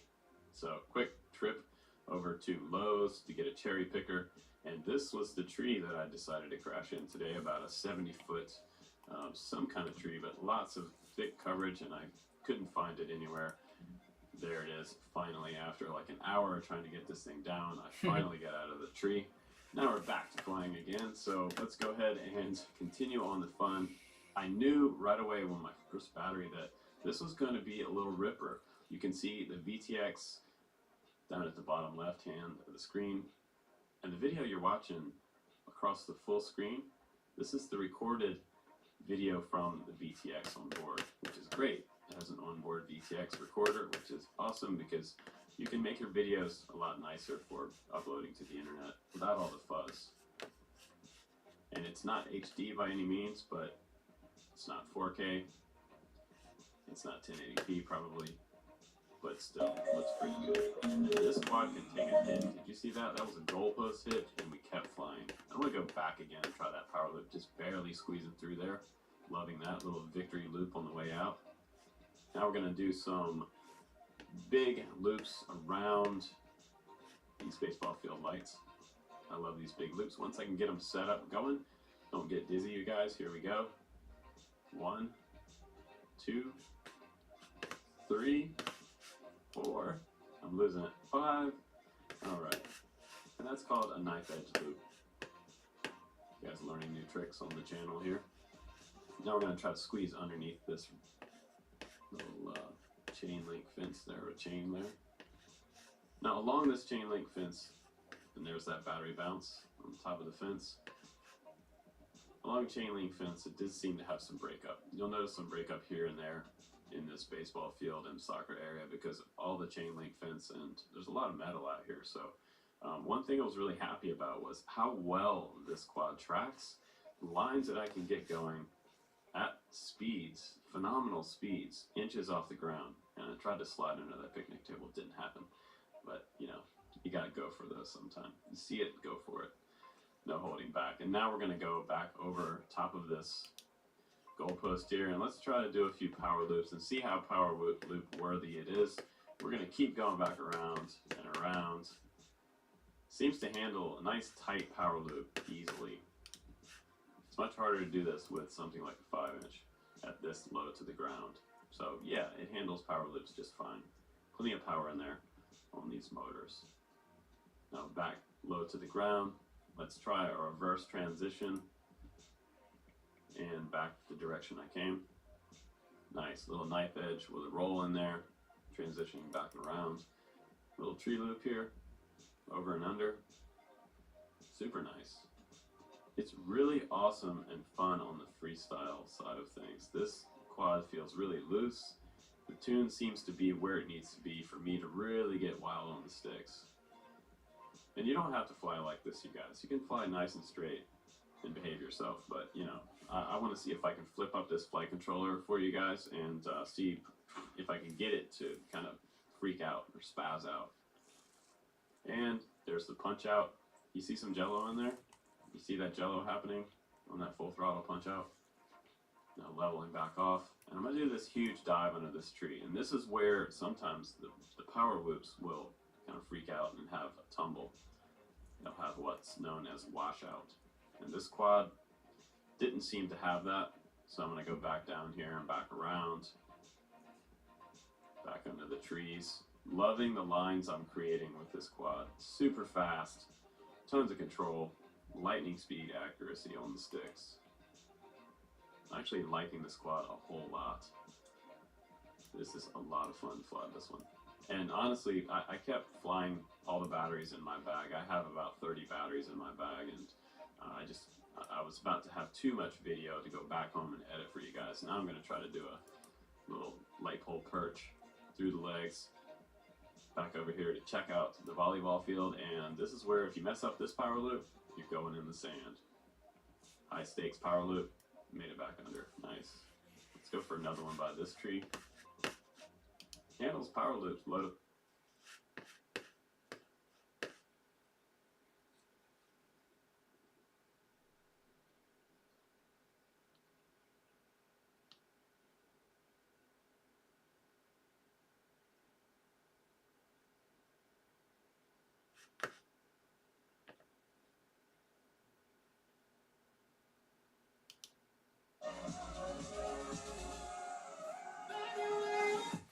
You thought I was gonna let you watch the fun part first? Well, you're right.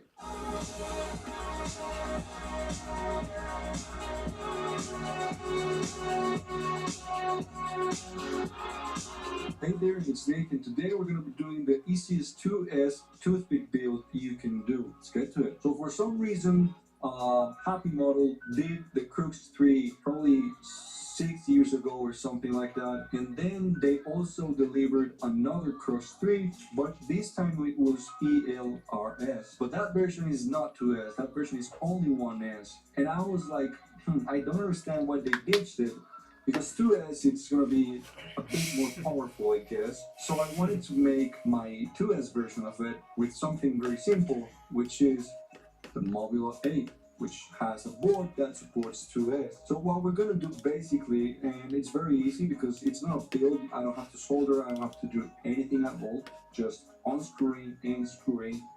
We're gonna do a transfer from this to this, and then we'll have our 2S toothpick build. We're gonna have to use these 12V25 motors, 8000 kV, just so they have a little bit more of torque.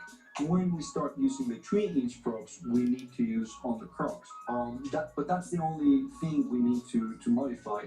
Now, if you look here, you see that these motors are not even soldered, they're just plugged. So it's very easy, and this is a very simple way you guys can do a toothpick build and try the toothpicks without having to solder or without having to get a complete build. And it's also pretty cheap. Here you have the Mobula 8, which is $114. You can even get it for less, and it's a complete drone. And here you have the Happy Model kit, which is $44, and you can even select which motors you want. So here's the things you'll need. The Crux 3 frame, you also need this, and of course the props. And obviously we need the Mobula 8 so you can do the build. So let's get into disassembling this Mobula 8. I'm gonna be completely honest with you, and I'm gonna tell you something that I feel very stupid for, and is that when I started doing this build 1 month ago, when I finished build, I fucked up the motors. All 3 motors, I killed them, which are here, which will probably be another video because I'm gonna fix them. I cut the winding with the screw because I'm kind of stupid. So just so it doesn't happen to you, I'm telling you right now that you gotta be very careful with it. So now we have the board, and we can keep this there. This board is also waterproof. If you want to see how I did it, you can go ahead and watch the video. I don't like at all this little connection with, this is the RC, the RX, I hate it. Actually it's broken, but it still works. Now let's start building. You also need, right here I have a M2 16 millimeters, and for this we need 4. We also need the nuts for this, which are here. Okay, and we said, and actually before we start, in the Crux 3 build you have to take these out and you have to invert them. So we're gonna do it right now. These are the rubber spacers and dampeners. Just try to get them out without damaging them. Now we can actually start the build. So let's go. So there's an important part here, and it's that you have to put the cable right below, and you also have to take on account that the USB will be here. So this is the correct way to put it, not like this, because then the USB won't enter. If you put it like this, it has to be this way. So now we can hold it there and put the screws. Now what we're gonna do is we're gonna install the canopy, which is this one. This is the first prototype. I think it'll hold. So I'm gonna put it in Also, just so you know, you don't have to really use this canopy right here. You could also use the Mobula canopy and it'll work. I'm just curious how this will fly with this canopy and with the camera on as well. And now the fun part comes, which are the motors. So you can see from behind, from the bottom I mean, you still have access to all the motors. These are the ones I screw, and I'm going to show you real quick how I did. You see, here's where the screws come in, and these screws are just a tiny bit longer. So when I screw them in, they touch the winding just a tiny bit, and I cut it. And I'm gonna just use two, one here and one here. That'll be it. And I'm gonna tidy them up super slowly to see if it fits. It's much easier to first connect and then put the motor, not the other way around, just so you know. Okay, now it's ready. The only thing that's missing is the props, and I'm not gonna put them first because I want to check where is the motor's direction going. So we're gonna connect to a battery and we're gonna check if the motors are correctly rotating. Props out. Yep, I think they're good. Let's put the props on. Make sure it's all the way seated. Perfect. 49 grams, and with the batteries on, it will be 73 grams. Let's go test it outside. We're gonna fly it for the first time and see how it is without the camera first, and then we're gonna put the Insta360 on and see how it holds. Oh, if this happens to you, it's most likely motor direction. Let's try it again.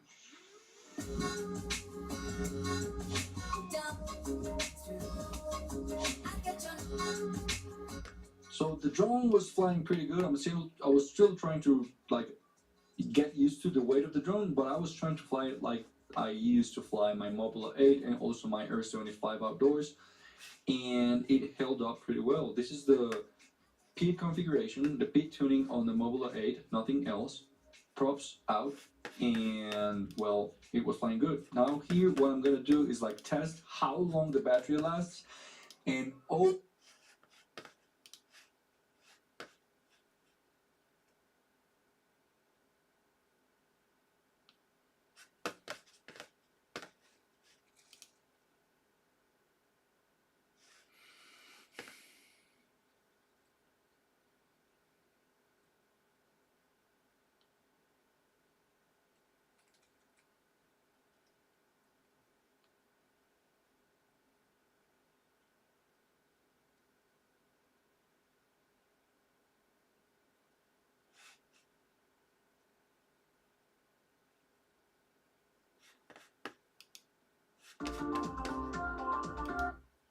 an extra canopy.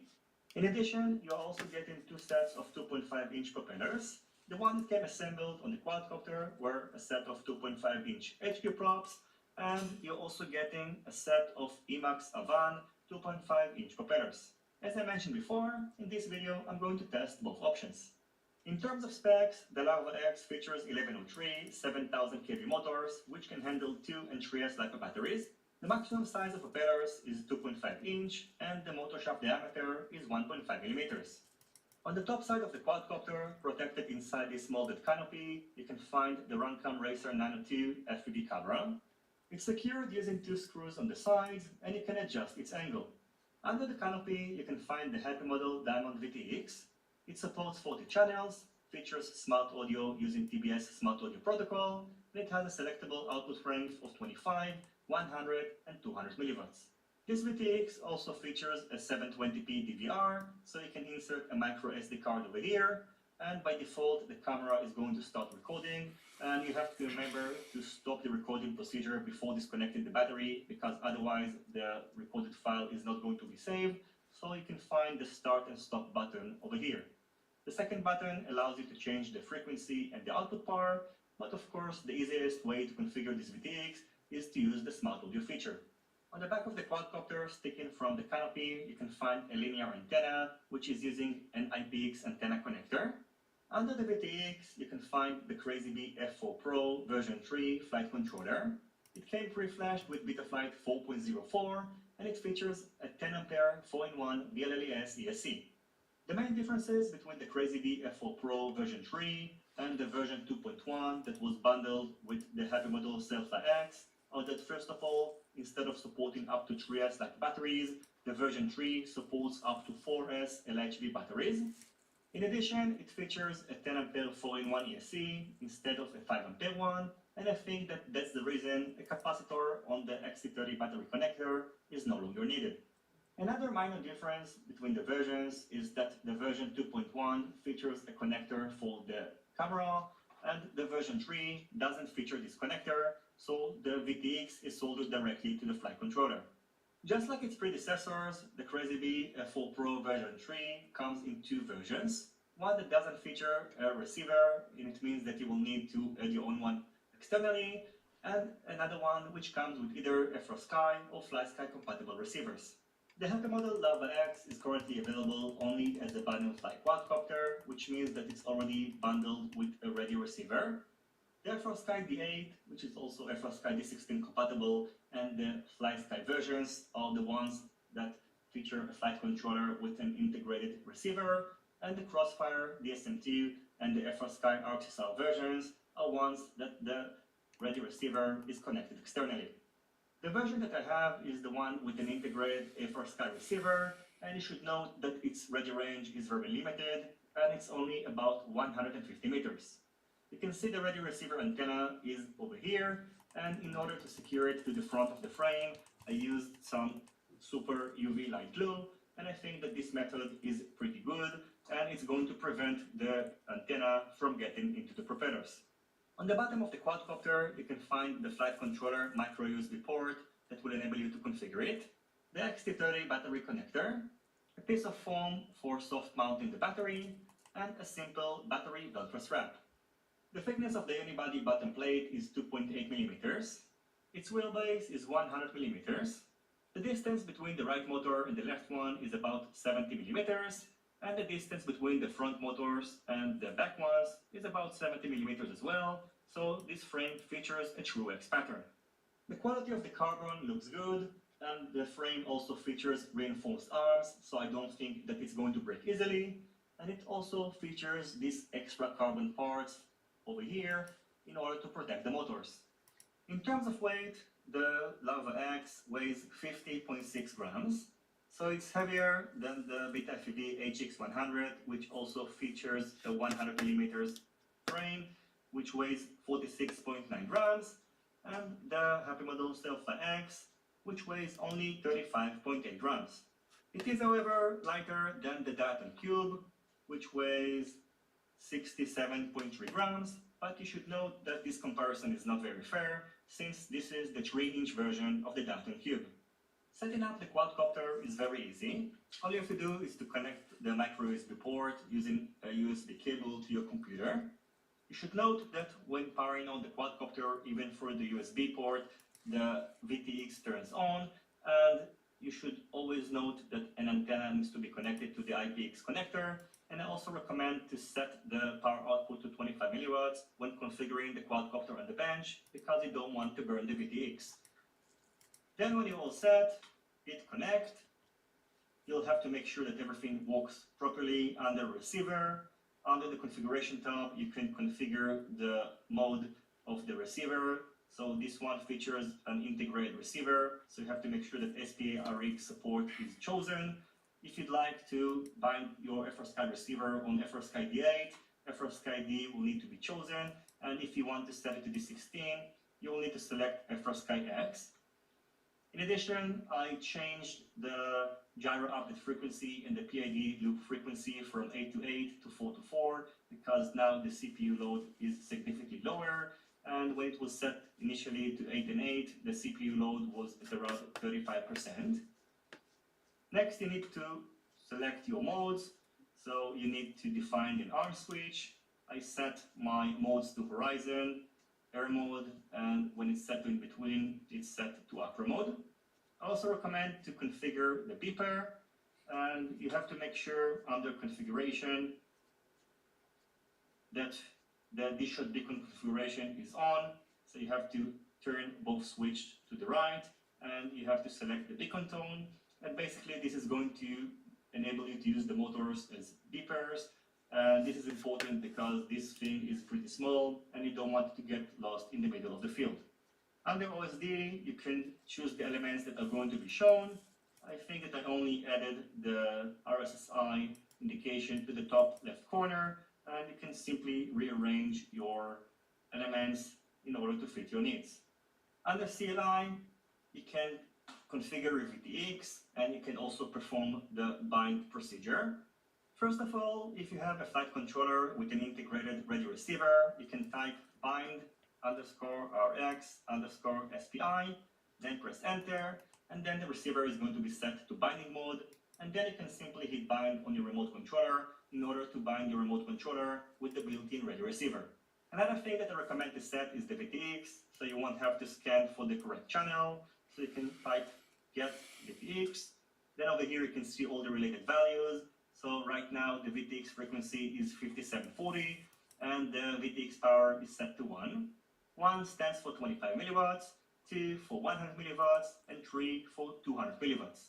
If you'd like to set the VTX channel, for example, to channel number 3, you can type set VTX channel equals 3, enter, hit save, and now as you can see the VTX channel is set to 3 and the VTX frequency is 5780. Another small advice that I have for you is related to the battery Velcro strap. In case you feel that your battery is not properly secured, what I recommend you to do is just to insert it in this manner and then flip the battery around, and as you can see, now it's better secured. The next thing that I've done is to head outdoors and test the Happy Model Lava X using both HQ Prop and Emax Avant Rush 2.5-inch propellers. The batteries that I used are the GNB 520 mAh 2S and the Happy Model 300 mAh 3S LHV batteries. The weight of the Lava X, including the 2S LHV battery, is 79.3 grams, and its weight, including the 3S LHV battery, is 76.6 grams. In terms of performance, I think that the Lava X performed great using both 2S and 3S LHV batteries and also using both types of propellers. However, I do think that it did a little bit better using the HQ Prop, and the flight time were a little bit more extended using the Emax Avant propellers. The average flight time that I got were about 4 minutes using the 3S 300 mAh LHV battery and about 5 minutes using the GNB 520 mAh 2S LHV battery. In addition, I can tell you that the onboard DVR is definitely a nice feature. It records the video at 720p 30 frames per second, and as you're about to see, its quality is definitely higher than the video that was recorded on my HDO FPV goggles. So overall, in my opinion, at the moment of shooting this video, the Happy Model Lava X is probably the best toothpick style macro brushless quadcopter that you can get. It's fun to fly, it's robust and not going to break easily, and it's suitable both for advanced and beginners, and as you're about to see, it flies very fast on 2S and flies like a rocket on 3S. The only downside that I find is that the built-in radio receiver is not great. It's pretty limited and the effective range is only about 150 meters, and if you're going to get this quadcopter, I highly recommend to get the versions with the external receiver, and then you're going to be limited by the VTX and the range is going to be extended dramatically. Now I'm going to show the flight footage, and as always, if you have any questions about the Happy Model Lava X, feel free to ask them in the comment section down below. Don't forget to leave a thumbs up if you like this video, and consider subscribing to my channel and hitting the notifications bell if you're not already subscribed. I hope you will enjoy the rest of this video, and I will see you soon on my next videos. Goodbye.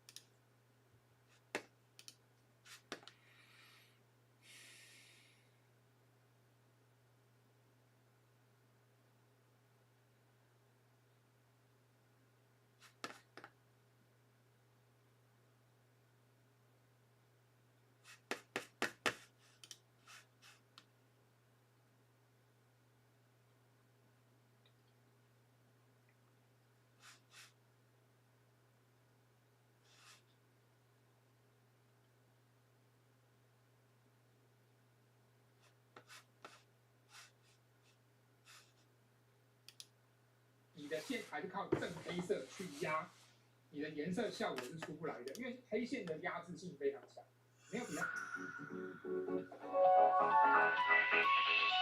好，来卤蛋，你看看这个差别在哪边？如果你第一眼看到，你就觉得身材比例有拉长，好，那拉长重要吗？重要，因为你这个身材比例，我觉得很像6-7头身而已。拉长一点的话呢，我觉得这个角色魅力比较能呈现。当然也不只是这个问题啊，就是对你来讲，你的线条跟色彩没有完整融合哦。像这种内形线，这条就叫内形线，这边用正黑色其实不好，在这边线条换色，要变成就是相近的深色，要改。然后在这里面你自己都知道这边不能用黑线，对不对？这是乳房嘛，中间这个不能用黑线，那你有考虑过这边用黑线吗？你也知道这边用的时候不要用黑线，好，那为什么其他地方你就没这么想呢？其实在现在日系里面，线稿全黑线这件事情是很少见的，都会变色。那用红褐色，如果你不喜欢换来换去，觉得很麻烦，在你的操作功法底下，你觉得这个线稿，我就是想说线稿描完，我就不想再去动它了，必须要讲，这是错误的思维啊！你的线稿跟色彩要能融合，这个非常重要。那如果是因为懒得动线稿色彩，然后一直让自己维持这个画法，有很多画技会成长不了，这个是很现实问题的哈。特别是在上色上，色彩啊，如果是彩稿来讲的话呢，主要的输出就是颜色深浅、色系变化这种东西。那线条是一种微量的辅助，所以如果在画面里面，在彩稿下，你的线还是靠正黑色去压，你的颜色效果是出不来的，因为黑线的压制性非常强。没有比较重颜色嘛，所以你画面的一些体积感啊，一些该要轻柔的感觉是会被黑线压到看不到的。那不要低估这件事情，因为如果你觉得这个事情你不想面对，你觉得它不重要，你的彩稿画力一定会卡在原地啊，这个是现实问题，你必须正视它啊。那假设你现在还不想思考这么多啊，我就怕你们不愿意思考这个哈。那没关系，我们也是可以看一下，就是有关结构类的问题哈。那这个结构类的问题的话呢，你可以先看脸来，脸的话呢，眼睛有歪，看得出来吗？内侧眼睛翘高，有看到吗？好，外侧是平的，内侧翘高，好，那其实调过是这样，一个很微量位的差异，有看到这个位置吗？这是我帮你调的眉毛，这是你原本的眉毛，然后还有这个是我调完的眼型，原本你的眼型是预备要整个飞奔上去的，那这个落差眼睛就是歪的。再来的话呢，对耳朵高低的理解也稍微有点问题哈。要记得，虽然精灵耳朵可以任意你去定义，但是大部分它对标的原始模板就是人物。那人物的话呢，耳朵位置就是在眼睛高度上。好，那你要在这个高度上把耳朵位置找到，再去加尖，这样的做法才会比较好。那耳朵的价值不是在细节，是在位置。只要耳朵位置不好，你头就会有问题，包含头发、后脑勺、头型等等的理解都会差一点哦。那差一点点是不是没有关系？没有，差一点点就是你跟别人的差距。那再来，你没解决它，你的这个差距会被拉大，因为别人解决了，他就会前进；你没解决，你就在原地。所以画技呢，并不是说就一点点问题我可以不管它，不管它，你真的就在原地，趁早解决。再来的话呢，要去思考一下这个问题。但如果说这个角色二创画出来就这样，那我就无话可说。但是如果说我们假设你要的是一个类似侧分，侧分到后面的话，这已经到后脑勺了，这边的这个凹陷处要把它填掉。你要梳头，没有在梳后脑勺。但如果原图原 IP 就长这样，那我就无话可说哈。是不是原 IP 的东西就一定会正确？就是人家漫画都画那样，动画都长那样，你凭什么在那边说三道四？不能这么讲啊，因为有些时候漫画家可能他的作品一开始他有很好的那个剧情叙事力，但不代表他有好画技。但做动画师或者美术，他们可能知道说这个东西要调，但是问题是你调了跟漫画就不像了。你要把这个错误改掉，你要改多少？你要改正多少？你不能改太多。有很多漫画家其实漫画非常好看啊，这个完全不否认。但是他确实在一些东西，我们用插画角度来讲，你就一张，你不追求这一张，你要追求什么？我们确实要把这东西练好嘛。好，那所以不能把没画对这个东西，因为是名作，所以我们当成一个理由借口挡掉所有质疑，这是不对的啊。所以我才会提这个东西。原作如果有这个凹陷啊，那你在画的时候呢，你也跟着在凹这一下。我是无话可说，但是如果要画正确这件事情来讲的话，我觉得到后脑勺这个分边应该就不明显了。对，剑锋传奇的仰视下巴、仰角哈，所以呢，你要理解清楚合理的东西怎么做。好，那它会影响你后面里面这个色彩层次的画法。你的层次有些地方画的不错，但是呢，要延伸下去，或者发型稍微复杂一点的时候呢，你是不是还能够保持这个逻辑正确画上去就难讲了，因为你有些立体结构是不够完备的。好，然后再来往下看啊，就是这个肩胛就这个就跟风格很有关系了啊。这肩胛是平的，全侧面的，像这样全侧面的，它不像有摆出一个远近感。那我现在帮你改正的这个呢是有远近感，像这样。好，那比较关键的线条会在这条线跟这条线上。这条线呢，弧度往左边，底下这条线的话呢，要稍微翘一点起来，要翘出这个横切，这样的话呢，这个空间才有。那你要做这个盔甲，你就是没有要翘，那好，往下压有压的那个效果，就要画的更加剧烈。好，那这个盔甲再往下看，会看到这个手臂。到手臂这边的话呢，其实你暴露的问题更多，就是你对于画肢体、服装组合上的丰富立体感的呈现上是有很多地方是漏洞。你该要有的地下皱褶，然后这个皱褶原本然后到袖口杀进去的时候，画一个边界线。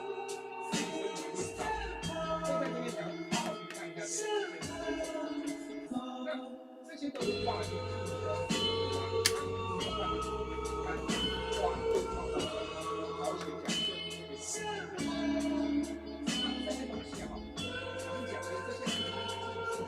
画一些动画，还有一些比较二创类的哈，因为二创大部分大家画都不是画电玩，都是画那个动画或者 VTuber， 对不对？那服装不会太复杂，因为它要演出，有情节演出，你服装复杂。复杂的服装是游戏类在用，当然这个分类没那么准确的，大方向上没有错。所以我会推荐你们真的想要把核心画技练好，你一定要借鉴游戏类的角色去练。你平常你想要画二创，你的热情就想支持你画二创，那个画动画或者没有问题。但是你如果也存着想画技进步的这个决心，你就要用丰富的造型、复杂造型来锻炼画技。不然呢，就会出现那种状况。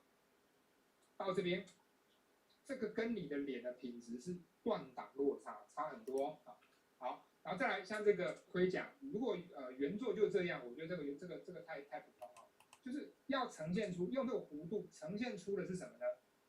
丰富的小的立体变化。好，那如果这个角色呢是这两个乳房要不是你的挂的这个感觉是重点，那我觉得也不太到位。这种乳房要又大又挂着，那你这个线条的转折要非常的老司机，这个不行啊！你原本的处理方式这个不够好，要这样。然后再看往下，身体这边你是画直的，这个要注意，这个是挺的，这个很细微的轮廓变化，这个也要能够察觉到。所以练功要练得更精实一点，不然画技卡了。就算你画的是热门题材，流量也应该会是一时的而已哦。要有好画技，你才能够应付各种环境哦。好，然后再来就是这块布，这个能理解吗？你腿有一条往前，一条往后，不可能这块布在这边都不动，那就没有意义了哈。所以在这边要能够让它围摆起来，然后呢，再透过两边的横切方式，这边的横切，这个对应的是打叉这条内侧腿啊。然后这边这个是对应远端那个外侧腿，所以在这边它这两条线是反过来的，那就要看你用皱褶能力把它交错成怎样，这是硬画技啊，大概都躲不掉的。然后这两个腰部这个盔甲要蓬一点，你不蓬起来的话呢，臀部跟布料都没有伸展空间。然后往下布料的话呢，像这个布就是不会画的布，对吧？这个看起来还没练起来哈，布料皱褶只会比较常规的这个掌法不行，要逼自己练起来哈。然后肢体的话呢，像这个伸手往前，一手叉腰，一手撑着这个剑，这个动作呢讲是很常见，问题是画的不自然，对不对？没有这种真的撑的这个感觉哈。那要从你原本这个状态进化到那个姿态，整个动作非常流畅，需要蛮长时间的画技累积啊。当然，这个会不会让你觉得说有一定的冲击跟挫折感呢？我是认为你是撑得住的人啊。那每个阶段我们画技在养成，遇到不同状况，我们要不同方式去调整。我认为你现在是需要正式划记问题的时候，所以我必须跟你讲的很直接啊。那如果说有些同学是在某一个关卡上一直卡，一直来回撞墙，那可能我要讨论的就是用另外一个模式，我们背景换一个温馨一点的炉火那种哦，要是一直讲不听的那种，背景换一个牢房啊，后面有人被鞭打那种哦。好，那这个是整体由上往下跟你讲的哈，你其实当然画面上改的内容不止这么一点啊，你要自己看，每个地方都自己看。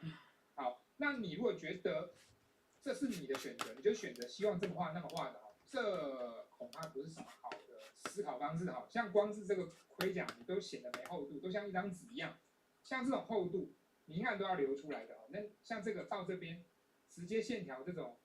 边缘跟切线直接接在一起的，这几乎就是一张纸，这个没有呈现厚度，这是完全不行的哈。所以你的立体表现呢，要更花时间去练啊，这个应该是可以用线稿练，然后辅助彩稿，彩稿主要是画明暗变化的那个厚度，线稿画呢是抓轮廓跟切线啊。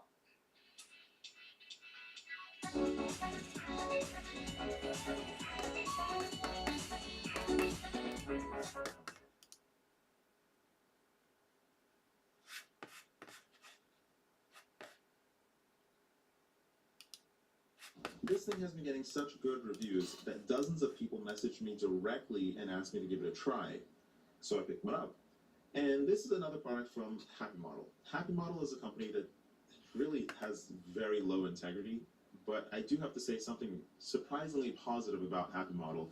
The person that puts these things together or designs the setup, that person, I'm pretty sure really knows what they're doing because they seem to test and look for very specific performance. They look for good performance, and most of the things that they've made, not most, at least some of the signature things that they've made have performed surprisingly well. It's just unfortunate that they do have a couple of major flaws, which I'll mention later on. Now, this is their variation on, a new variation on the toothpick concept. And what they've done here is that they made a new all-in-one board.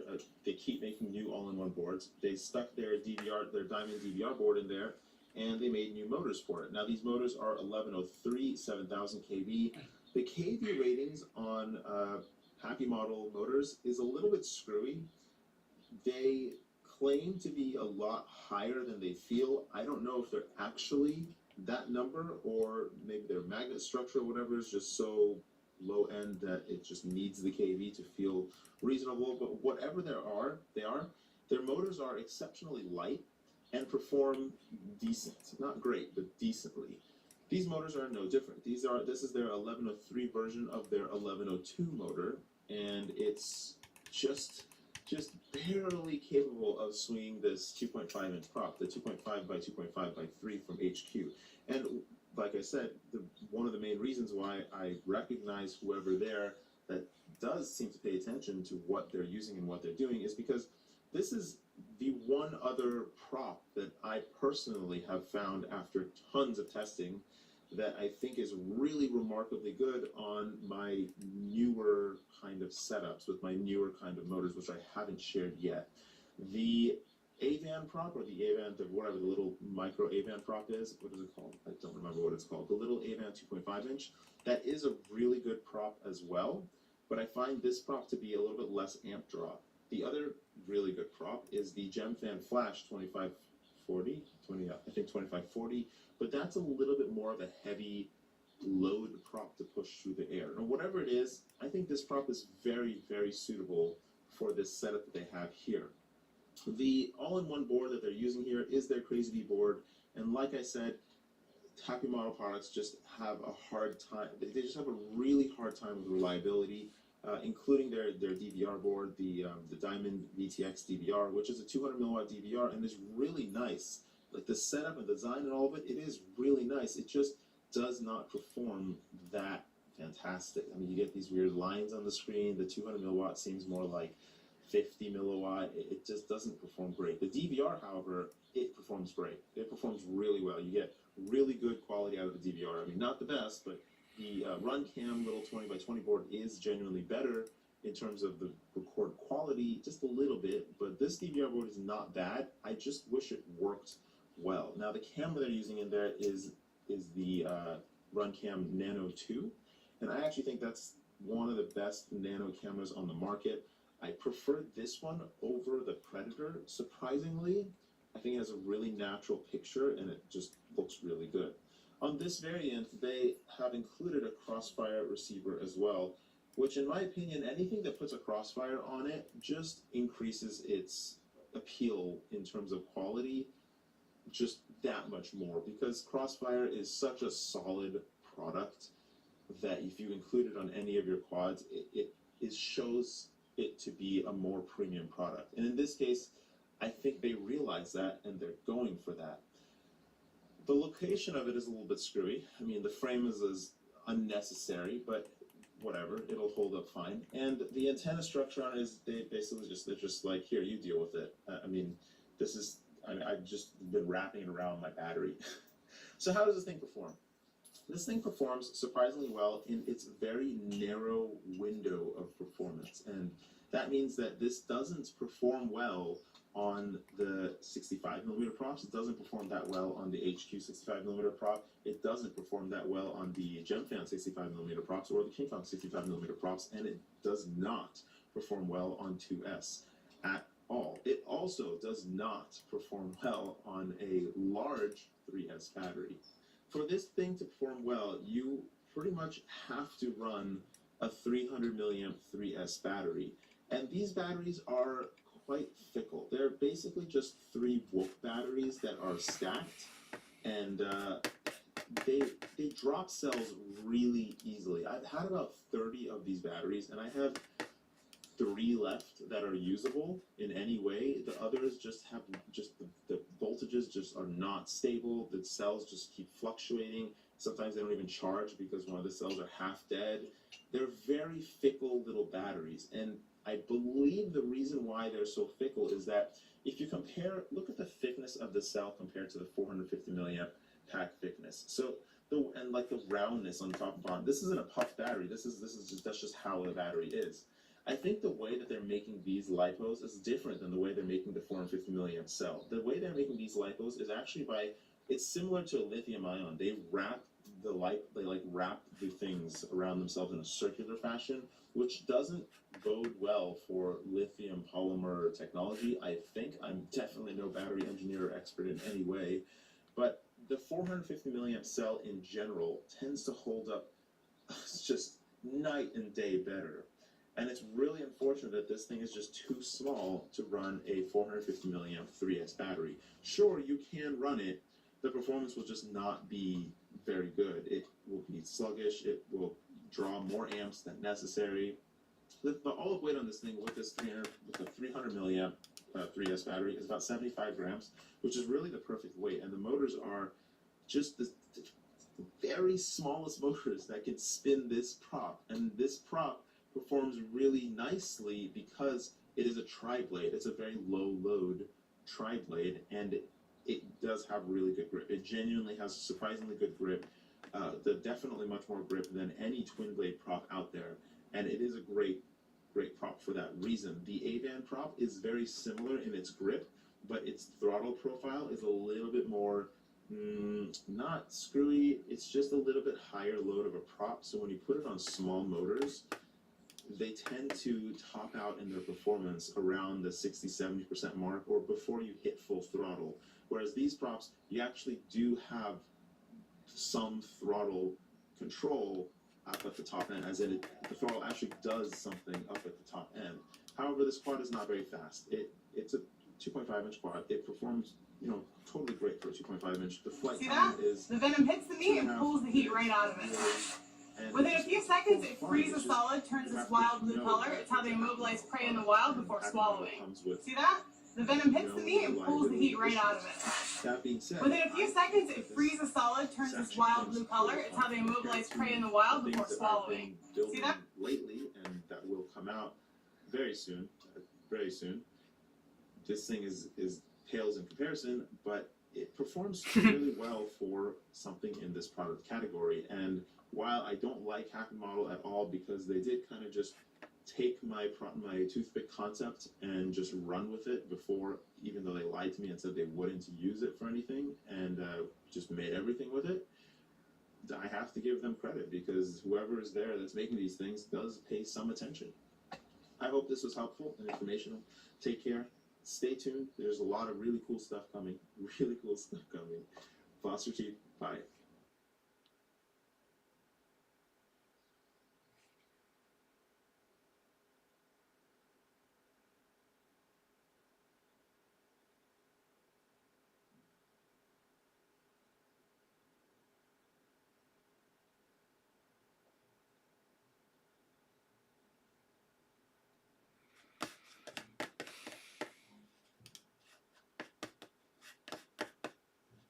This thing has been getting such good reviews that dozens of people messaged me directly and asked me to give it a try. So I picked one up. And this is another product from Happy Model. Happy Model is a company that really has very low integrity, but I do have to say something surprisingly positive about Happy Model.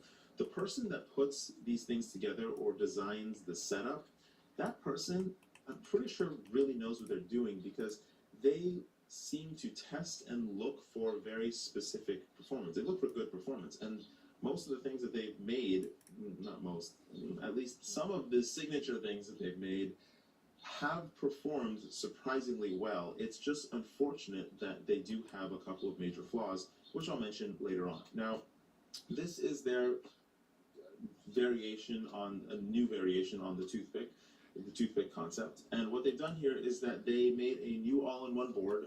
They keep making new all-in-one boards. They stuck their Diamond DVR board in there, and they made new motors for it. Now these motors are 1103, 7000 kV.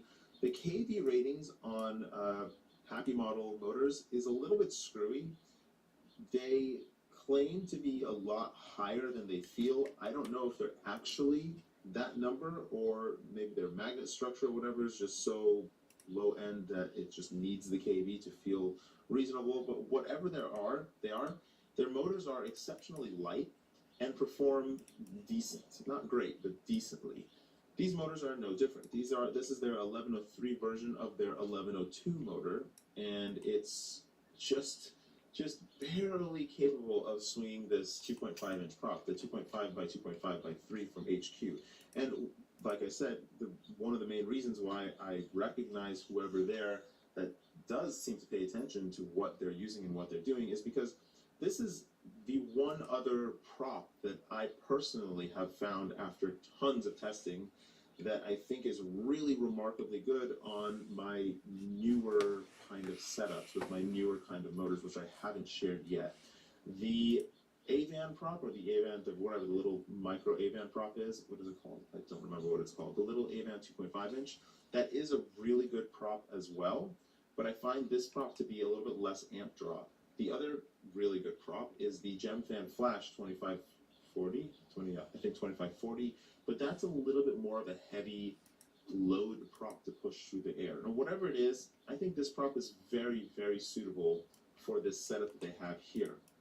The all-in-one board that they're using here is their Crazy Bee board, and like I said, Happy Model products just have a hard time. They just have a really hard time with reliability, including their DVR board, the Diamond VTX DVR, which is a 200 milliwatt DVR, and is really nice. Like the setup and design and all of it, it is really nice. It just does not perform that fantastic. I mean, you get these weird lines on the screen. The 200 milliwatt seems more like 50 milliwatt. It just doesn't perform great. The DVR, however, it performs great. It performs really well. You get really good quality out of the DVR. I mean, not the best, but the Runcam little 20 by 20 board is genuinely better in terms of the record quality, just a little bit, but this DVR board is not bad. I just wish it worked well. Now, the camera they're using in there is the Runcam Nano 2, and I actually think that's one of the best nano cameras on the market.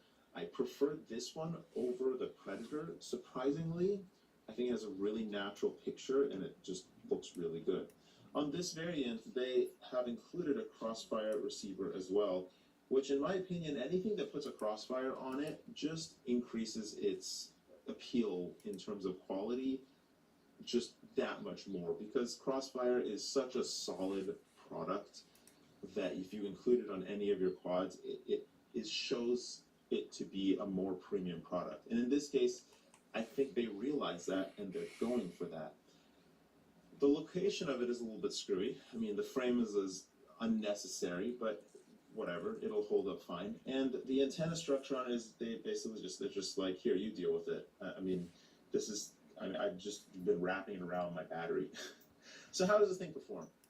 This thing performs surprisingly well in its very narrow window of performance. And that means that this doesn't perform well on the 65mm props. It doesn't perform that well on the HQ 65mm prop. It doesn't perform that well on the Gemfan 65mm props or the King Kong 65mm props. And it does not perform well on 2S at all. It also does not perform well on a large 3S battery. For this thing to perform well, you pretty much have to run a 300 milliamp 3S battery.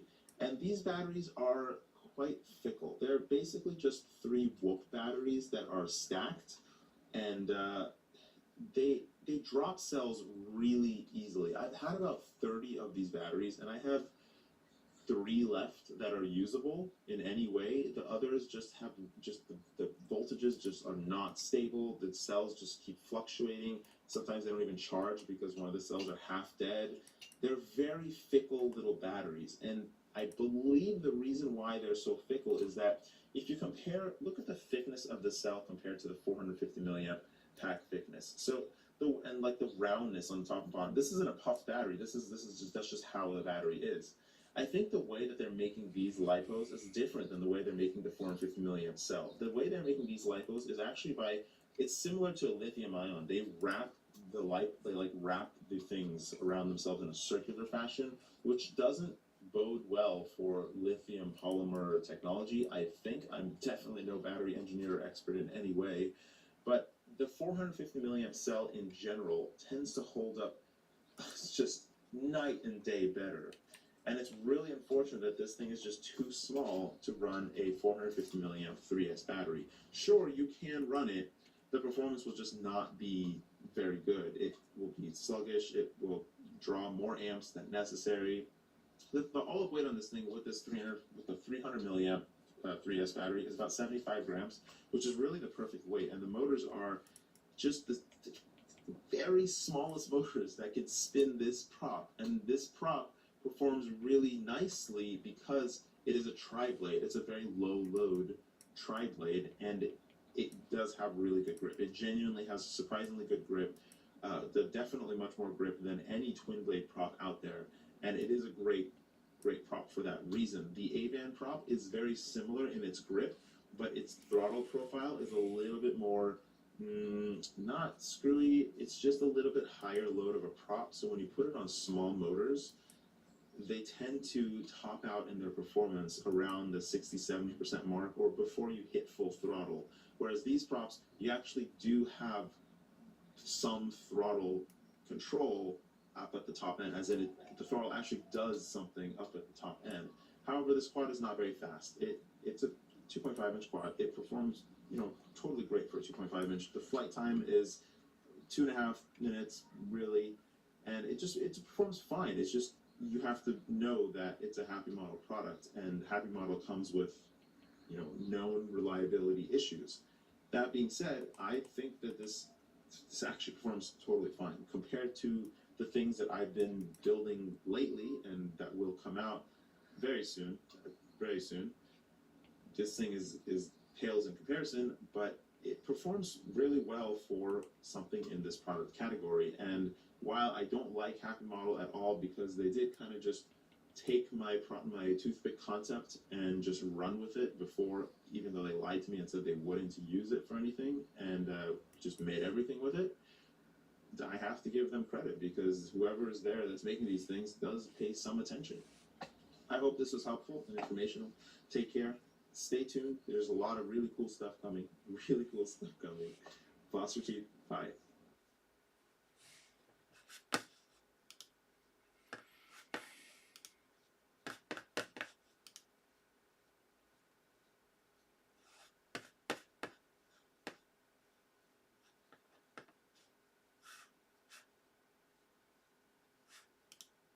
You are being misled. This is the P1 VTX, an insane leap forward in our hobby for cheap, affordable FPV. But if you looked online, you'd see swathes of people persuading you not to jump in. In this video, we're going to break it down, and I'm going to show you for why $38, $39 this is going to get so many people flying, and answer why those other pilots against this are so resistant to the change.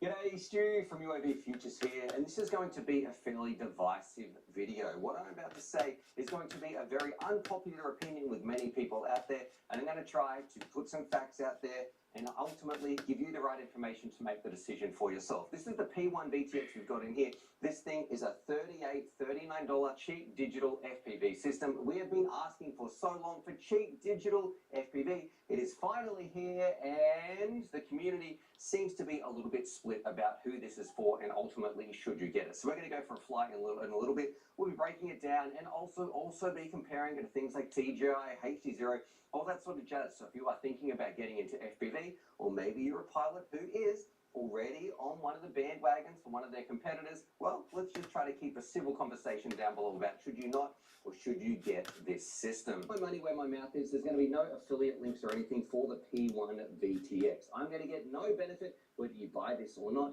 What I truly care about is you having the right information to have a great time flying around. Welcome to FPV. I'm going to put some pictures on the screen, and essentially it is doing cheap digital FPV. What we have all been asking for the longest of time. It's all built up from the Artisan system. We're going to talk about the pros and cons towards the end, because definitely there are some cons, but the big one, like we said, it is $39. I've got it inside my little Lightning V2 right here, and it simply powers up by a 5-volt. It's very lightweight. It's going to have some limitations, but the part that I want to show you right now, we're just going to go fly this, and you tell me, for $38, $39, what do you think of this footage that you're directly about to see? It was recorded on my Beta FPV goggles right here, so they've got some limitations as well, but this is cheap digital FPV. Let's go fly it, and then you tell me if it's worth it or not. So let's cut to that now in 3, 2, 1. Righty, let's do this. So we've got the dog in the background, but of course it's my little Lightning V2, and this is a tiny little craft, which is a big benefit of this one.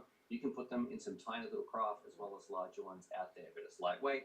And I've actually got mine running on 6 volts, even though the recommendation is like 5 volts. But here we go. And this is the part that I find very difficult to argue with. This, what you are seeing right now, I know it's not perfect, it's $38. How can you complain when you get a camera, a VTX, and an antenna to put inside your drone, and it looks like this? This is exactly what was getting sent back to my goggles too, and this is the DVR that was recorded. So I think it's outstanding. Is there latency? Yes, it's not nearly as bad as like some of the other systems, which I would say are like the Ascent. This one, it felt fine. I felt fairly confident flying this thing around, and you will watch this the whole time. Look at the amount of breakup we have, the amount of dropouts, or the amount of like error rate that we are getting. It is pretty insignificant. It didn't feel like it was freezing or juddering or anything like that. This felt, for the first time ever, we have a budget absolute baseline system. It is great for the everyday person that just wants to fly around and have a good time. It's not going to be for the racers. That's going to kill them. It's not going to be for those people who need crazy high-end images. That's going to be for the DJI pilots. It's not even going to be for people who like to tinker, which might be like Open IPC. I really liked how the camera, it fits like a standard camera mount when you're putting it inside your drone. Everything about this is just doing exactly what I want it to do to get people into the hobby. And look, it's not just because this product, I should say, it was sent to me for free. There's no affiliate links, but I have absolutely said some Beta FPV products I hate. Things like the Cetus. I thought that was absolute garbage. This is purely to give you the information. I think if you're a new pilot, what is it that I like about this? Does this look good enough for my sort of flying? This is what I would recommend to my friends or my friends' kids who want to get into the hobby and send Stu. Is this a cheap budget option? Yes. I understand there is no proof in the future of how far is it going to go. I understand that we don't have a dedicated VRX, and I really don't like the goggles that go with it, but look at this video link. I think what it is doing is great. We're going to talk about compatibility and the other options and all those sorts of things. Just a reminder, other things aren't compatible as well, whether HD0 or DJI, they're not compatible with other systems as well. Anyway, look at my terrible landing right here, and then we've got some stuff to talk about. Oh, really quick as well, I've seen this pop up a few times because some people said, Stuart, that DVR looks terrible, but look what happens when I'm playing it inside my editing software. It does sort of look like this. So I don't know what's going on, whether that's be some codecs or something that I have to figure out on my computer. But like you just saw when we're watching it, it's like totally normal. So if you see footage that looks like this, it's probably an issue with the person's computer because you just saw what the DVR, this is that exact same file. You just saw exactly what that looked like when I wasn't doing it in Premiere Pro. So I can fly anything that I want. I've got high-end systems here, all the way down to the cheapest analog systems you could ever imagine. And if I was getting somebody into the hobby today, if one of my friends said, hey Stu, I want to spend as little as possible and have an awesome time for the sort of flying that you do, what should I get? That is what I like about this VTX. $38, $39, whatever it's going to be. You have a digital solution here that looks good. Yes, there are some limitations, which we'll talk about. The goggles, I think they suck. They're not very comfortable. But overall, this is cheap digital that we've been asking for so long in the hobby. And then that begs the question, Stu, why is it so good? Why are there so many comments out there of people saying, hey, don't get this system? Number one, I hear a lot of people talking about, hey, this is the open. There's no real end goal here. We don't know what this system is going to do in the future. And they are absolutely correct. When DJI first came onto the market to make some stuff, when HD Zero or when the Walk Snail Avatar system came out, we didn't know how many products they'd be releasing. The same sort of goes for this, but I don't think that that means we can let systems like HD Zero have a free pass because we didn't know what they were going to do in the future, so we don't know what this is going to do as well. And number two, often in FPV, especially when it comes to the FPV system, it gets a little bit tribal. Nowhere else have I seen people get as defensive when they're talking about whether that be the DJI Camp or whether that be HD Zero or whether that be analog. A lot of those pilots in there have no time for any other system besides the correct one that they fly. It almost feels like a little bit of religion. There is no time to appreciate what else is out there. They've made the right choice, and anything that says otherwise feels like a little bit of a personal attack. I see that quite a lot when it comes to FPV. I actually don't care what system people fly.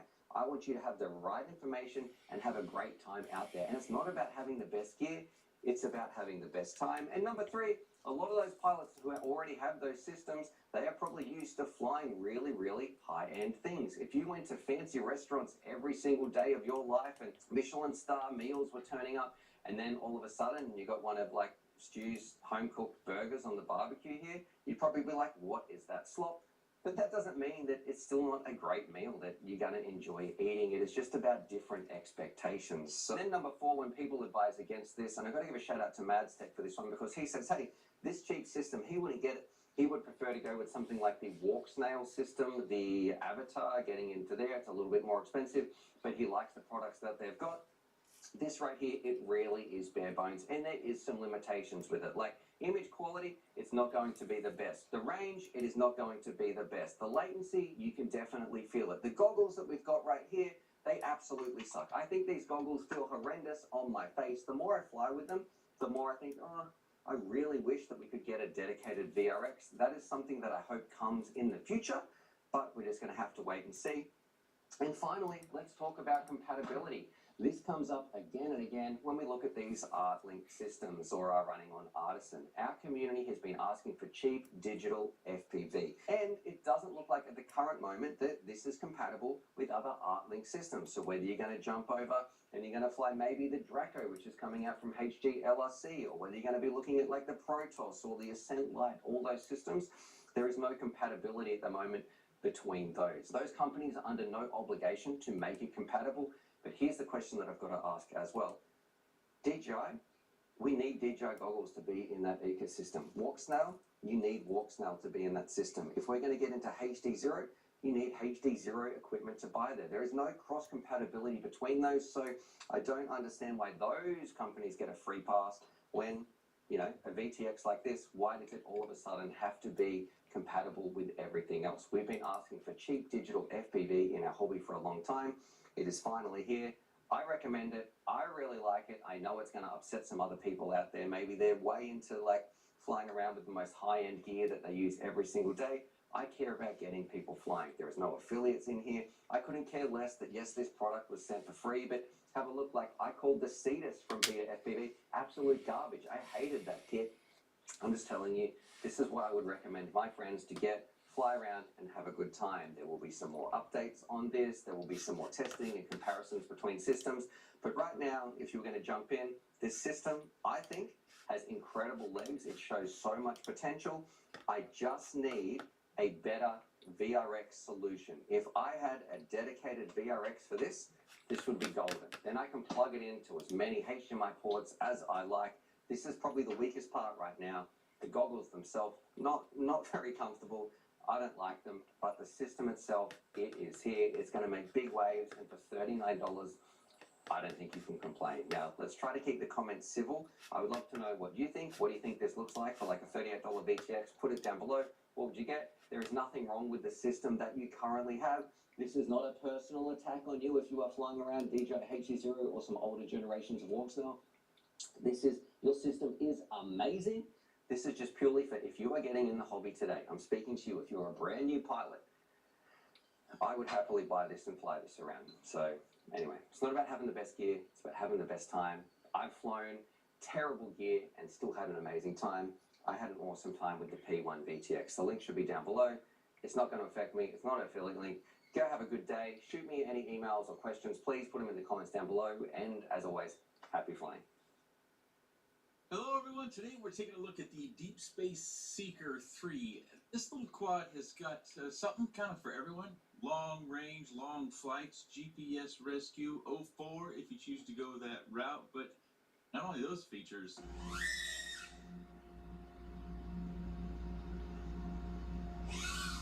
This thing's kind of a 3-inch monster. Got an F722 flight controller with a USB-C connector. ESC is a 40 amp ESC. Motors are Ether 1505 4000 kV, and on those motors are HQ 3x3 tri-bladed props. I of course have the Express LRS edition, but it does come with Crossfire, and you can also use a DJI remote with this. XT30 for your battery connection, 3D prints to hold both of your antennas. 3D prints provide motor protection as well as arm protection and landing pads. Also have a 3D print down here that can protect that bottom plate. GPS specs don't list what it is. I think this is probably an M10. Motors are held to the arms with these plastic containers. There is a capacitor down here, but it's terrible hard to see. Camera angle is adjustable with 2 screws on each side, and it does have rubber in there for vibration dampening. It also comes with mounting for an O3 air system as well as camera. Got some mounting screws over here for the DJI O3 as well as some additional screws. Comes with an extra battery strap. Comes with a one-pager that covers binding as well as how to set it up to run with a DJI FPV remote controller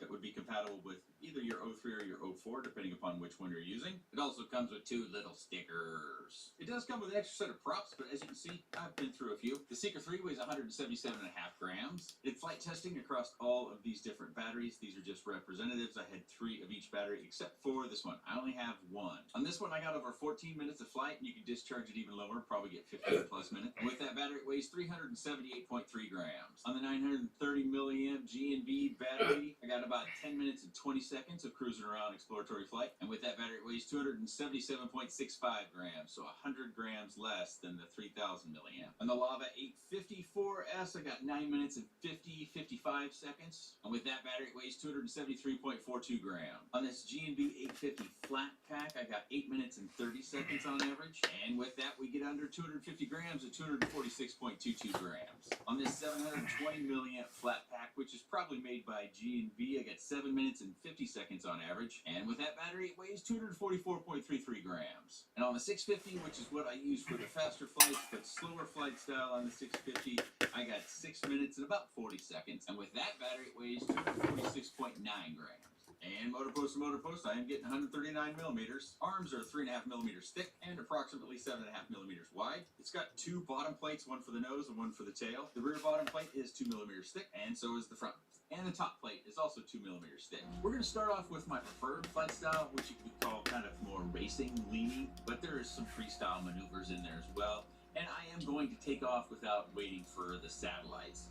And now each first battery that I took out, I noticed it took somewhere between 4 and 4.5 minutes to get satellites. And we'll cover the satellite portion here as we go in, although I don't demonstrate the GPS rescue. I'm depending upon the beta flight doing what it's supposed to do and that working normally, because obviously I don't fly far out. I'm a micro guy. But this one is surprisingly capable of all sorts of different flight styles and flight maneuvers, because for a 3-incher, it can not only be used as a filming drone, and if that's something that you like to do, because the props, as you can see, are out of view, as well as the ability to cut through wind. A lot of times with our Cinewhoops, our prop protected quads, they're more subject to wind and tolerances of that wind, and it causing your footage to not be as smooth as you might like if you like to do exploratory sort of flying or filming. Whereas this doesn't have that crop protection, it's going to cut through the wind much better than its counterparts that are crop protected. Also, at under 250 grams, I think a lot of people who are interested in that sort of category may, be interested in this one as well, because as I showed in the battery specifications with that 850 milliamp flat pack, you do get under the 250 grams. I'm also just using a single antenna. That's just kind of how I mounted the O4 up. I pulled DJI antennas out of my bag. It happened to be the single antenna, so I just went with it. And during this flight, we're going to see quite a few punch outs. As far as handling goes, I thought it handled pretty well. I thought it tracked pretty well. And I am flying at just about the highest camera angle that the camera mounting will allow in this flight. But I lower it for some slower flights, as well as the battery flight time testing that I did. So there'll be several segments to this. Also, I did start a second channel for just posting the flights. No narration, no desk review, no specs, just flights. And I have been asked a number of times to do something similar to that, so I thought it was probably time that I do it, although I probably should have done it years ago. For those of you that just don't need to hear anything I might have to say about it, you just want to see how it flies, there is flight audio, and you'll see the same flights in these videos that you would over on that other channel. Just with this channel, you get the narration, you get more specs, you get more discussion, longer form.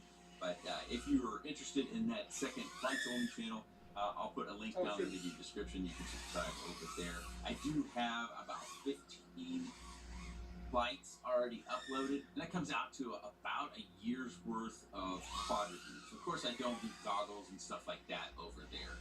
So this will be just the flights, and it'll just be one flight. So if you're looking to a bunch of different flights, it'll just be one. It'll probably just be my preferred flight style. But we're coming in here for a landing, and you notice that I did get satellites by the end of that flight. Got 9 of them, as high as 14 satellites in my flight time. I did fly it go, so on average, you're going to get between 3 and 3 minutes and 15 seconds on a 650 milliamp battery. Just a couple little crashes here to show with some flight audio. One is just clipping a tree here, not a big deal at all. It didn't even take me down out of the air. Didn't rip the prop off. That was kind of bad. I hit kind of a garden decoration. And then this one, I'm going to get tangled up in the tree as I'm still trying to work out, how much throttle to give it, because this thing has a lot of thrust. So this is just a flight sample. I'm showing you when I start to get satellites on this at about here 450. As you can see, we're starting to get satellites. We start with 4, and then the satellites continue to come. I think at this flight, I topped out at like 7 or 9, but I did have a flight that topped out at 14. That was the maximum, kind of bounced between 13 and 14. We did have a lot of cloudy days. This is one of the clear days, so if you're going to use the GPS, you probably want to plug in some sort of USB power source in order to power the GPS and not have the VTX on. That way you can get some satellites going there for GPS rescue or other purposes you might be using GPS. You can get those satellites, because on subsequent plugins, I would get satellites really quickly. Like before takeoff, I would have 7. But if it's unplugged for a lengthy period of time, for some reason that seems to reset, normally GPS would save a lot of your GPS data, so from day to day, it would pull the satellite stuff up pretty quickly. But I found day over day, my first flight out, it would take almost 5 minutes before I would start to get satellites. Sometimes it was shorter, sometimes it might have been a touch longer, but that was in general what I found day over day. As you can see now, we've got 7 satellites, and this one kind of topped out about 7.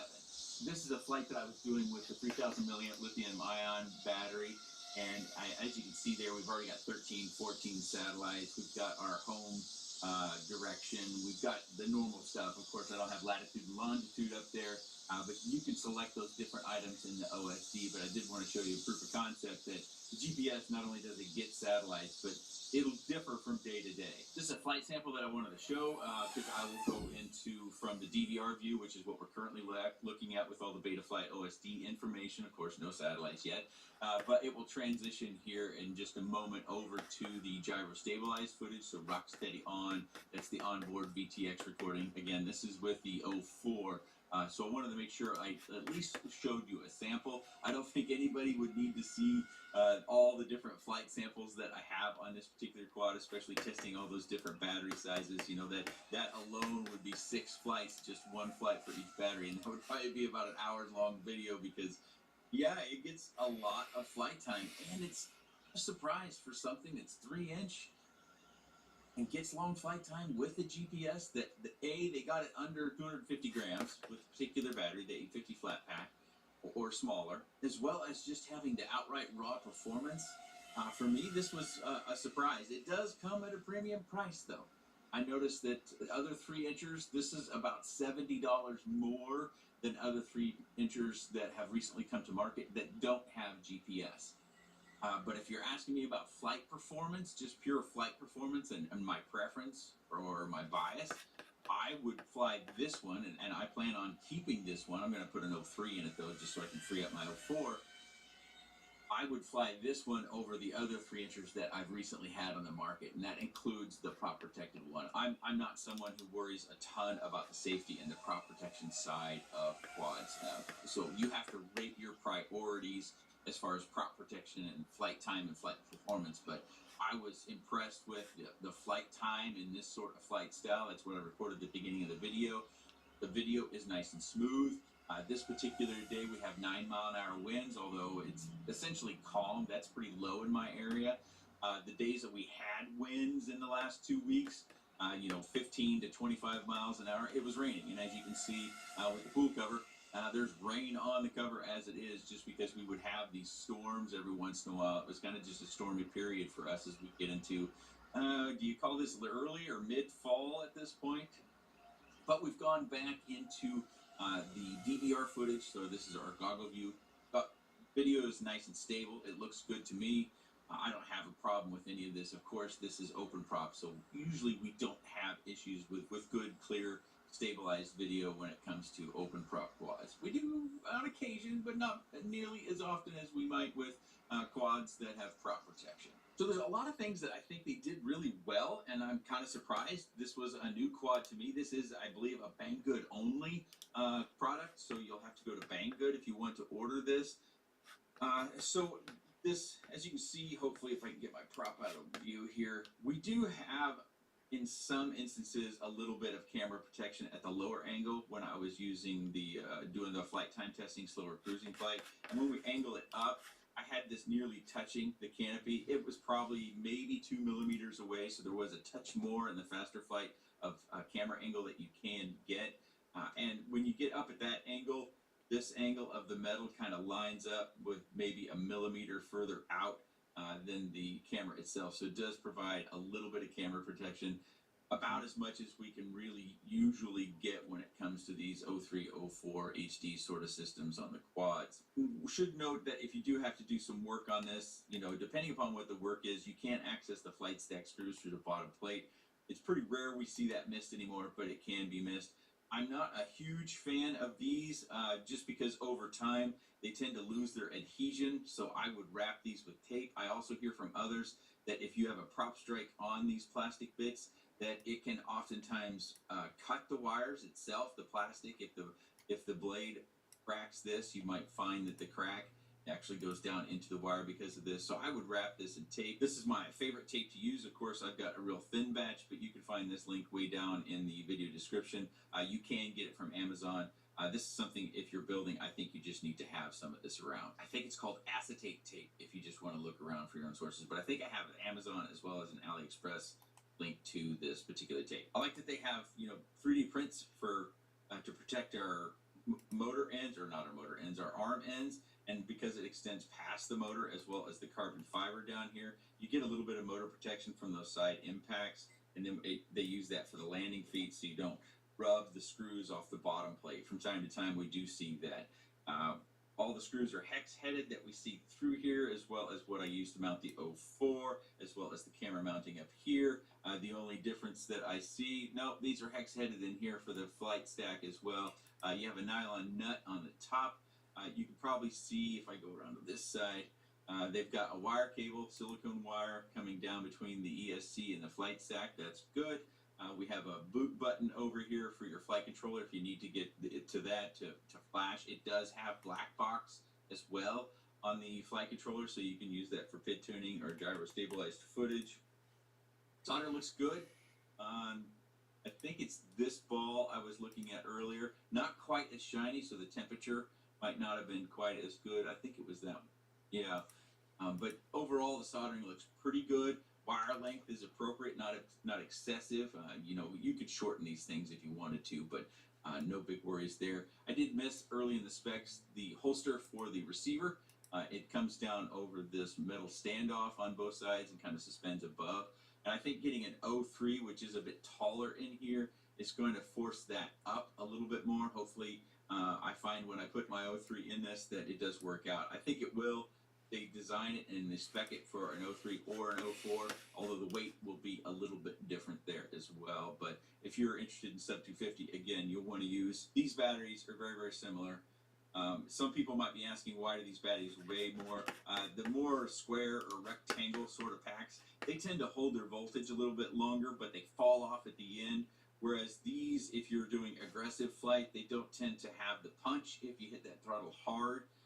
And they don't fall off quite as fast at the end of the battery. You know, as you get down to, say, 3.45 volts or 3.4 volts, the flatter packs tend to fall off a little bit later than the bigger packs. But I already reported flight times on those. The battery mat is somewhat sticky. It's not like sticky. It's not going to, you know, my finger doesn't stick to it. It's just got a little bit of tack. There is no texture on it.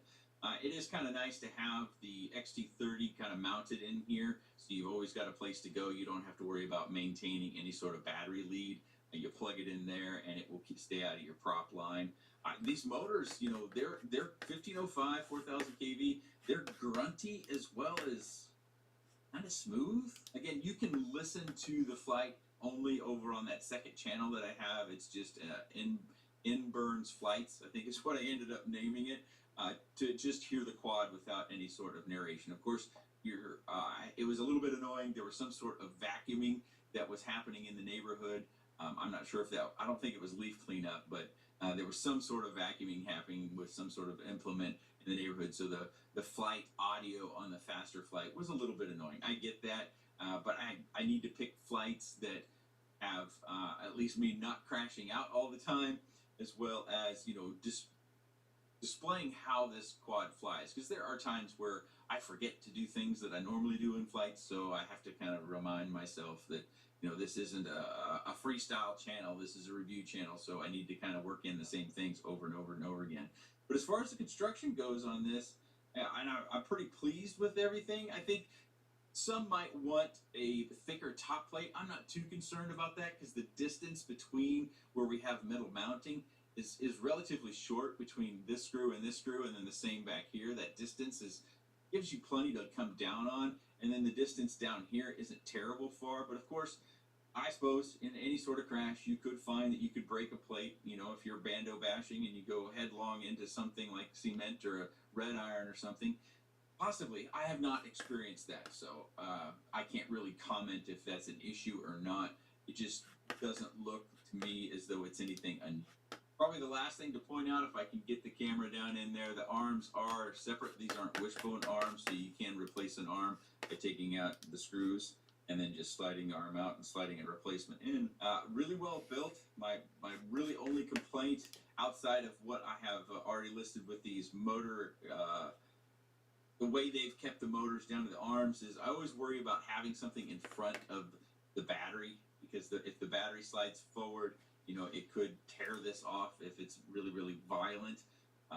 This is secured, so we don't have to worry about, I oftentimes talk about zip tying your battery lead down so it doesn't pull off your ESC, but I do worry a little bit, like in the most violent of crashes, that this would slide off. Now, I would say if you're just out freestyling, or if you're just a freestyler, I would just unplug this and bury this cable down in the flight stack and take the GPS off. That way you wouldn't have to worry about tearing that off. Maybe you want to use that as a bumper so that your battery doesn't go flying if you don't care about the GPS. That's an option. Last thing I'll draw, because I kind of forgot to cover it, we've got the T-style antenna for Express LRS. Of course, the TBX one will be a much wider, as well as the two different options for mounting your antennas. This does come in an analog version, which is the cheapest version, of course. Or no, it's not. Hold on. The cheapest version is no camera, no VTX, no receiver, and that comes in at $189. And then when you get the analog version, you always have to get it with the GPS. That seems to be just stock how they send this. Analog without a receiver, $237, and it goes up from there, of course, all the way to the DJI O4 Pro, which is kind of what we're featuring here. And that comes in with a receiver at $522.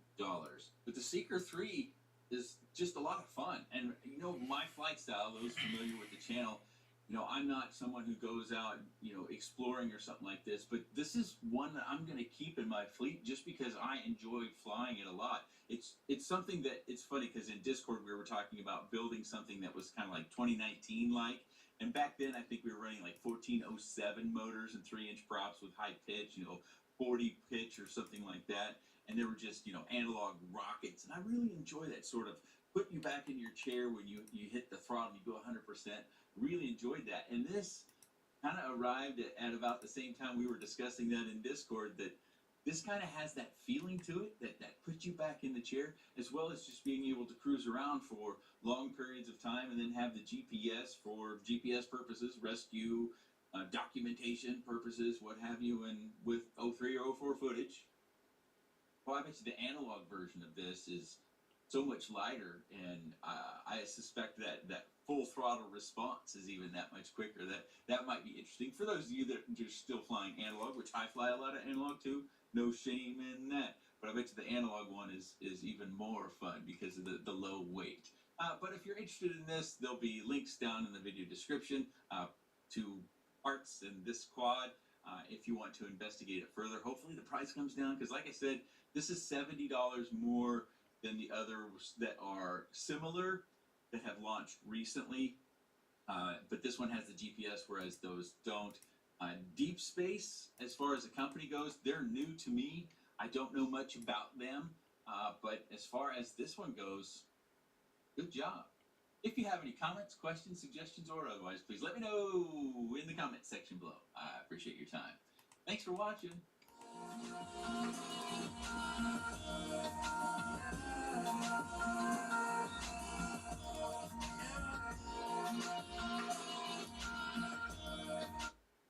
Hello everyone, today we're doing the cast off or refly, more aggressive prototypical style on the Meteor 75 HD. Which has the O4 inside. I am using a fairly new radio to me, which is the Radiomaster GX12, as well as the Goggles 3. If you're wondering about using other goggles or other DJI remotes with something with the O4, I have a chart linked down in the video description. What we're looking at here is my speed runs, about 4 to 6 batteries, usually kind of at the end of my flying. In this case, it wasn't the end of my flying, but it was the end of my indoor flying. And it did break some things, so we'll have to take a look at that.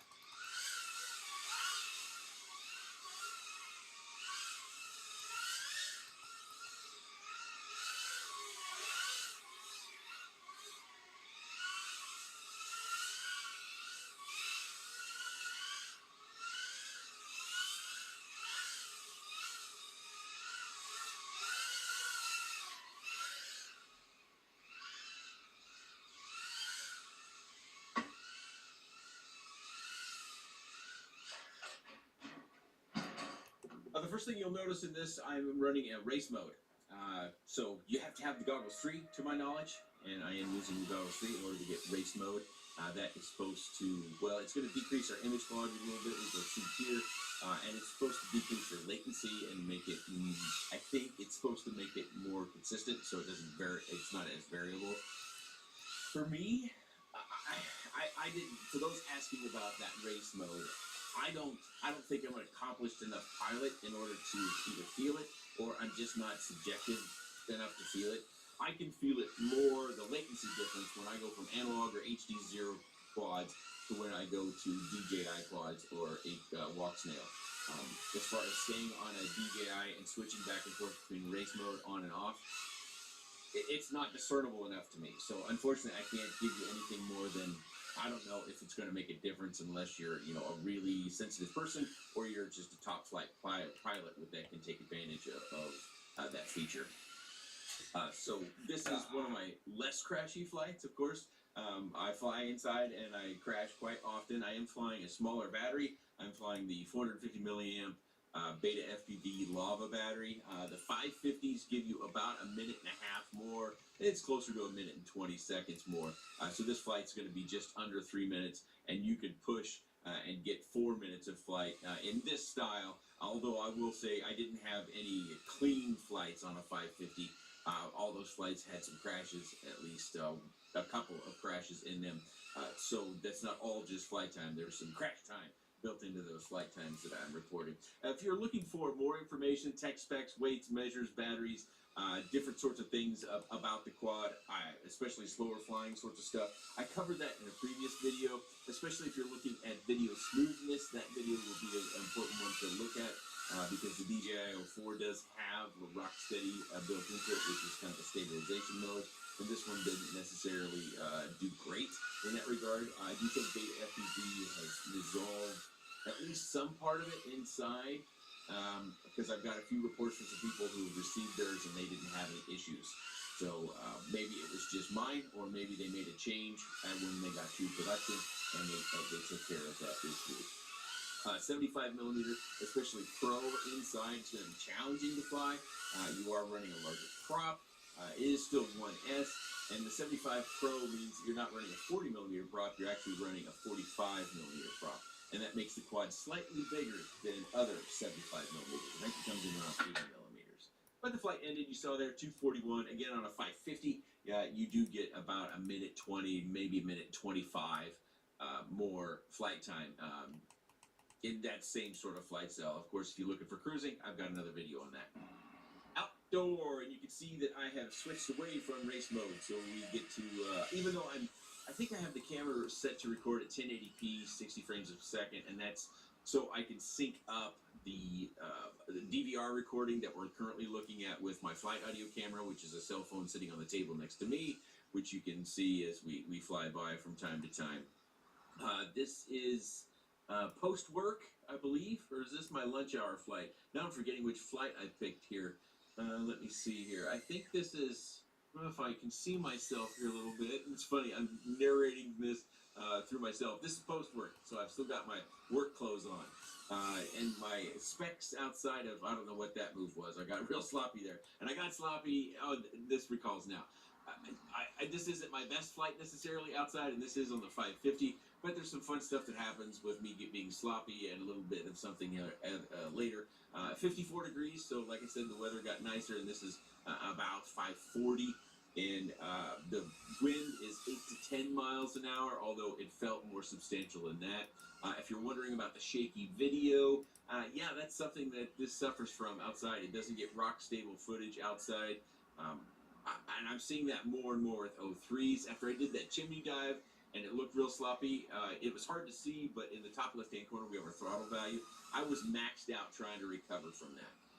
And now we've done the little slalom, then we've seen our furry little friend, so we're going to play with him, trying to get him to run, and he does, and I chase after him. I wanted to do a squirrel chase. That's actually why I did all these passes, is I saw him, and we have squirrels in the yard all the time, and it's kind of fun to chase them around, especially when you can kind of, like a car chase in FPV, where you see people chasing cars around a track. I do it with squirrels, and sometimes they make it into videos such as this one. But he's going to bail here over the fence, and then we'll go on with the rest of the flight. I mentioned it earlier, I'm getting more and more comfortable with the GX12 from Radiomaster.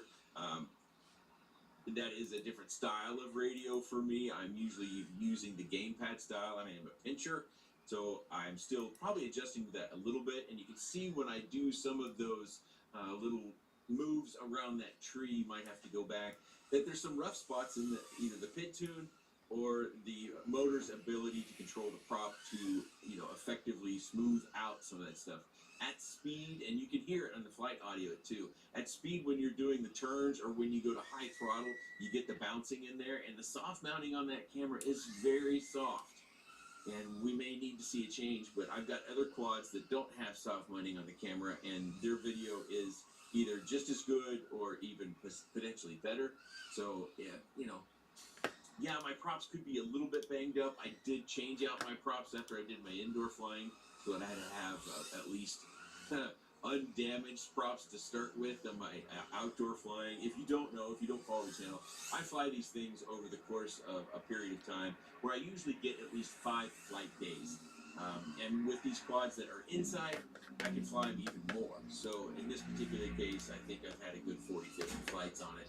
Probably 40-50 flights inside, not including my slow cruisy flights, and then probably another series of, over the course of about 3 days outside, maybe 15 or 16. But our flight ended. You can see there our battery voltage has come up to 3.52. I usually want to try to nail it right at 3.5, but it didn't quite get there in a flight time of 3:30. So a couple of things. Hopefully you can see it here that I have added some glue to the antenna here.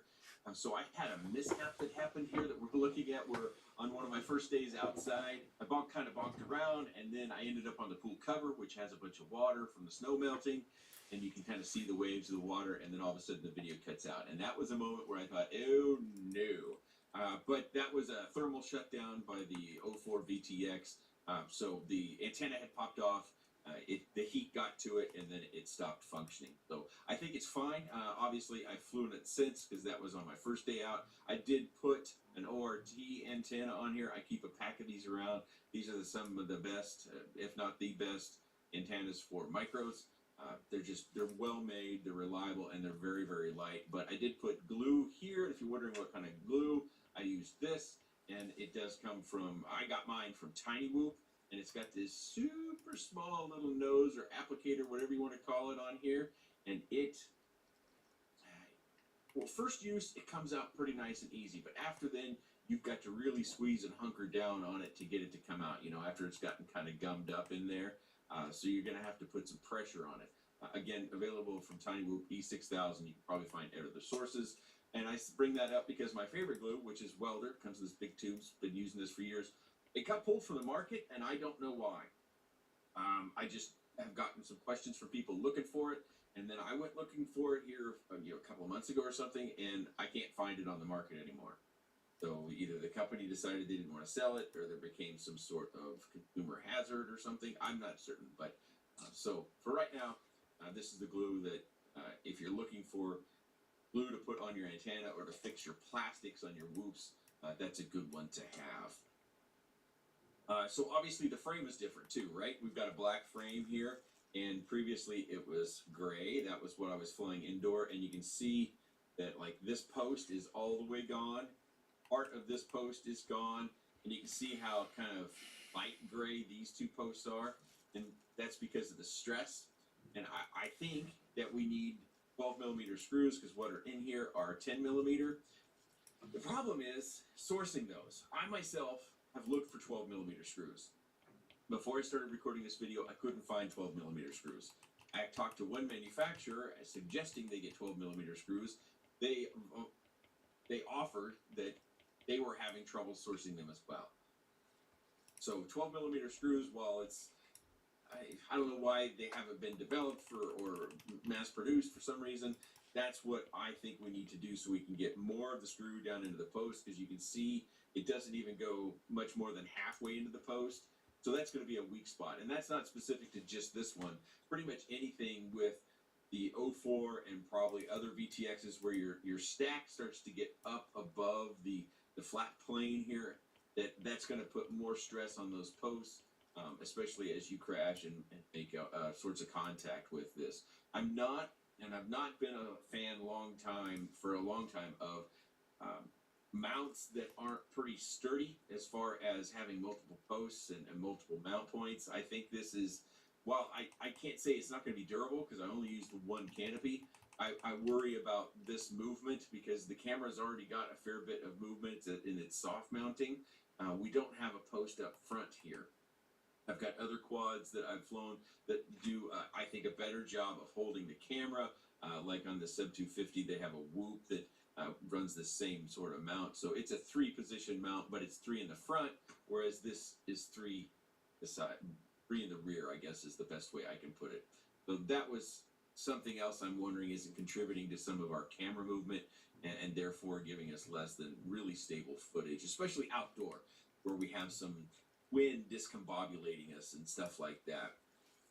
that's my damage report as far as this frame goes. That was the only damage I had was this post. So, you know, unless somebody else can find the 12mm M1.4 12mm screws, I think if you're going to be buying whoops with 04s, you're probably going to be wanting to stock up on frames because they are going to be a little bit more proud outside of the traditional all-in-one mounting arena.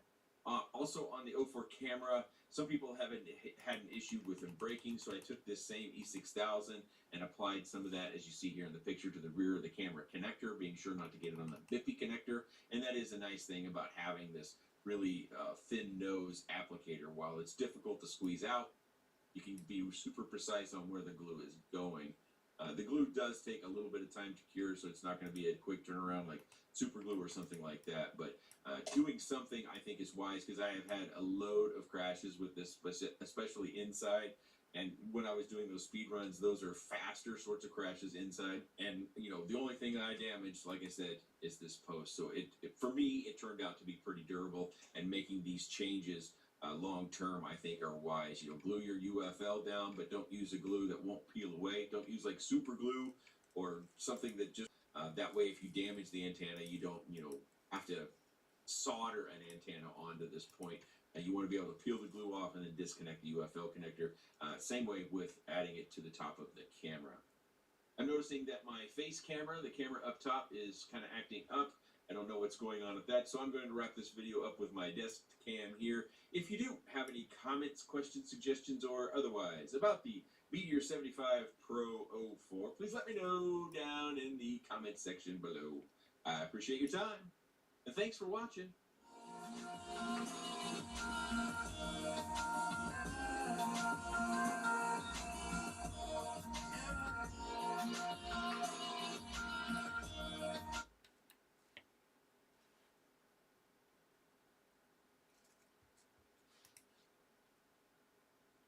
Hello everyone, today we are going to talk about and discuss a potential solution for the DJI O4, the O4 Lite as we're commonly called it, the one that we've been seeing in a lot of micros. Specifically, I'm not talking about the O4 Pro. I think this is specific to the O4/O4 Lite. And many of you may have seen my Meteor 75 Pro HD video where I had a clip where it shows us flying around inside. And I'm just kind of slow cruising, flying, of course. But with Rocksteady on, video is jumping all over the place. It's really not stable. And I've seen very similar things posted on Facebook and whatnot. And I've gotten messages, comments, emails, all the various things. And a lot of it was focused on the PID tune and then some other discussion about the soft mounting. And in my mind, I really couldn't wrap my head around this being a PID tune problem. Because when we look at the DVR, from our goggle view, and when we're flying it, it looks normal. Nice, stable, crisp footage. When we look at the onboard storage with Rocksteady off, again, nice, stable footage. We turn Rocksteady on, we turn this software on, and all of a sudden the video is jittering around. So at first, my thoughts were, this is probably a software issue. It could be a hardware issue. But I didn't have any idea what the actual problem was. And I was, like I said, sent a lot of different messages. Some of them were focused on PID tune. I had a couple saying that this was a bug. I couldn't find any acknowledgement from DJI stating that it was a bug.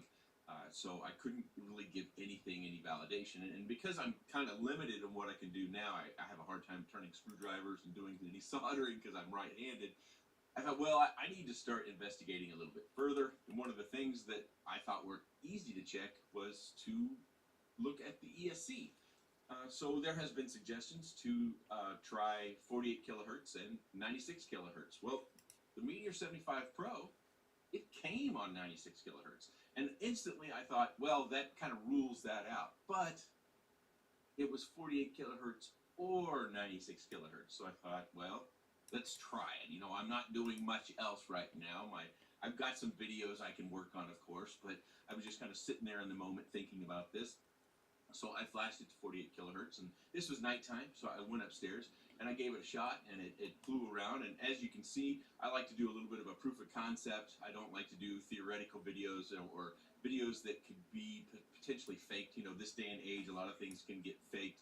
So So I start with the DVR footage, showing you how the camera is set up with Rocksteady on, and then I take off, and we see a little bit of a flutter when you take off, but that's just that first moment when you're in lots of dirty air from the air coming back up off the table and surfaces that we're on, and I'm not taking off super aggressively, so I don't get out of that air very quickly. But then, on 48 kilohertz, on what was previously 98 kilohertz on the ESC, with Rocksteady on, we've got nice, smooth flight footage.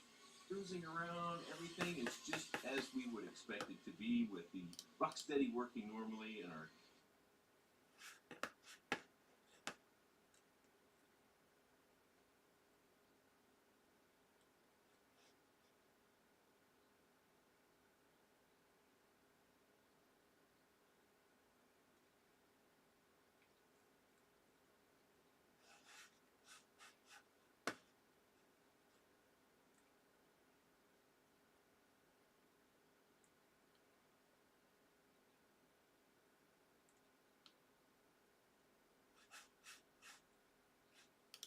The Happy Model Crux 35 is another entrant into what has been dubbed the Goldilocks segment micros.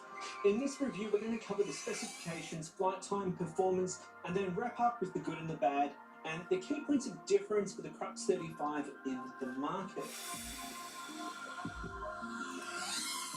When it comes to the buying options, there's either an analog or a DJI version. The analog version comes with the Cadex amp camera, plus the new Open VTX OV303. The DJI version is the Cadex Vista with the Nebula Nano.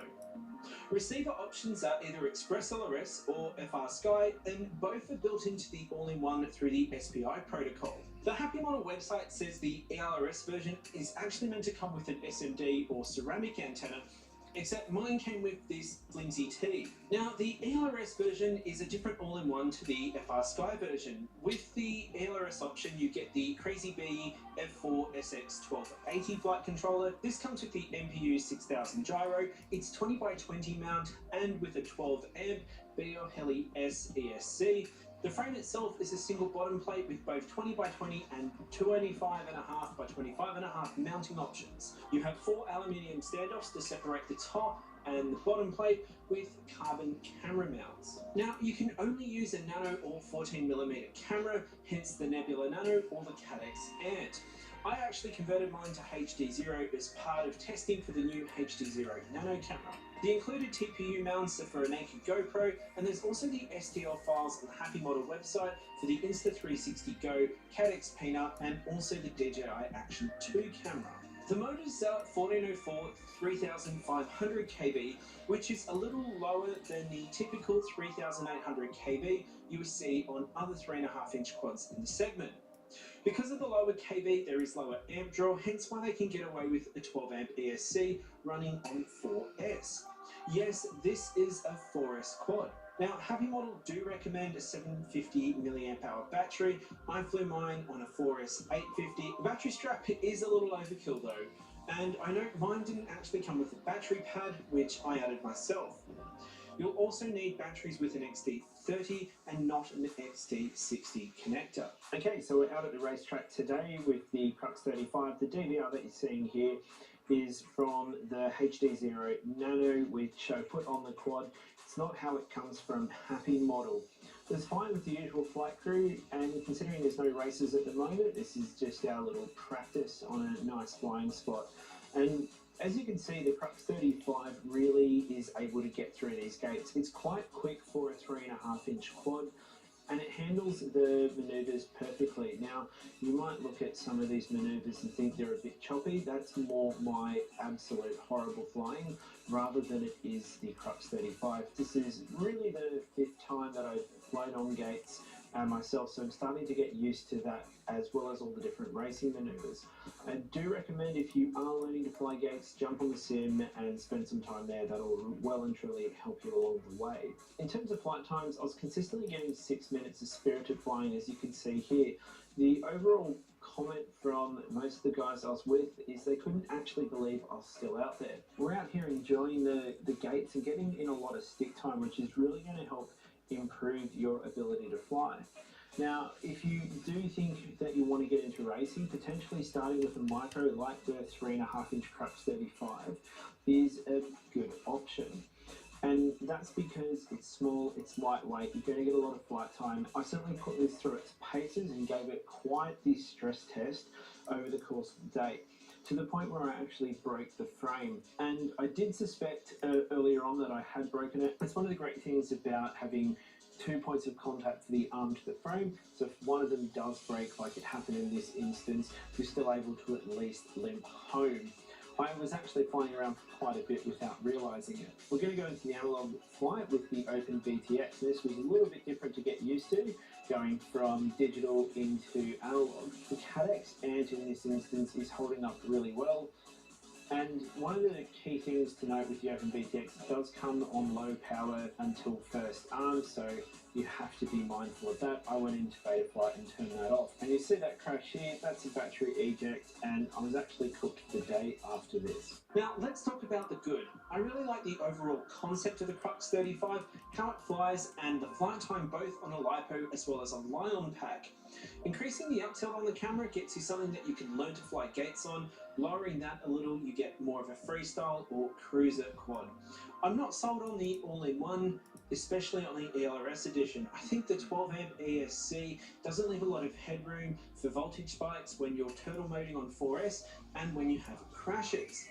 And since we're aiming at beginners, it does risk blowing the all-in-one. Then you have the JST-XH motor plugs for the motors and the board. Now, this is a contentious point because it's great that you don't have to solder to replace a motor, and the Happy Model EX1404 motors are relatively cheap, but considering you may not be able to get your hands on a replacement motor, you're going to have to opt for another brand. And every other 1404 motor on the market doesn't actually come with plugs, so you're going to have to remove the plug from the board to be able to use any other motor. When I think about how it compares to every other quad in this segment, the Happy Model Crux 35 is the best all-round 3.5 inch quad. You get great value for money, great flight performance, really easy to use, and most of all, something that you can learn to fly on, and you can even fly at long range, you can fly freestyle, you can fly at racing, and it is going to be great to learn on. I want to know what you think, what the best 3.5 inch quad is and why. Tell me in the comments below. Well, I'm Darren from Everything Micro FPV. Until next time, don't forget to send it.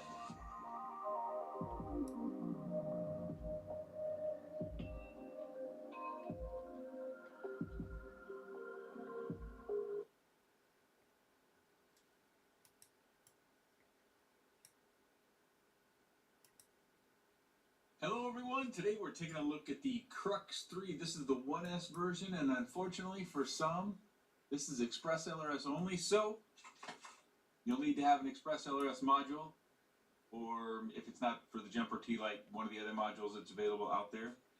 Otherwise, there's no FrSky or other protocol option. It's Express LRS only. It comes with an extra battery mat, some rubber bands, some extra props, some screws, some nuts. Typical accessory baggie. Camera control board, so you can change the settings on your Cadex Ant, which is the FPV camera. It comes with this canopy that fits the Insta360 Go 2 as well as the Cadex Peanut. The motors are 1202.5, 11,500 kV. On those motors are the Gemfan 75mm press-on props. The all-in-one flight controller, we've seen that before. Of course, we've got our little plastic cube antenna on there. It's an F411 processor, and it's got a power switchable VTX up to 200 milliwatts. The ESC on the all-in-one is rated for 5 amps with a peak or burst of 6 amps for 3 seconds. The bottom carbon fiber looks to be 2.5 millimeters thick, and motor post to motor post looks like 115 millimeters. It weighs 40.5 grams. I flew it primarily on this 450 milliamp 1S battery, but the flight video you're going to see is on the 720 milliamp 1S battery. With the 720, it weighs just about 58 grams. With the 450, it weighs just over 53.25 grams. With the TPU canopy, it weighs just about 44.5 grams. If we add on the Insta360 Go 2, it weighs 71 grams. And if we add that battery that you're going to see in the flight video, it weighs 88 grams. Note, I used a soldering iron to burn a hole in the side of my canopy because I just could not get the camera mounted in this canopy with the wire attached to its connection point on the flight controller. So I had to route it through here. And it all comes in this case, which has got Happy Model on the top. And that's it. No stickers. So as I said, the quick roll, my preference is to fly the 450 milliamp, and you get a reduced flight time, of course, but I just like the agility, and I like how it allows me to kind of just go anywhere I want to, and I feel a little bit lighter, and I feel a little bit more agile. But in this particular case, this was actually, I think, fairly late in the day, but just before dinner time. I think I got off work a touch early, and I was choosing just to burn off the battery because it was charged. I didn't want to leave it charged, so I wanted to get it back down. And I was having so much fun, I ended up over-discharging it just a touch. Plus, in the footage that you're going to see with the Insta360 Go 2, I'm flying this battery. So you get to compare the weight difference between if you add the TPU print canopy as well as the Insta360 Go 2, or maybe comparing it to a Caddx Peanut, versus just flying it straight analog. You get to experience the difference in performance as well as flight time with the same battery. So there can be a benefit there. That's the primary reason why I'm showing you the video with the 720 milliamp battery on it, is you get that straight comparison in one flight video using the same battery, two different configurations. It's still good fun. I just like it a little. I just like my quads a little bit lighter, and I don't get too fussed about a flight time that's under 3 minutes. I just take a handful of batteries with me and just go fly them all. But I know that there's a split in our population. Some people want maximum flight time per battery, and other people just want to buy more batteries so they can have all the flights they want. So, wherever camp you're in, maybe there's another camp I'm missing. There you go. But, it's one of those weird things that where the Crux 3, it was 2S and 1S, but it was really most viable. I'm talking about the original one. It was most viable on 2S. It was good fun. So this is 1S, and if you like 1S, and I know why people like 1S, is one of the factors is it's lighter, it's safer, it has less inertia, so if you hit something, you're less likely to cause damage, and the batteries are cheap. Although in my experience, I go through more 1S batteries than I do multi-cell batteries. My multi-cell batteries tend to last quite a bit longer, and I'm not sure why that is. But at any rate, 1S has become quite popular, and so now we have a straight 1S version of the Crux 3, and it's Express LRS only. So you're going to need to get yourself a module if you like this flight and you like this quad. Because Happy Model, at this time, I'm guessing, by the looks of this board, Happy Model is moving away from doing SPI of any other sort. So if you want to fly a future Happy Model product that has an all-in-one board in it, we're probably going to need to have Express LRS. So yet maybe another reason to go out and make that investment into Express LRS. If you follow the channel, I'm an advocate of Express LRS. I think it's been just a great boon to the micro development. And I know people who fly larger quads are all about Express LRS too. I think if you're flying Crossfire or you've got Ghost or Tracer or something like that, I think you're in good shape. I just don't think you're going to find all-in-one boards with those protocols. So, Express LRS if you're going to be doing something microcentric or using flying a quad that has an all-in-one board in it. So this flight time is going to just keep on going and going. I need to check my notes here as I've gotten long in the tooth. I've forgotten how long the flight is. 5 minutes and 16 seconds as I look back on my notes. So we've got a little while to go yet. This was actually a really nice day. Sun's a little low. This camera doesn't show well in this sun. The camera is the Caddx Ant, which I think was a good move. I think more people approve of the Caddx Ant than they do the Runcam Nano 3. Oftentimes, one of the things that I hear about the Runcam Nano 3 is the purple hue and maybe the too much fisheye. I don't get too bothered by it, but that's one of the things I hear. I think more people are more satisfied with the Caddx Ant, but the field of view of the Caddx Ant is smaller, so you get a little bit less of a sensation of speed, a little less of a sensation of that sort of speeder racing in the forest sort of thing that we oftentimes reference, or at least those guys that have been around for a while. We saw that video flying in the French forest, I think it was. One of those things that got many of us hooked on FPV and quads. If you bind this up, I believe you have to bind it in your 250 milliwatts. I think that's just kind of where the board's at right now. You don't have to type a command because it's going to come with a Betaflight 4.3, and you'll find in your configurator that on the receiver's page there is a bind button, so you click that. You go into your Express LRS Lewis script that you've got on your radio after installing your module, and you do the binding there, and you're all set to go. If you do want to run 500 megahertz on your packet side, you do have to issue some a code. I'll look that up real quick. I should have had that on my screen already, shouldn't I? I've only got a few seconds left here, but you type set space express LRS underscore rate underscore index equals 0, and then type save, hit enter, and then you just reboot your flight controller or power it on and power it off, and it'll be bound again if it was already bound, and that will allow you to run the 500 hertz on the packet rate. So there we go, end of the flight. I'd over discharged, like I said, just a touch, probably 10 seconds too much. So you might want to chop 10 minutes or 10 seconds off of that flight time that you see on screen of 5:16. And here's our HD flight. So of course I've got the TPU printed canopy on there, and I've got my Insta360 Go 2. I do not have a Caddx Peanut. I probably should just order one because they are cheaper than the Go 2, I believe. And hopefully they're just as good and just as durable, because I've been actually pretty happy with my Go 2 recently. There was another firmware update that came out a couple weeks ago. Slapped that on there, and I think it's been a lot better. Initially, my experience with the Go 2 wasn't very good. Oh, there we go, that punch out. I wanted to include this particular flight for that reason as well, because when you add this much weight to the quad, it changes its performance, and I think how I recovered from that punch out kind of shows that, because I think if I were to do all the other punch outs that I have, where I kind of pull out earlier, I'm a little bit smoother, you know, we could be confused about that. So it's not going to be as aggressive. You can see on some of these turns that I'm getting far wider. I just don't have the authority in this powertrain in order to be able to turn much faster. So if you want to fly with a Go 2 type of camera on top with the canopy, you do need to understand that you're not going to have the same performance than you do without that extra weight. That should be known. That should be normal, especially for micros. Well, micros are weight sensitive. We have to give up certain things if we want other things. And if you want to do your recording with a Go 2 or some other camera that mounts up there like the Caddx Peanut, yeah, we have to give up a little bit of performance. And when you're doing punch outs, you pretty much drive into your peak. It doesn't have any throw, even with the extra weight. It just doesn't have that sort of power. It's 1S. I haven't flown a 1S quad that had much throw in it. If you get the wind in the right direction, you might be able to produce some throw.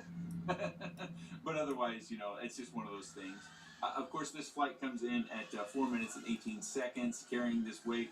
If you fly slower, say you want to go out to a particular location and just get some footage, you want to do some sort of filming sort of flight, you can expect to get substantially much more, because on these hard turns, some of those hard turns are at 100% throttle, especially after the first minute or two of the flight. I know that when I'm doing 180 turns, I'm going 100% throttle, and I'm using a pitch to control my height rather than using the throttle.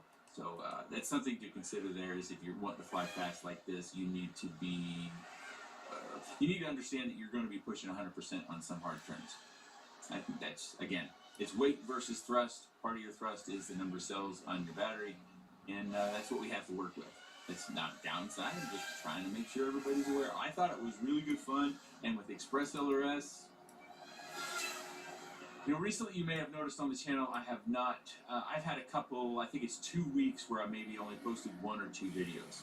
And I have been converting a lot of my other quads that I fly just for fun when I'm not out flying for review purposes over to Express LRS. I've been buying the little tiny light receivers. I've been buying the Happy Model 1s as well as the JAHE MCU ones. I've been buying those 2 brands just because they've been available and they have a little square cube antenna. And I've been putting those on my other quads. Well, at this point, I think I've kind of talked myself into something previously that I have to understand that I was just lying to myself. I think Express LRS and the 500 hertz packet rate makes it feel more connected for me. When I compare equal quads and, you know, even the half a gram weight that you add and adding, say, an EP2 type receiver, it flies like you're just pointing it in the direction you want it to go. Previously, I've said that I could tell in whoops and flying inside, but I can tell outside too. I'm going all in on Express LRS because of the feel. I feel like I can fly, just point it in the direction I go and it goes there. Even with extra weight, I felt much more under control than I have with FrSky SPI based protocols. Again, I'm not saying anything about Ghost protocol or Crossfire or anything like that. This is just about me and micros and the Express LRS. I love how it feels in the flight. Okay, that flight has ended. No reason to look at my socks or shoes there anymore. We can head back to the desk. So the first thing I want to do is I want to put on screen that command that you have to type in to get the 500 hertz packet rate, which again is set space express LRS underscore rate underscore packet rate. So the first thing, that flight has ended. No reason to look at my socks or shoes there anymore. We can head back to the desk. So the first thing I want to do is I want to put on screen that command that you have to type in to get the 500 hertz packet rate, which again is set space express LRS underscore rate underscore index equals 0, and then you type save as you do with any CLI command, and you hit enter, and then your flight controller reboots. If you're already bound to your module, it doesn't have to be this one, any other module that's express LRS and it's 2.4 gigahertz. If you're already bound, when it reboots, you should be bound again. You'll need to go into your Lewis script though and change it to 500 hertz. That packet rate has to match on both of them. That's pretty straightforward. If you're binding this, again, you'll have a bind button into the Beta Flight configurator. You click that, you go into your Lewis script on your radio, and you hit the bind on the Express LRS Lewis script, and it'll bind up. Of course, there's a host of other things you can do. Express LRS has the passphrase binding, which makes things really, really simple. I've been using passphrase binding on all my others. One of the things that concerned me about this overall quad is I actually found it to be really durable. But first, up here, I want to put kind of my VTX test, where I actually circle the house, and I pass through there. If you follow the channel closely, you know that I don't fly out front very often. And that's mainly because a good many times I just can't get good enough video. Plus, it's just safer to be in the backyard. I don't have to worry about one of the kids ducking out front on me or anything. So anyways, I thought at 200 milliwatts, this all-in-one board did really well as far as the clarity in going around the front of my house. Yes, it's analog, so the guys that are used to flying DJI or Caddx Vistas are probably going, no, it's terrible. Well, for analog and micros, this is where we're at still. And then I went over to my neighbor's property, and then we go down below grade, which is below ground level, so we're actually got some ground in our way, and I go down to that little tree creek area, and then I hover behind a cement footer over behind their yard, and it just... At 200 milliwatts, usually I have to have at least 350 in order to do those things and have much clarity, and I thought it performed very well. Of course, there's a variable to that. I would have to acknowledge that. I've worked with a number of different people when they're trying to solve video problems. One of the variables is your environment, humidity, vegetation, things that are blocking you between there. Water is great at blocking our signal. Also, your module and what you're using in your antennas. So if you're I'm using the Orca goggles with the Immersion RC module, as well as one Luminaire Axie antenna and one True RC antenna. And I can link those if you want those, but that's my setup, that's how it works. Even if you had my setup in your space, you might not get the same sort of video reception again because environment variables. Maybe your house is close to a cell tower or other sort of interference. Who knows? So anyways, I thought that was pretty impressive. I also put some other general flying up there and some crashing. I smoked the top of the house twice. I'll put those crashes first. I just forgot what I was flying and hit the throttle, and it didn't have what I was expecting for a throttle punch. And I just ended up smoking the house, which I guess, you could tell my props are banged up. And look at this one over here. That's ridiculous. See how it's kind of bowed up? Anyway, so as far as its durability goes, I have no complaints. I didn't crash it nearly as much with this canopy as well as the my HD camera in there. I didn't crash it nearly as often. One of my concerns about flying it with this canopy and the extra weight is the antenna, the Express LRS antenna on the board. There's a little notch or cutout here, so you can see that, but it's not big enough. You actually, even with, I should point out, there's a UFL down here, so if you wanted to change the whip antenna to something else, you can do that. There's a UFL connector right down there on the board. And this kind of sits on top of that UFL connector, and then we have that little cutout. But it still comes in contact with that antenna. So one of the things I should caution you about is if you have a bunch of crashes or maybe one hard bad crash, one bad luck crash, you could end up damaging that antenna with this canopy on top. Of course, you can remedy that yourself by just trying to maybe take away more of this material or put something underneath this to prop it up more off the board so that it doesn't come in contact with the square antenna that's on the board. I do think this is relatively well designed, though, and wasn't terribly heavy. I really don't have any complaints. I think this was pretty wise to keep this from moving around, because once you get a camera in there, this area becomes pretty stiff, and I think this was key to it, and it's not, I don't think it's 100% infill, so it's not all that heavy. And of course I burned mine so that I could get my wire through there.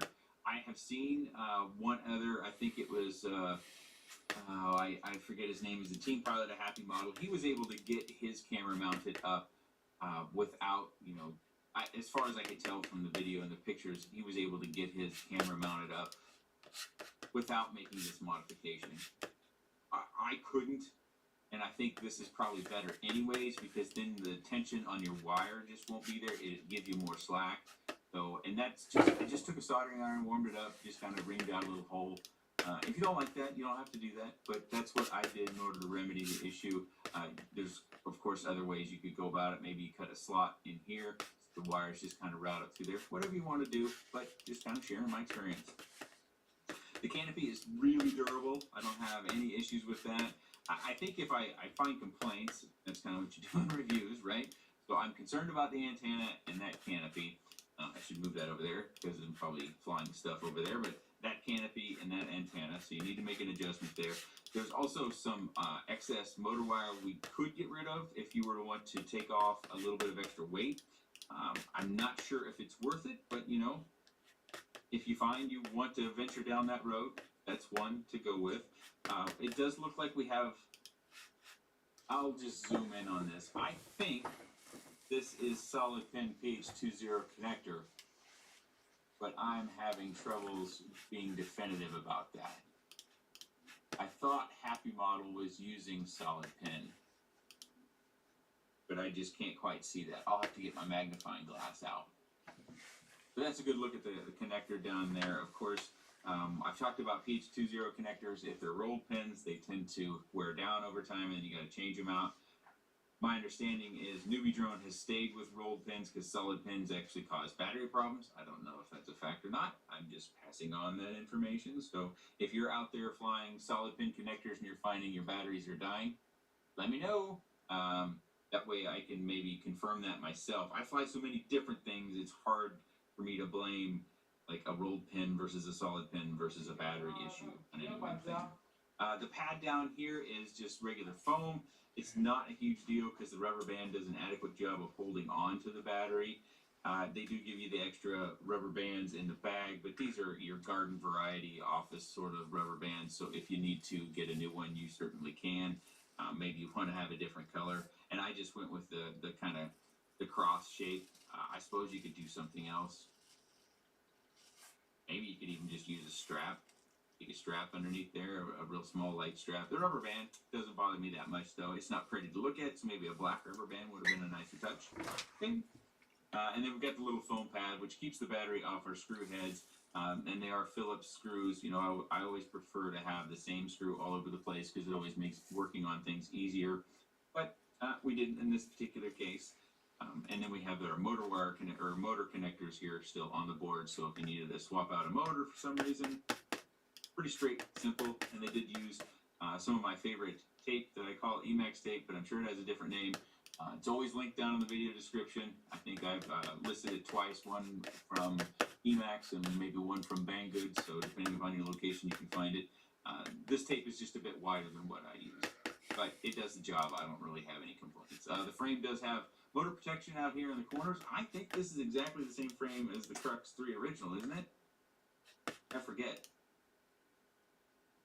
And my Crux 3 is back behind the shelf. I should just grab it, but at any rate, yeah, it's real flexible, but it's 1S. You know, it's pretty hollow here in the center, so it's not surprising because you're not really bending the arms. You're flexing all these points here in the center where it's real thin. So I didn't, in flight, I don't think it makes any dang difference. But if that's important to you, it's something you should know. We got 4 screws on all the motors. That's a good thing, holding on to the motors. Some people go with 2, some people go with 3. Got 4. I guess if we want to eliminate one and cut some more weight there, it's another opportunity to cut some weight. Shorten your motor wires, maybe drop a screw or 2 on each motor. Now you might get 2 grams possibly, maybe only a gram and a quarter.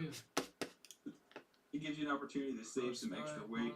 Of course, you can put some weight back on and get some better reception possibly by adding a small circular polarized antenna. Of course, I would encourage you to get a light one. ORT has also got some antennas that are very light. They are linear antennas, but they're kind of improved linear antennas than what we see stock coming on most things. This came with the zip tie on it, but this zip tie is mine because I had to cut it in order to get the other canopy on. So when you get yours, you will find it has a zip tie. Mine happened to be black, and mount things up to switch things around. You're gonna have to cut yours too. Yeah, it's good fun. Express LRS, I think for me, pushes it up to the next level. I think the other question is, do you buy this one, or do you buy the NanoHawk X? I think that question gets real easy because the NanoHawk X is FrSky SPI, so if you don't have Express LRS, that kind of eliminates this as a possibility. I suppose later on we could see a different edition, but as of right now, it's Express LRS only. So if you don't have Express LRS, then you're probably going to want to go the NanoHawk X route. But if you have Express LRS, you've probably also hopefully got D8 support, so you can still fly something like this, and you're trying to make a choice. Which one do I go with? It's a tough choice, and I choose this. I choose the Crux 3 with Express LRS. I would swap out the connector altogether for an XT30, get some extra performance out of it, probably get some extra flight time out of it as well. But the fact that it's got Express LRS built into it, and the fact that I've been swapping out my builds for Express LRS, and it has that 500 hertz packet rate, it makes a flight field difference for me. If you maybe are getting started or you're not very comfortable on the sticks, it probably doesn't make any difference to you. But if you're pretty comfortable on the sticks, you're flying in acro mode, and you're looking for that very, what I call a connected feel. It feels like you're just flying the quad rather than telling the quad what to do. And I use that analogy because to me, when I say I'm flying the quad, it means it's doing what I'm commanding it to. But when I say I'm telling, it's that I'm sending it the signal to do what I want it to do, and then it does it. It's a very small difference, but I like that feel.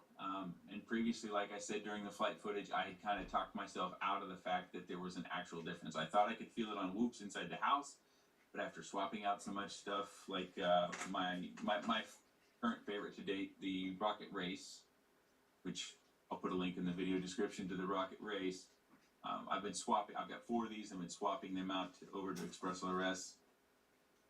Express LRS just is. It feels nicer to me. It feels like how quads are supposed to be, you know. And as time goes by, we keep getting equipment improvements, and things keep feeling better and better and better, more like it's supposed to be.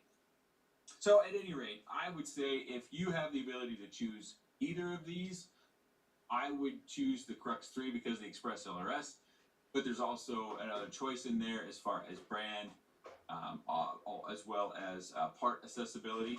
Does maybe a shop close to you sell parts for one of these and not the other? Those are things you have to consider.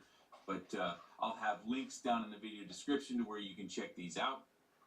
If you happen to shop at Banggood, I have a code that I'll have down there. Makerfire will probably be carrying these. I have a coupon code for that as well. Feel free to use those. Save yourself some money. You know, the cost of all these things are going up, up, up. Speaking of cost, I forgot to report that. Let me look here real quick. Banggood is showing the Crux 3 Express LRS at $119. So pretty reasonable still, I think. I think that's actually a little bit less than the NanoHawk X last time I looked.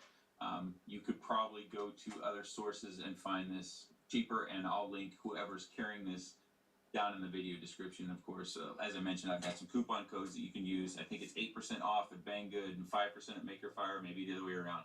I'll put it down in the video description. If you have any comments, questions, suggestions, or otherwise, please let me know in the comments section below.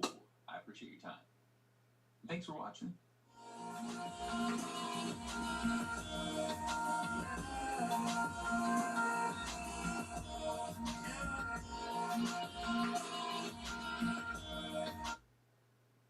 Hello everyone, today we're taking a look at the Baby Tooth from FPV Cycle. Powered by FPV Cycle 1202.5, 11,500 kV motors on GymFan 3018 props. Down inside there is the FPV Cycle Z's flight controller. It's an all-in-one board with a 6-amp 4-in-1 ESC and an F4 processor. I put the TBS Pro 32 Nano on the backside of my camera, which the camera is the Caddx Ant. My receiver right here is the RXSR. The way I built mine weighs just under 45 grams. With the G&B 521S battery, it weighs just under 60 grams. Carbon fiber is 2 millimeters thick. Arm thickness is somewhere in 5.5.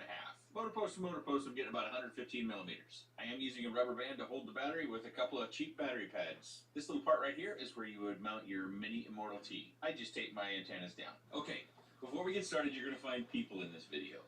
And it's actually my new neighbor and some contractors. And I was over there before I started flying, and I had my goggles on my head, and eventually the topic of having these strange goggles on my head came up. And so they asked me about them, and I was telling them, well, I was preparing to fly, but being you're out here doing what you're doing, I'm probably not going to fly. And they kind of were curious, so then I went over and I grabbed the quad, kind of just showed them everything. I asked them if they'd like to watch. I would go grab a second goggles or a monitor or something like that, and they decided not to because, you know, they had business at hand to deal with. And I said, well, if you'd rather I not, I won't. They said, no, go ahead and fly. And then the contractor said, could you fly it over near us?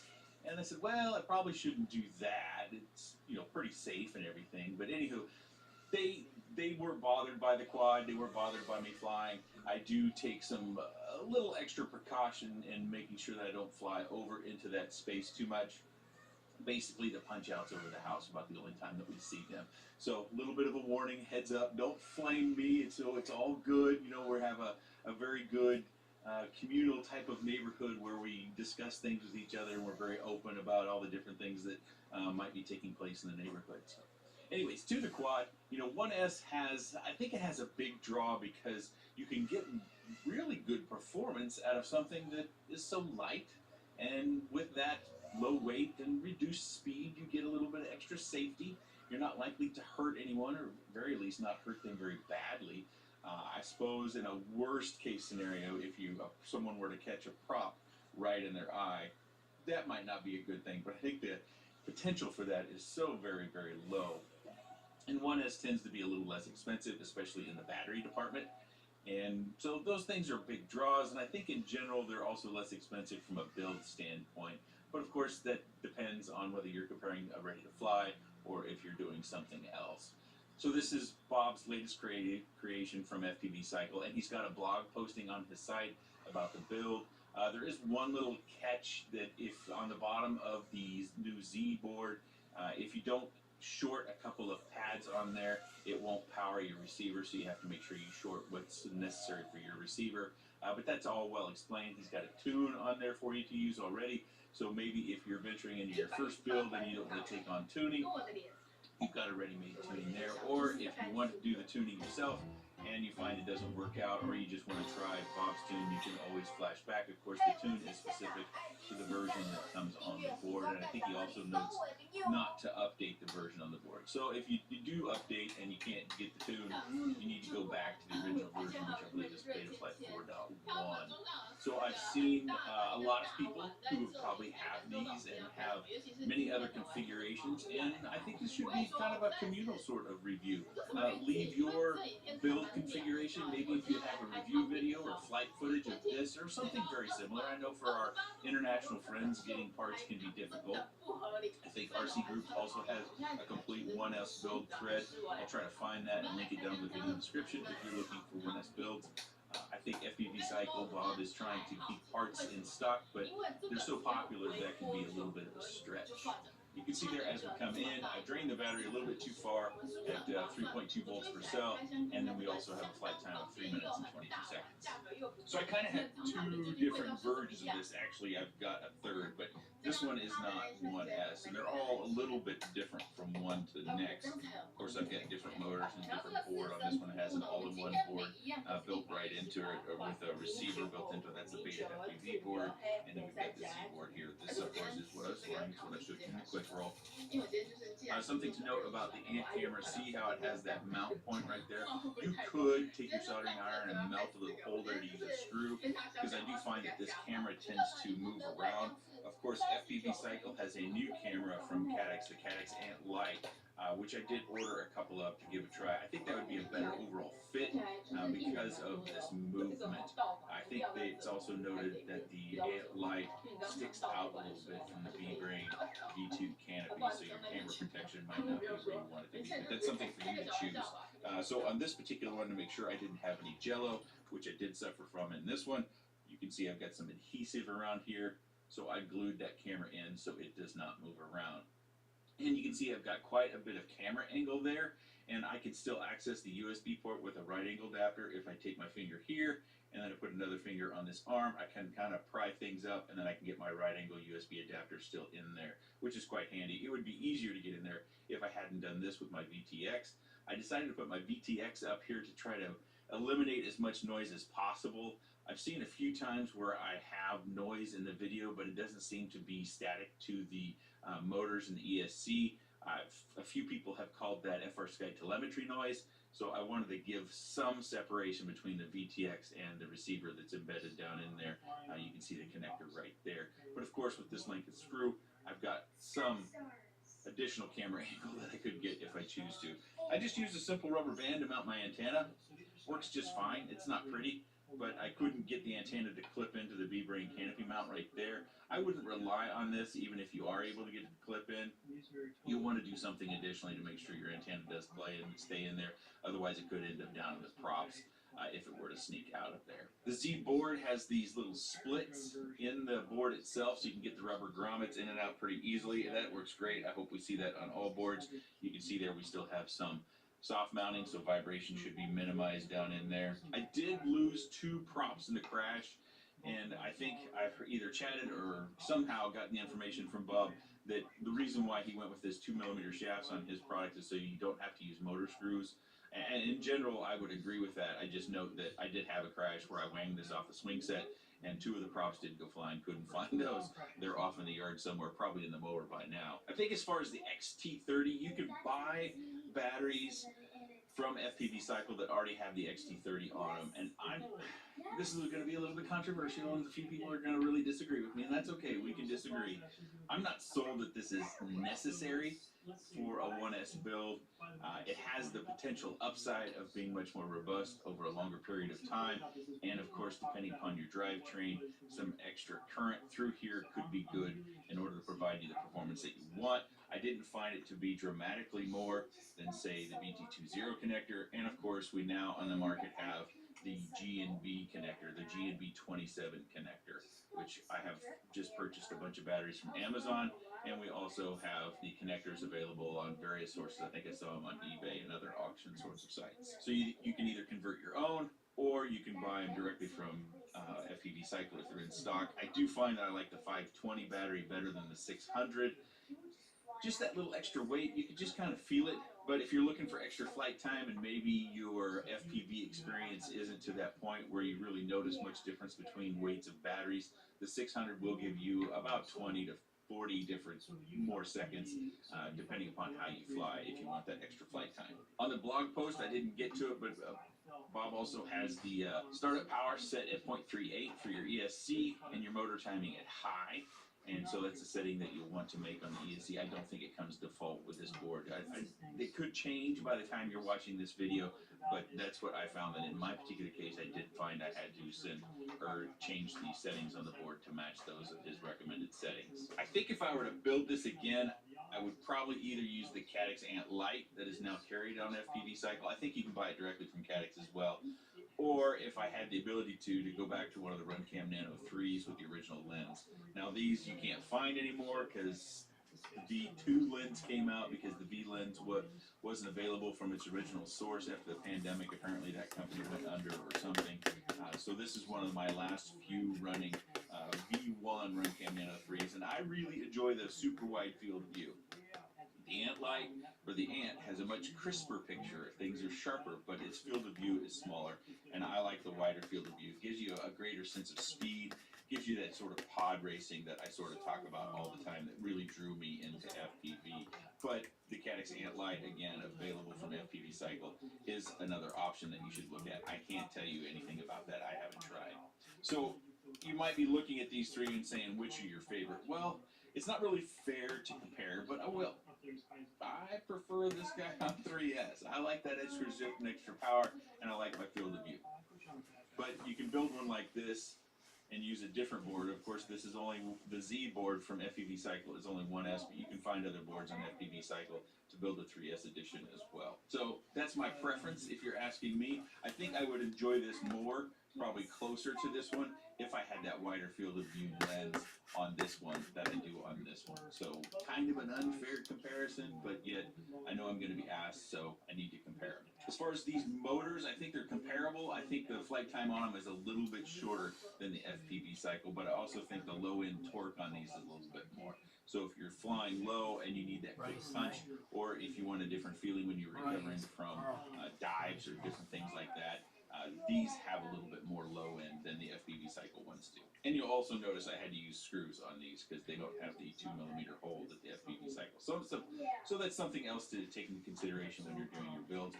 In this particular case, I do have a little bit of a weight savings and a wiring savings in that the receiver is built into the board on this one. So if you're looking for other build ideas, scroll through those comments and see what everybody else is posting. If you posted a video, YouTube is likely going to slurp that off as a spam link. Don't worry, I will approve it. Give me about 24 hours to go through and approve those links. We'll have flight footage from everybody who chooses to submit one if you've got a review video. I would also look at Mr. Shutterbug's channel. I'm sure he's got a video. And Kebab's got to have a couple of videos on this guy already. So check out Kebab FPV as well. You could probably find some of his videos on the FPV Cycle website. If you have any comments, questions, suggestions, or otherwise, please let me know in the section down below. I appreciate your time. And thanks for watching.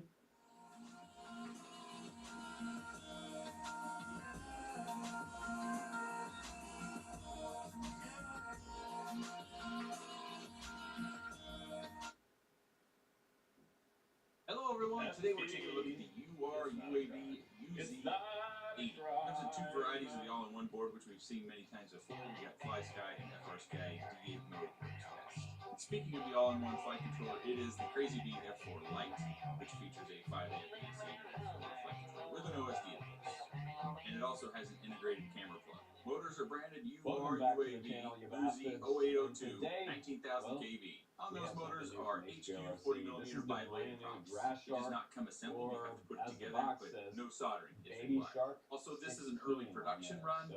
This is my rubber band down here. You may find smaller differences with yours. My new rubber band weighs 20.5 grams. It does come with a solid pin PH20 connector, which is the best type of PH20 connector. It doesn't come with any batteries, so I flew it on this Nitro Nectar Gold 300mAh 1S battery, which brings the weight up to just under 29 grams. Also flew it on this GNB 600mAh 1S battery, which makes the weight 35.25 grams. And with a 450mAh 1S battery, it weighs just over 33.25 grams. Carbon fiber bottom plate is 1.5mm thick, and on my calipers we get a little over 79mm motor post to motor post. I'm going to show you two flights, well not full flights, one full flight and we'll just take it off here. You probably notice we're sitting on the table. There's a fair bit of wind. 11 miles an hour is what the weatherman reports, of course, down here amongst the trees and behind the houses and stuff. We have some calmer winds, but when I get up in the air, the winds do pick up. So, yeah, can you fly outside and wind? Yeah, it just depends on how much wind. But I started to talk about the flights. The first flight I'm going to show you is going to be about 2 minutes and 30 seconds. Again, it's on the Nubidrone Nitro Nectar Gold 300mAh 1S battery. And I'm going to show you the last minute of a 600mAh battery. I did not spend a lot of time flying larger batteries, mainly because I felt like I was managing that. But if you fly differently than me and you're looking for more flight time, sure, you can fly bigger batteries. It feels different, whether that's a 450mAh or a 520 or a 600. But I'm going to show you the last minute of about a minute of a 600mAh flight, which comes in about 4 minutes and 44 seconds. On the Banggood website, they're reporting a lot more flight time than I'm getting. But, flight time varies depending upon how you fly. You could cover something in place probably a lot longer than you could even just slow cruise. I'm guessing on that, and never even really tried that experiment. So flight time varies. I'm going to get about 2 minutes and 30 seconds. So 1S micros have been kind of a recent craze. I shouldn't say craze. Sometimes we forget that there are a lot of people out there working on these things. They're doing their own iterations with their individuals. They're part of the hobbyist community, so they're not necessarily looking to make a profit or make a product. They're just they're designing something they want to fly and have fun with. But 1S microquads have been around for a while now, and now we're seeing them start to hit the commercial market, which is good for those people that would like to, just buy something. This, again, is a kit. You do have to put the screws in, you do have to kind of pump the things down. And we'll take a quick look back at mine. There's no need for a build video or anything like that. You just plug in things and they should all work. And so you put things together right as far as the props, things of that nature. Should work fine. I'm flying the tune that it came with, and I'll put a CLI dump in the video description, along with the hex file that you'll need to flash. If you were having troubles flashing the hex file that I put in the video description, you will need to download an older configurator, or go out and get eMove configurator and use that to flash the hex file that I have down there. You see the flight's ended. We're a little over, or just about 2 minutes and 30 seconds. And our battery came up to 3.6 volts. This is going to be the last about minute of the 600 milliamp flights. I did 2 flights. I just picked one at random, just so you can get an idea. At this point, I've probably got 30 or 40 packs in it, and I suspect my props are a little bit banged up, so you might notice this flight isn't quite as smooth because, most of my crashes were pretty minor, really. I fly in the backyard almost exclusively, and so when I crash, if I don't hit something, I'm just landing in the grass. Now, sometimes I do hit some of the objects in the house, or in the backyard. Most of the time it's vegetation, but every once in a while I have a pretty big crash.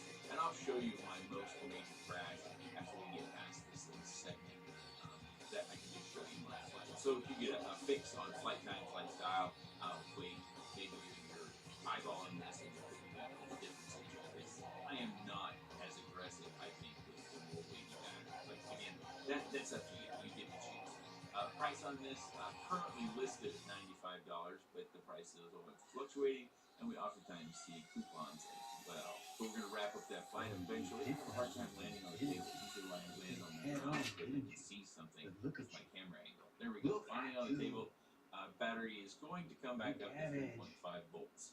So that's where I want to end my flights. So I mentioned during the flight footage about how these things have been around. Some of you that follow the channel, you'll know about the TKS, Kevin's design. This is going through some additional 还有提 iteration. 神醒脑的效 I 果 showed it。但 actually 你还 in 记 the 得当年 Three 有一款 version, 口 which 香 is 糖， really available 主打的 on 竟然是 Thingiverse. 吹泡泡 So 吗？ it may be 统一之 you 国 would 在 rather 1982 have 年时 something 和 like 日本 this. You 公 can 司 buy 合作 this 引 and 进 then 了佛雷杠的 transition 泡泡糖 everything 产 over there, 品， and 结合 it 台 will 湾在 work 地的 out 热 for 门 you 棒球 just 运动 fine. 项目作为其 I 包装 haven't 的 done 形 it 象， myself, 并将 but 其 of 命名 course 为 you 飞 know, 雷口香糖， these parts 出 are 现在大众的 sitting 面 here 前。 the same. 产品一经推出后，立刻引起了广大的讨论，能吹大泡泡的新奇效果，搭配着棒球先生的洗脑广告，飞雷口香糖在很短的时间内就成为了家喻户晓的口香糖品牌。在那个还是由青剑、黄剑统治口香糖市场的年代，飞雷口香糖的出现可以说是强棒出击，顺利的敲进了各大商场的货架上，也顺利的敲进了每位小朋友的嘴巴之中。飞雷口香糖乳白色，像是一颗方糖的立方体外形，搭配着葡萄、草莓、可乐等不同口味的内馅。扎实的 Q 弹口感加上甜腻腻的滋味，让很多人从早嚼到晚，即便脸颊咬到快要抽筋，依然会乐此不疲，继续的嚼下去。而飞雷口香糖能吹大泡泡的秘诀就是它的体积够大，吃一颗就能塞满整个嘴巴。如果你贪心一点，一次吃2颗，就会发现嘴巴动弹不得，根本咬不动。由于可以吹大泡泡的特性，有些人会将飞雷的泡泡吹到比脸还要大，然后享受吹爆后被打脸的快感。而这股全民吹泡泡的风潮，也让当时全台各地到处都有人在举办吃口香糖、吹泡泡的比赛。不过后来随着民众吃口香糖习惯的改变，带有清凉醒脑效果还有无糖的口香糖，逐渐变成市场的消费主流。飞雷口香糖逐年的被消费者所遗忘，在历经多年的改版后，如今在市面上的飞雷除了口感还有味道上的不同，也没办法再和当年一样吹出大泡泡。So we've got one of the nylon screws down here right above the carbon fiber, and then we have the short standoff. All the standoffs are the same size, and then we put our 在以前学校的教室中有一个陋习，就是生日时要请全班吃乖乖桶。这个不成文的文化让当年很多小学生倍感压力，因为在当时并不是每位父母都愿意提供这笔支出，有些小学生甚至会选择在生日请假，为的就是逃避同学询问：啊，乖乖桶嘞？的压力。创立于1968年的乖乖是台湾的国民零食品牌，在以前乖乖会将小玩具附赠在每包的点心零食之中，无论是黄色的五香乖乖，还是绿色的奶油椰子乖乖，只要撕开封膜就可以找到各式各样的玩具。也因为这样，乖乖在以前特别受到小朋友的欢迎。而乖乖桶就是乖乖集10丸之大成的巅峰之作。乖乖桶里除了会装满各种口味以透明玻璃纸包装的软糖，还会有各种不同乖乖系列的小玩具，像是纸皇冠、小恐龙、小汽车等可爱小物。而乖乖桶之所以会成为小学生过生日的圣物，是因为乖乖在当时借由强力的电视广告，将乖乖桶打造成一个生日时一定要吃的零食，建立起强力的情感连结。再加上每颗软糖都是独立包装，特别适合分发给全班的同学。只要班上人数不是太多，甚至发完1轮后还可以再发到第2轮。不过第2轮通常是要看交情，不是每个人都可以拿得到。乖乖桶里除了软糖外，里面还会有数量较为稀少的泡芙，通常只有寿星身边最好的朋友才有机会吃得到。而乖乖当然有听到小朋友的心声，后来推出了以泡芙减菌素为主的孔雀桶，成为了当时乖乖桶以外的热门选择。虽然其他零食品牌在当时也有模仿乖乖桶推出了不少相似的产品，但他们都没有乖乖桶和孔雀桶来的经典。后来乖乖因应台湾食品安全法规的新规定，在2010年时取消了乖乖桶里附赠的玩具。再加上现在很多老师都会提倡，请同学在生日时尽量不要带零食到教室分享，目的是避免让庆生成为了家长们较劲的舞台。于是乖乖桶从原本生日的代名词，到近年来存在感越来越低，逐渐的淡出了大众的视野。Or the Numidrome Mosquito if you choose to go that route.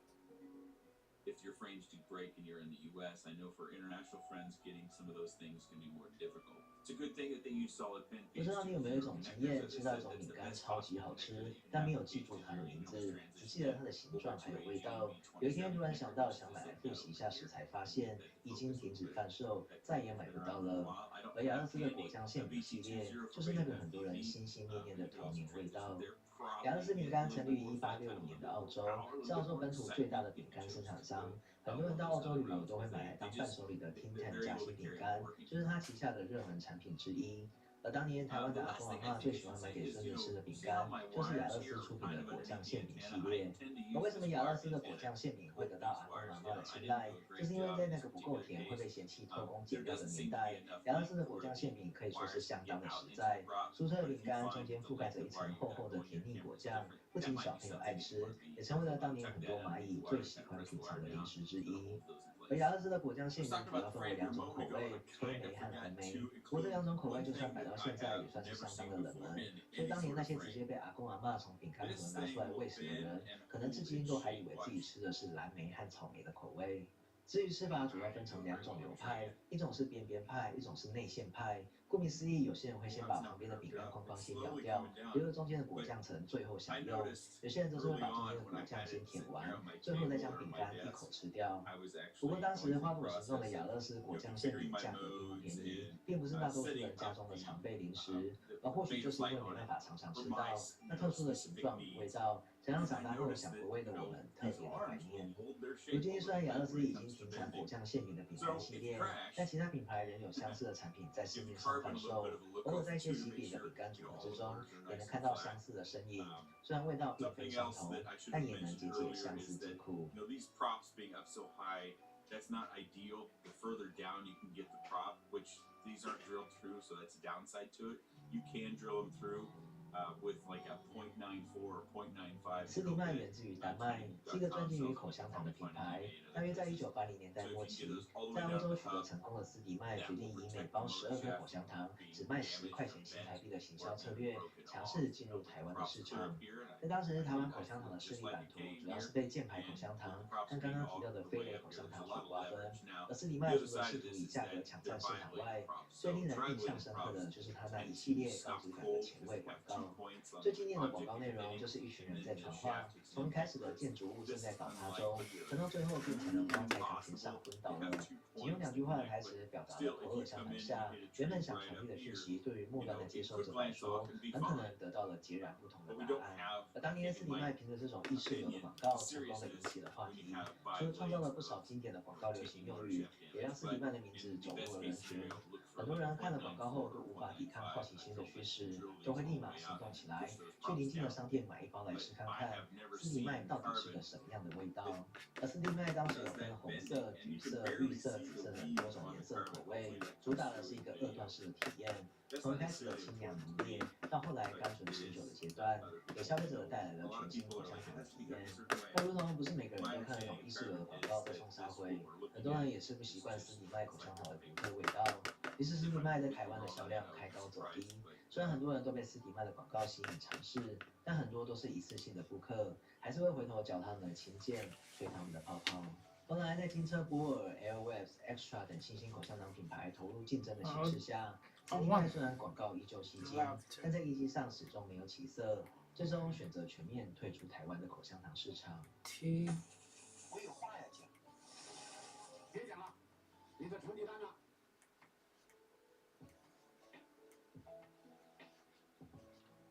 以上就是今天宝拉盘点的内容。在这边想感谢各位一直以来的收看与支持。这个频道是由宝拉独立经营，虽然受限于其他的事物，没有办法一直维持着稳定的更新频率，但在这样的情况下，频道订阅的成长人数却已经远超宝拉的预期。每一则留言、每一个点赞，还有每一次的热推，宝拉都非常的感激。观众在留言处的主题建议，宝拉这边也都有记录下来，将会在未来的影片中陆续安排。希望你喜欢今天的内容，我们下期见，拜拜。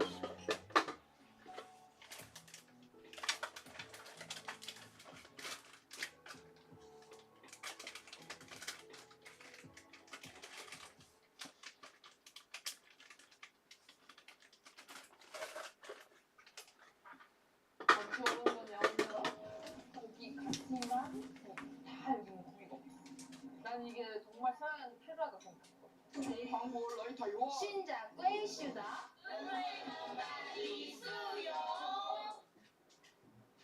소정나 엎혔다. 오랜만에 같이 찍은 것 같아요. 아니네.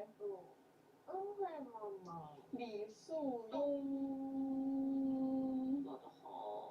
아 추워. 난 양말 안 신고 왔어. 나 양말 왜 안 신어? 맞아 왕지를. 今天是你最近减肥，对不对？이걸 들고 왔어. 最近你减肥，对不对？对啊，但是我昨天吃。现在虽然是每天很多吃，所以很胖。我现在54公斤。54公斤？我是53公斤。我是减肥成功，我是6公斤。我完蛋了，我肚子很多，真的，真的很多，我知道，真的很多，我看了，所以这样是减肥成功。我觉得我来介绍一家舒适的产品给你。哦，真的？那个感动吗？因为感动，因为我吃过的泡面里。我觉得第一名最好吃的。对啊，泡面。泡面我还没吃过。拉面。啊，拉面。对啊。拉面。就是舒适的拉面。喂。是。喂。喂。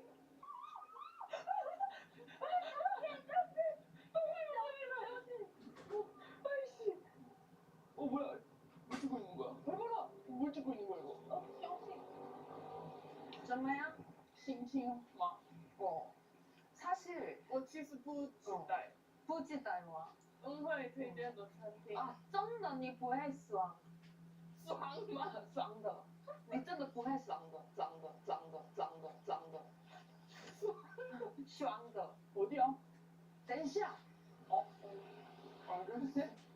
闭嘴！따라와. 어때?期待吗？ 근데 아직期待안 돼. 为什么？ 은혜가 비디하는餐厅은 별로.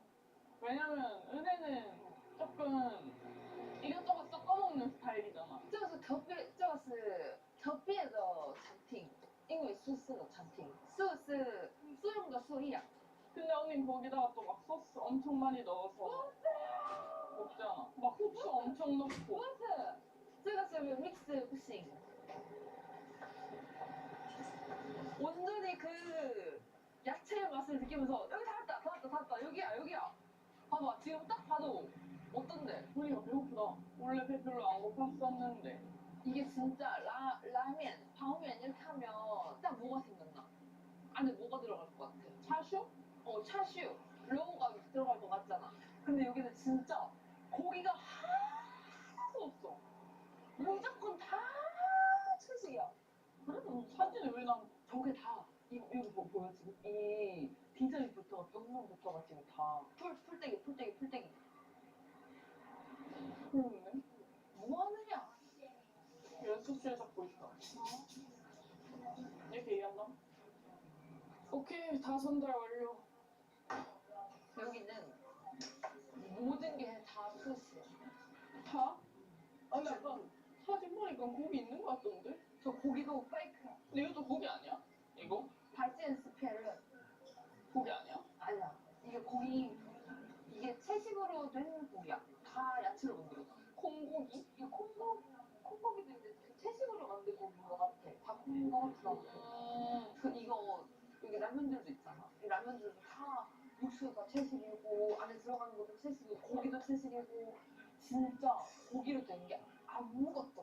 쩐덕매요. 나 완전 이런 채식 이런 거 거의 처음 보는 것 같은데? 이게 되게 한국에서 막 샐러드집 이런 데 있잖아. 그런 가게에서도 샐러드랑 고기를 같이 판다든지 무조건 같이 팔잖아. 그럼 우리는 오리고기 이런 거. 근데 여기는 진짜 이런 데가 엄청 많대.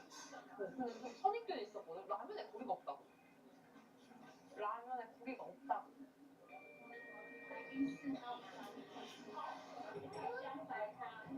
왔다. 시시해. 미쳤어. 우유 냄새나. 이 고기 아니야? 이것도 가짜 고기야. 이건 다 채식이야, 채식. 진짜 고기인 척하는 채소고기야. 미쳤지? 또 이렇게 또 신기해하네. 또 이렇게 처음 본다고 또 신기하지? 채식 고기 처음 본다고 이렇게 신기해가지고. 이 고기가 아니라고? 거짓이야. 오씨, 육수가 엄청 맑다. 뿌연데? 아니, 그럼 기름이 따 있고 이런 게 없잖아. 이건 내 거. 아니야. 이거 간장 계란밥 냄새나. 너무 맛있겠지? 안 먹어. 솔직하게 평가를 해줘야 돼. 나 솔직히 진짜 내가 먹은 대화는 진짜 1등이었거든. 진짜? 나 그 정도로 맛있는데 내가 먹은 거랑 조금 다르긴 해.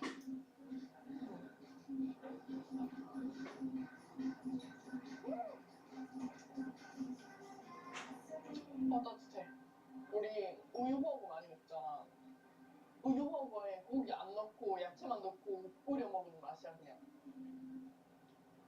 그치 그냥 이게 너무 궁금한데? 오늘 너 속이 불편하다 그래가지고 실수! 진짜 서비스를 아주 그냥 감사합니다. 쎄. 대만의 정이다 이거. 어때? 이거 완전 저렴 먹는 거 알까? 근데 저번에 라면을 먹었거든? 근데 오늘은 내가 오늘 다른 걸 골라봤어. 내가 다이어트를 자꾸 실패하잖아.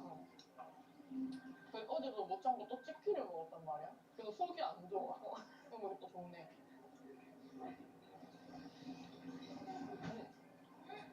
나도 이거 먹어봐 이제. 이거 감기잖아. 이거 봐. 그것도 안 먹고 싶은데. 얘랑 먹어야 되는데? 그래 맛있네.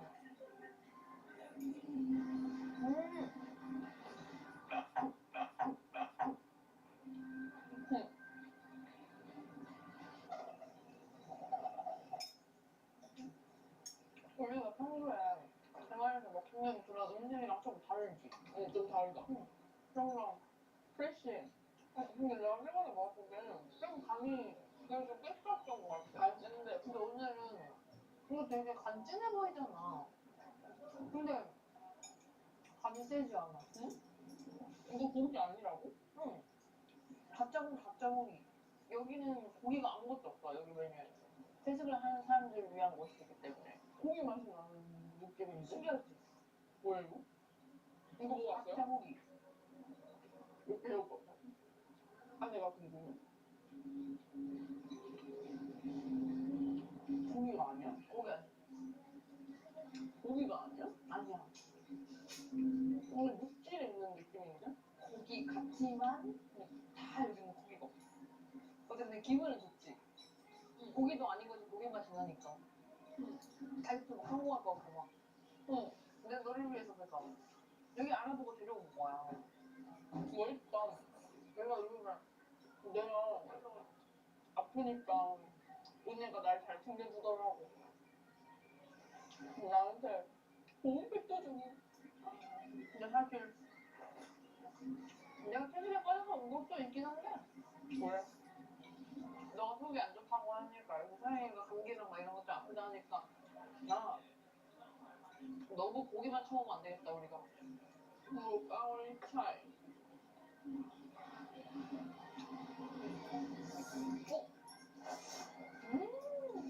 너무 맛있어.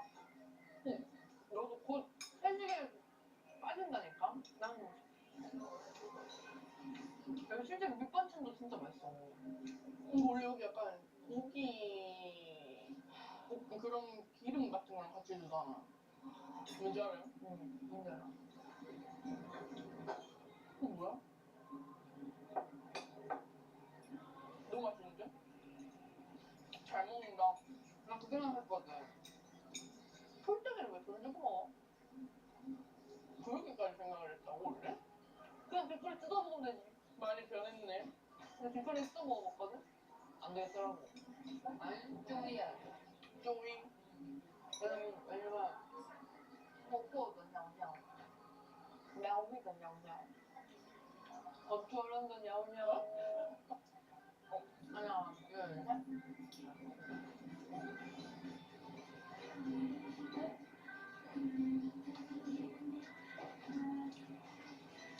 뭐지? 짱차? 요즘 우리 같이 뭐 먹으면 맨날 남기더니 채식하니까 다 먹니? 이거 진짜 맛있어. 내가 다이어트 한다고 다 안 먹거든? 그러니까 배신자야. 여자들의 가장 큰 숙제. 다이어트. 그냥 맛은 있거든? 근데 잘 안 넘어간다는 말이지. 그럼 좀. 왜 자꾸 여기 갔니?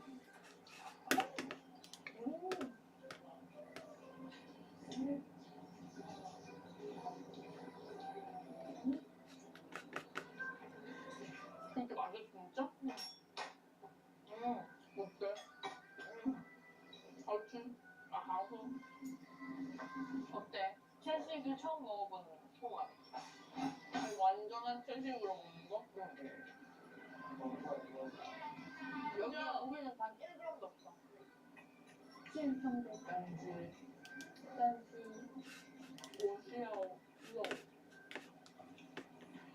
솔직하게 얘기를 하는 거야. 맛있었는데 필요해 고기가. 쉬어. 왜 기분이 안 좋아졌어? 솔직하게 얘기를 하는 거지. 我到介绍就是的餐厅给你 좋은 경험이었어. 근데 나는 고기 없으면 안 된다는 걸 깨달았어.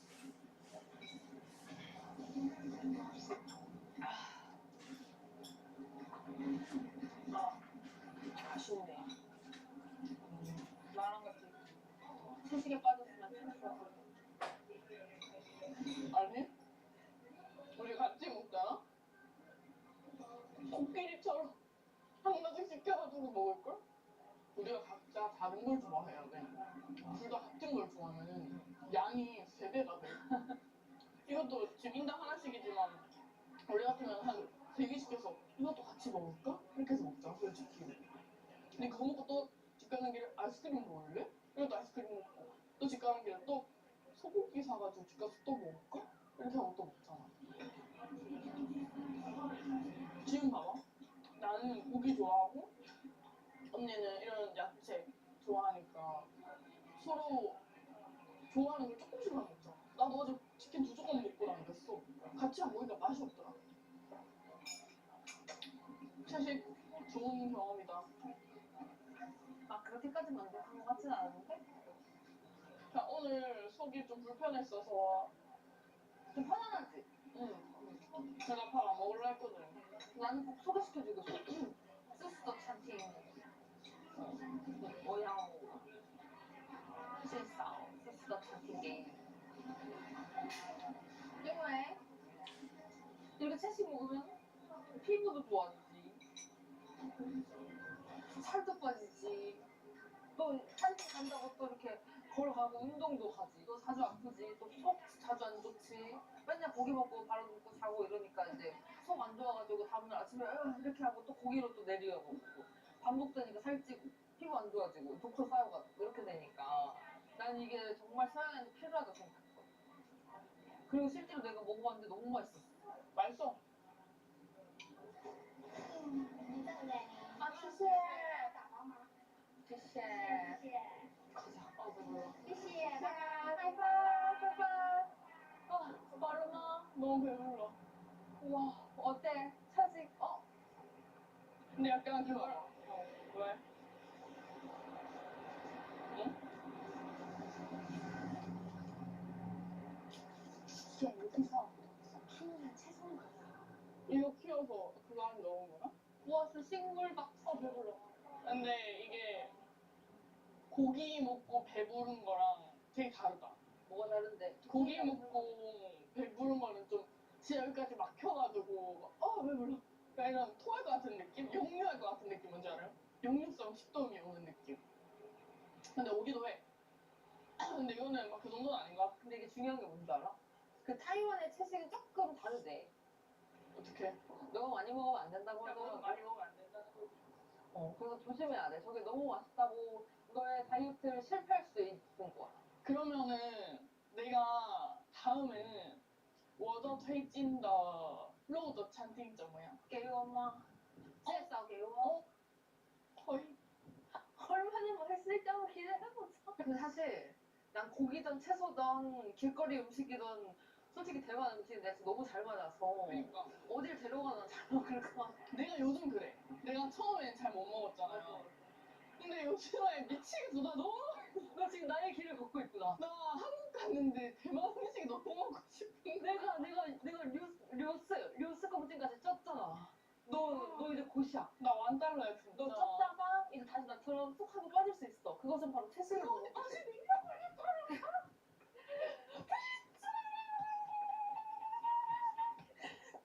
다시 능력을 내가 이거 6kg 빼는데 1년 걸렸다고 그거 왜 말하냐고.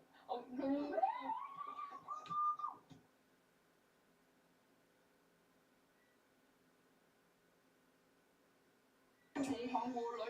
신자贵是的大家好我是恩惠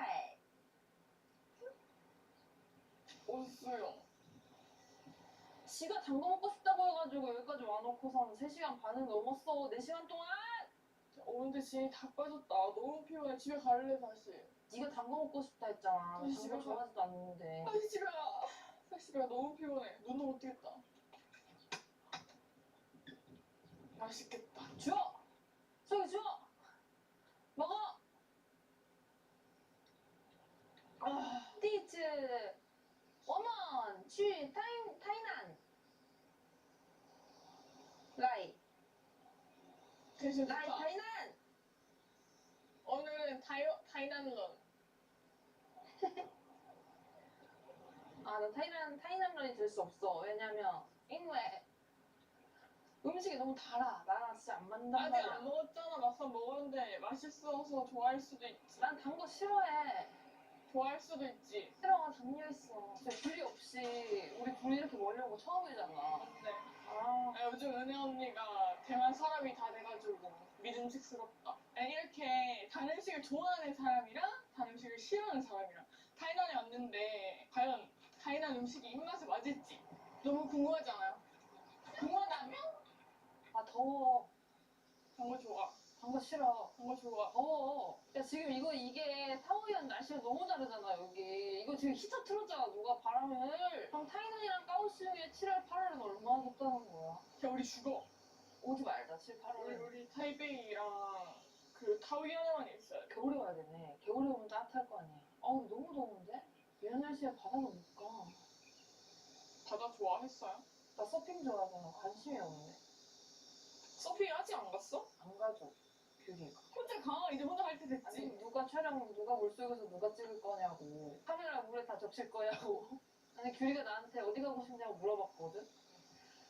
나 여기저기 얘기했는데 한 군데도 안 가지고. 언니 항상 놀이고. 너는 단거 먹고 싶다고 타이나 온다고 하는데 4시간 동안 운전해가지고 여기 와가지고. 난 놀이공원 한 번도 안 가지고 서핑도 안 가지고 바다도 안 가지고 너 바다 보러 갔잖아. 규리 언니가 날 좋아하네. 너무 고맙다. 아, 여기 음식은 뭘 먹어도 달아.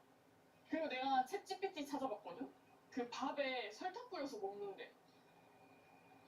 아, 진짜 이거 진짜 내가 찾아봤어. 뭔 소리야, 밥에 설탕 왜 뿌려? 아, 진짜라니까?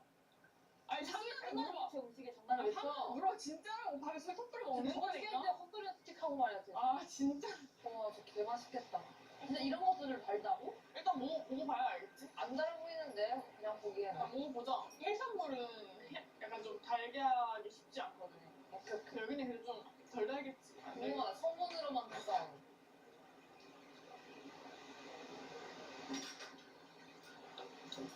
국물은 그 맛있는데? 이걸 먹어볼까? 근데 약간 단맛이 있는 것 같아. 너무 맛있다.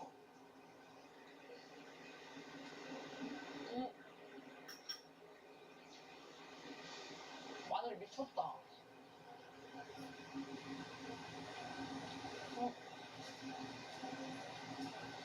달라. 이거 달아? 달라. 달라. 달아? 응. 좀 달아. 달라. 달라. 달아. 근데 아무리 달아? 나 이런 거 단 거 처음 봐. 보통 약간 짜거나 약간 뭐 맵거나 약간 그래야 되는데 달아.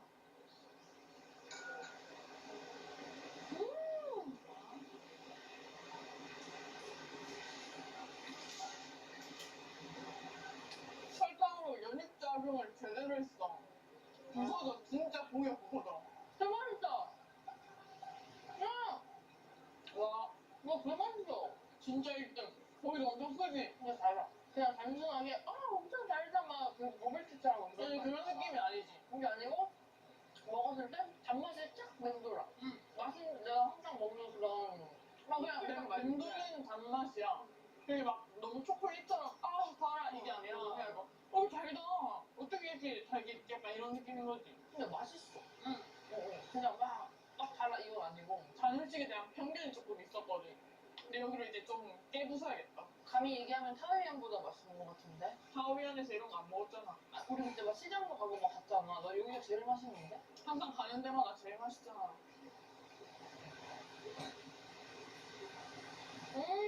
진짜 신기하네.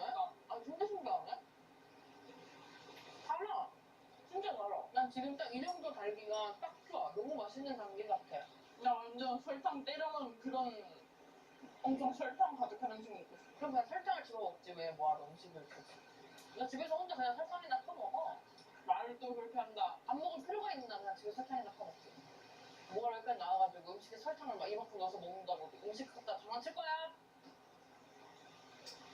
사람들이 얼마나 열심히 땀 흘리면서 이거 음식하는 고생하는 건데 그걸 설탕을 이만큼 집어넣는다 그래.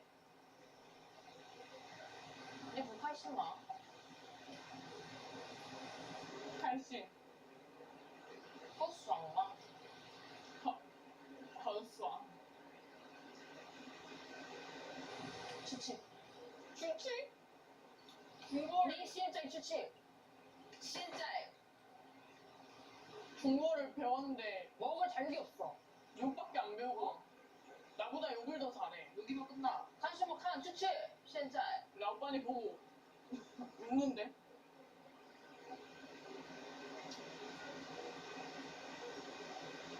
일단 이거 먹고 또 다른 다른 타이난의 유명한 음식을 먹으러 갈 건데 거기는 조금 내가 더 좋아하는 거. 뉴로탕. 뉴로탕. 그러니까 미엔 아니야. 무슨 미엔? 뉴로탕. 이거는 이제 타이난 사람들이 아침에 좀 많이 먹는데. 약간 예를 들면 한국의 돼지국밥 같은 그런 소울푸드 느낌. 부산. 그치. 이런 데. 그치. 그런 느낌. 지방 비하하는 건가? 타이난 엄청 좋은 도시야. 타이난은 좋은 도시인데 대부분 촌이잖아. 지방 것들. 지방이라고 하지 마. 지방 것들아. 지방이라고 하지 마. 지방 존나 많으면서. 이러니까 네가 친구가 없지. 아니 지금 사주 본 걸로 자꾸 사람들이 자꾸 호석이랑 그냥이랑 호석이 몇 번이냐고. 여튼 뉴로탕 먹으러 가자. 이거 낚아주는 건가? 응, 당연하지. 너 해산물 싫어하니까 특별히 까주는 거야. 왜 잘해주는 거지? 나 그거 안 먹는데. 한 거야. 안 먹을래. 짜잖아, 싫어. 안 먹어. 진짜 하나도 안 짜. 쎄거. 아니, 짠 거 싫다니까 왜 또.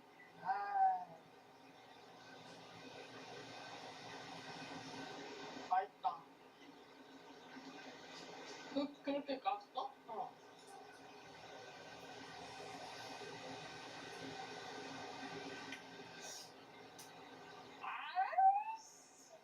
뭐야, 이거 뭐야. 나 싫어. 나 잘 먹잖아. 이렇게 주는 줄 알았어. 안 먹지. 싫어.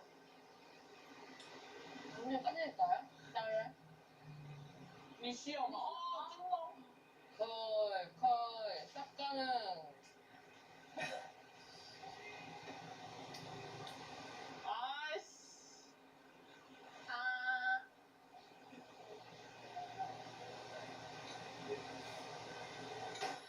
나 이렇게 해야 드시는구나.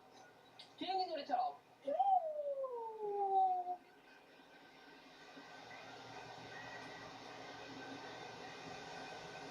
감독님 진짜 퇴사하면 언니 때문인 줄 알아요.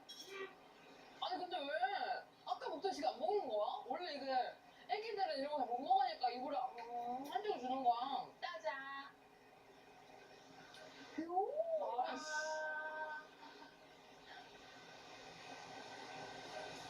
샤워하웠지. 하이제 뭐 칸. 이제 뉴로 탕 먹으러 가자. 너무 더워. 아니 방금 손 씻었는데 물이 너무 뜨거워. 누가 데우고 있나 봐.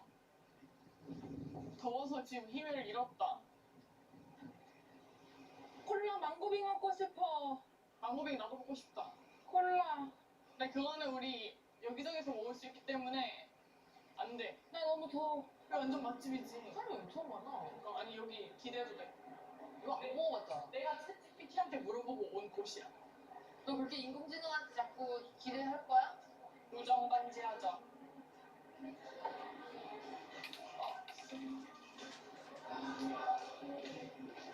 너랑 어떤 사이 필요? 난 사랑이 필요해. 너 따위 여자랑은 필요 없다. 내가 소개시켜주는 남자가 필요하구나.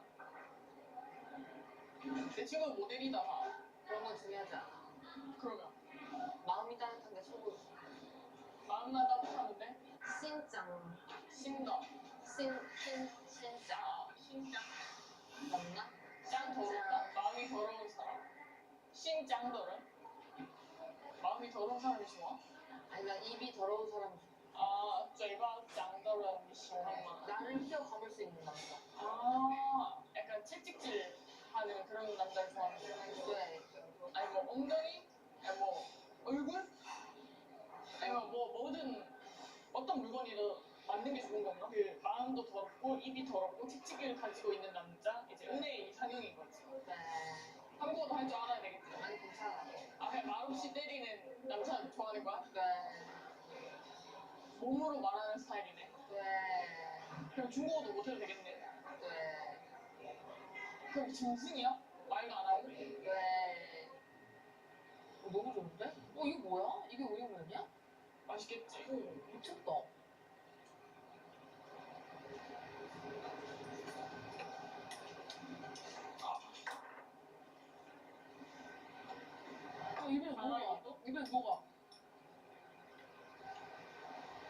맛있어. 근데 이것도 막 세게 달다 이건 아니거든? 그냥 너무 맛있다. 항상 대체로 타이난 음식이 좀 끝맛이 조금 단 거 같아. 그 뭔지 알지? 혀에 잔잔하게 남는 거야. 옥수수로 육수를 내. 옥수수로. 끝맛이 달아.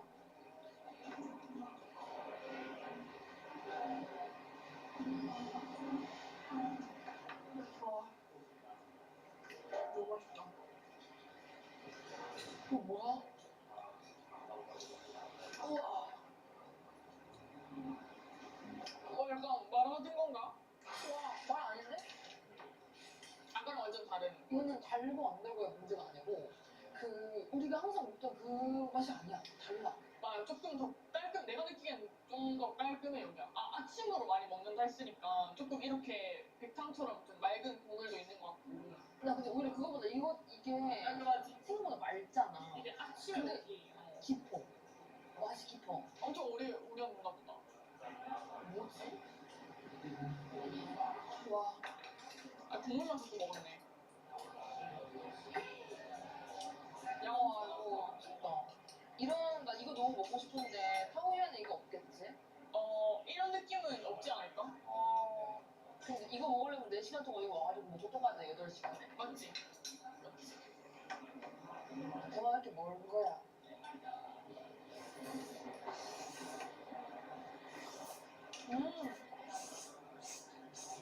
진짜 이거만 먹고 이미 나는 여기 타이난의 음식의 맛을 끝을 본 것 같아. 그래도 운전해서 4시간을 왔는데. 괜찮아.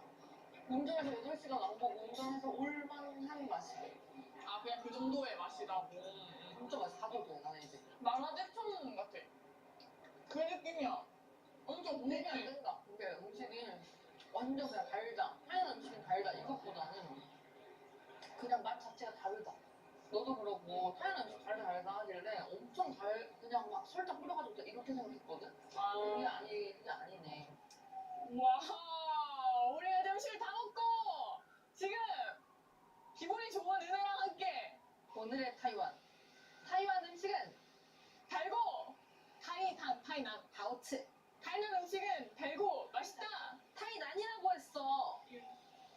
타이난 음식은 달고 맛있다. 은영이도 좋아하는 다른 맛이다. 그렇게 하는 거 아니야. 해봐. 넌 아직 유튜브에 자질 하나도 없어.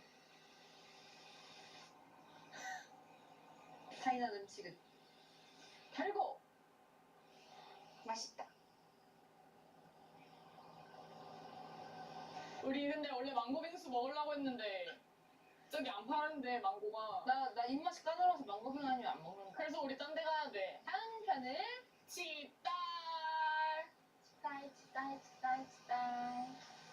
맛있는 거 먹어서 기분이 좋네. 가자.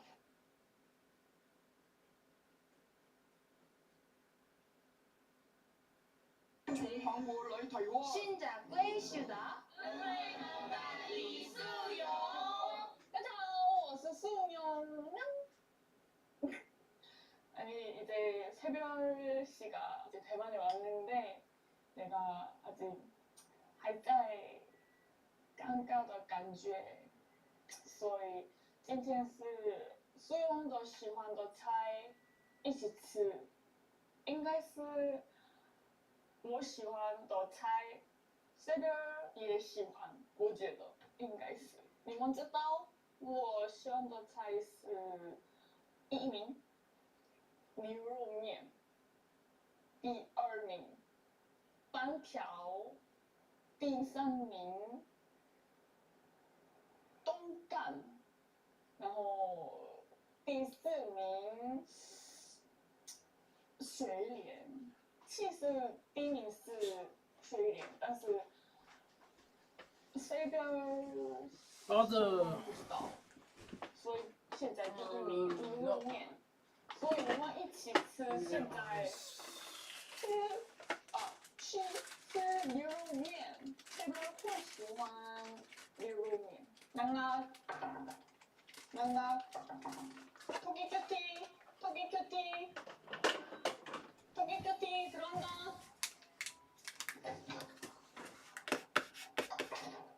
뭐야 이거?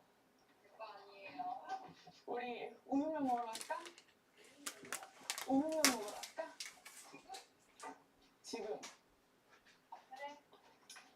아니 언니 말고 우리 아직 어색하니까 친해질 겸 내가 맛있는 거 사주려고 하는데 내가 제일 좋아하는 내가 대만에서 최고로 뽑는 그런 음식을 먹으러 갈 거야. 우육면. 좋아요? 아직 안 먹었어요. 우육면 좋아? 안 먹어봤는데 뭐 좋아요. 우육면이 제일 좋아요? 우육면 진짜 맛있어. 그거랑 똥간이랑 만티아오랑 쉐리엔이라고 있는데 그거는 넌 아직 대만 하수니까 권하지 않을게. 원하진 않고. 약간 대만 찐또배기만 먹을 수 있는 거야 그러면. 지금은 우육면 먹으러. 근데 너가 제일 먹고 싶어하는 건 뭐야? 지금요? 우육면? 우육면? 우유. 우육면? 우유. 우육면? 우육면? 우유. 우유를 먹고 싶다고 대만까지 와서? 그냥 한국 가서 먹어. 우유 좋아해요. 그리고 과일 한국에도 있고. 누이가 맛있어요.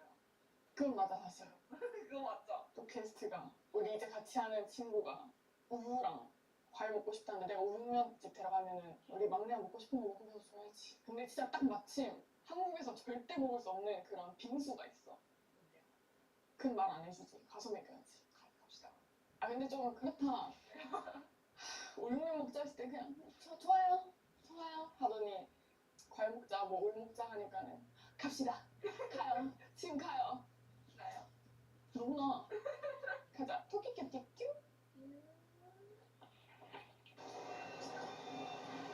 자, 장바구니. 장바구니. 하나 들고.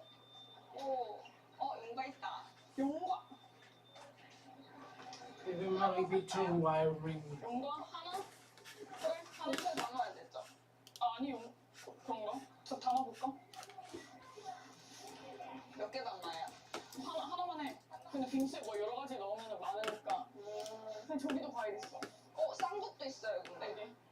옆에. 세일하는 거. 쟤랑 거 비교해야겠다. 말랑말랑해? 네, 몰라요. 그럼 달겠다. 이해하겠다.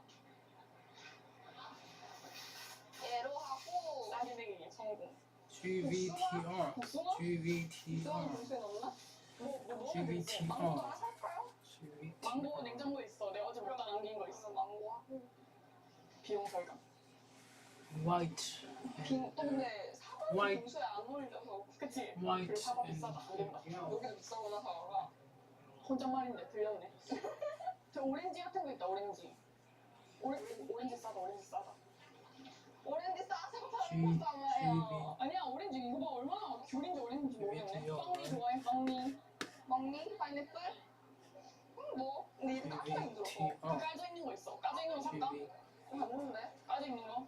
아직 게? 여기 있다. 아유 힘들어라. 싼 걸로. 역시.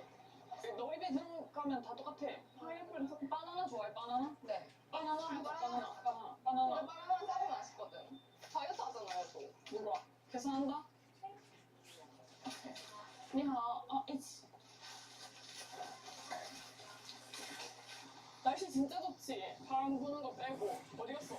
이 정도만 되면 솔직히 좋을 것 같아요. 근데 빙수는 어디서 사요? 배달시켰지. 이 날씨에 뭐 사러 가고 하면은 높고 힘들어. 새벽이 힘들잖아. 내가 힘든 건 괜찮은데 우리 새벽에 힘든 건 안 돼. 우리 막내. 언니도 동생 생겨서 좋지 않아요? 막내가 아니야. 나도 평생 막내였거든. 대망언니가 지금 좀 어때? 그래도 지금 꽤 있었잖아. 아직 솔직히 밖에 살아요. 잘 안 나와서? 안 나가니까 혼자 좀 나가봐. 좀 돌아다녀봐야 돼. 아, 너 혼자 다니는 거 좋아해? 네. 되게 돕고 다니네? 혼자 좀 다녀야 알지 않을까? 아, 나랑 같이 나갈 생각은 없어? 같이 나가면 되죠. 너 노는 거 좋아해? 놀라고 하면 되죠. 그래? 나 노는 거 좋아하거든. 근데 은혜 언니랑 규리 언니 둘 다 나랑 안 놀아줘서 나 혼자 언니가 안 놀아준다고 들었는데 저는? 그 사람들은 집에서 술 먹잖아. 집에서 술 안 먹거든. 난 재밌는 친구들이랑만 술 먹어.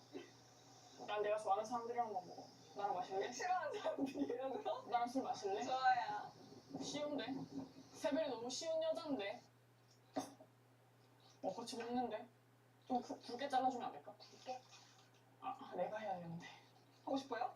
아니, 너가 해. 우리 공주 손 다치니까 내가 할게! 비켜! 하고 싶었는데. 아니야, 너가 해줘. 또. 내일 자른 거 한번 맛 좀 보자. 짠.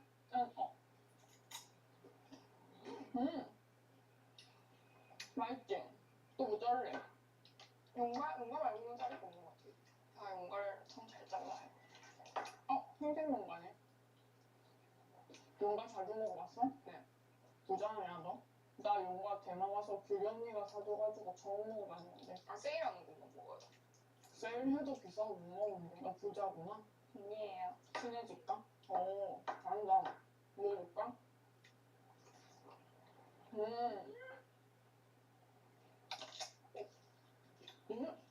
진짜? 진짜 맛있어? 맛있죠? 너 딱국 좋아해? 저 완전 딱국파. 물먹을 왜 먹어요? 나 물먹 진짜 싫어. 물먹을 왜 먹어? 국수는 딱국이지. 과일은 아삭한 맛에 먹는 거지. 맞아.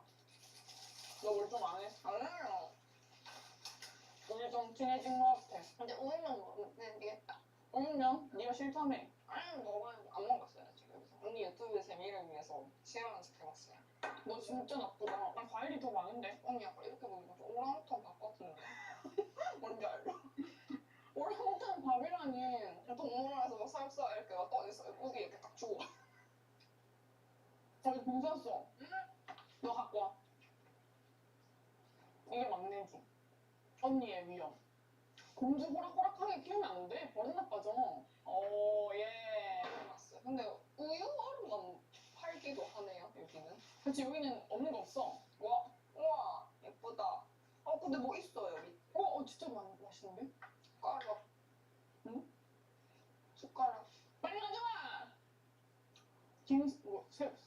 안새별, 상새별, 배새별, 김새별, 박새별, 이새별, 뭐야 성.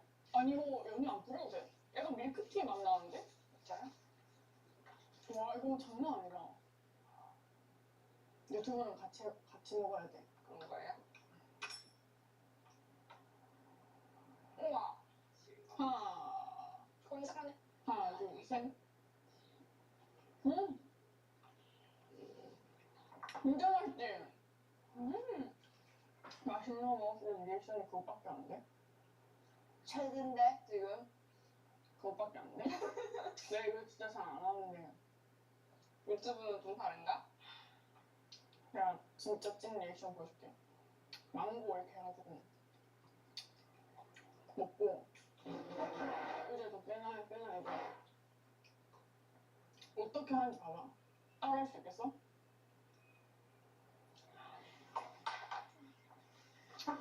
이거 오늘 났단 말이에요, 우리 집에서. 이거 못해? 못해요, 저. 해야지, 프로인데. 안 돼. 우리 mam에 그런 거 시키지 마. 나는? 포기하기가 없으면 순이가 밀려났다. 과일도 많이 얹어먹고. 완전 맛있다. 맛있어? 어리 맛있어. 이거 솔직히 이거 못 먹겠어. 나만 또 웃기고. 나는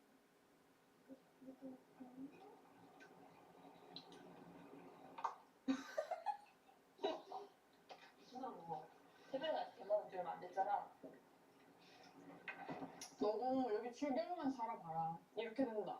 한국은 어떤 분들 망고 무슨 이거 막 알고 있잖아. 근데 대만은 그 조합해서 또 많이 먹기 때문에 그 이것도 팔아. 그 이 자체로 맛있더라고. 맞아. 아이스크림 맛나. 꿀도 좀 꿀맛 느껴지네. 맞아. 꿀 뺐네.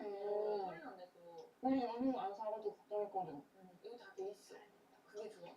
괜히 디저트에 먹는 게 아니야. 너무 장난이야. 그래서 이제 과일 이렇게 사가지고 과일이랑 알아서 섞어 먹어도 좋지 뭐. 이렇게 먹는 게 훨씬 싸게 치는 것 같기도 해. 진짜 바쁘네. 그래도 새별이가 회사 생각한다고 과일도 세일하는 거 골랐어. 와. 너무 대견하지? 못하는 게 없어. 그럼 다음부터는 돈 생각하지 마. 좋은 거 먹어. 좋은 거. 너는 세일한 거 먹고 우리 새별이는 세일한 거 먹지 마. 살 좀 쪄야 돼. 알겠지? 오늘 이게 뭐야? 지금 안 말라가지고 감사한 이게. 그래 괜찮아. 이뻐한데. 나는 너무 잘 보고요. 얼굴 왜 그러는데? 오늘 화장 잘했는데. 우리 세별이는 화장을 해 이렇게 이쁘네. 무슨 소리야? 때문이지 않았어. 무슨 소리야? 볼터치 하고 아이라인 그리고 다 했는데. 우리 회사 최초로 생얼로 촬영하신 시간이가 생겼네. 네, 세별이. 너는 왜 감동 안 해? 진짜니까. 풀맨은 아니니까. 너는 풀미라고 말이야. 그만하지 마세요. 행복하다. 세별이 덕분에 맛있는 것도 먹고. 또 먹고 싶은 거 없어? 고기야. 고기? 알았어. 오늘 고기 먹으러 가자. 맛있는 거 먹어. 고기 먹는 게 쉽게 허락한다고? 우리 세별이는 먹고 싶은 거 다 먹어야 돼. 과연 어떤 게 제일 맛있어? 복숭아요. 복숭아? 그게 제일 비싸잖아. 그래서 그런가? 나는 딱딱해서. 딱딱한 거 좋아해? 그런 말 하지 마. 그런 말 하지 마. 당스러워. 아니, 딱딱한 복숭아랑 물복파가 있으니까 그 딱딱한 복숭아 좋아하냐는 거지. 내가 쓰레기구만. 우리 애기한테 그런 말 하지 마. 아예 그런 관련된 말 하지 마. 지금 깜짝 놀랐잖아. 생각이 없어 얘는. 아니야, 깜짝 놀랐어. 무슨 의도로 받아들이지 않았어. 깜짝 놀랐잖아. 지금 말을 못하잖아. 다시 뭐 상하지 말고. 그러면 상스러운 말 하면 난 잘 잡아줘줘. 형이 바로 엉덩이 때려버리겠다. 좋아.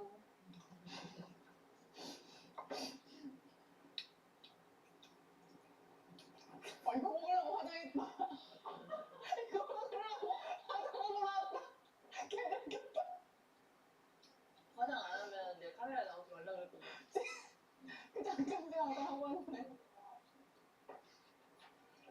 진짜 맛있는데. 진짜 맛있어. 응.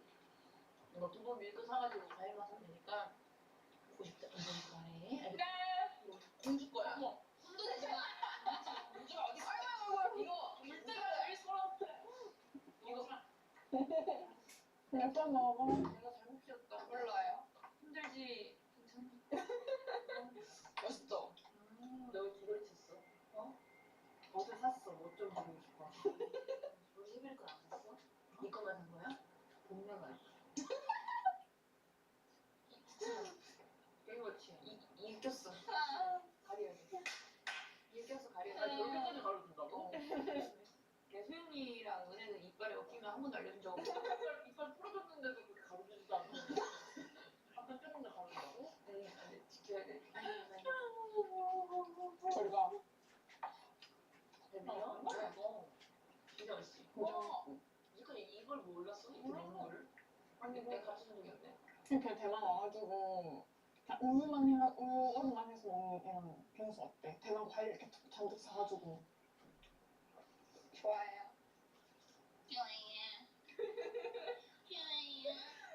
근데 얘 요리도 좋아하는데 요리 그래서 청소도 하고 요리도 하고 설거지도 하겠대. 괴롭히지 마, 우리 막내. 우리 세별이는 청소도 못하고 요리도 못하니까 청소는 소영이가 맡고 요리는 은혜가 맡아. 그럼 얘는 할 수 있는 게 뭔데? 얘는 존재다. 제가? 숨쉬기. 우리 세별이 존재다. 아니면 이렇게 기쁘게 태어나든지. 그거 알지? 엄마가 너무 예뻐하면은 언니들이 괴롭히는 거 알래. 이게 더 독이 될 수도 있단 말이지. 괴롭힌 얘기해. 엄마 그걸 몰라, 그지? 알겠지? 말 못한 입을 또 엄마 일 가고 우리끼리만 남아있대, 그지? 야, 엄마 지금 잘못 생각하고 있는 거라고. 그에게 교육을 잘못하는 거지. 세별이가 다 잃을 거야.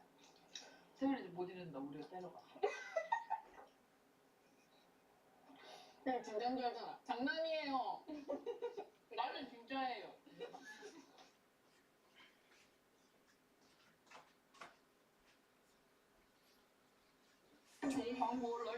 신작归是的。我是从韩国来的周弟，今天是我先想说很感谢大家，因为呢，大家给我了一个很好的题材，就是上次我们去录影喝高粱酒的时候，上次有提到素有的皮肤嘛，对，然后我那时候非常的欺负他，我承认，但是呢。我看到很多人的留言，很多人有很好的建议，那一些大家推荐的很多方法，就我没办法全部实现嘛，所以呢，今天试试看我可以做得到的，因为虽有现在的脸是 emergency 的东 동동동동동동동동동동동 emergency 면 emergency 막 emergency 면.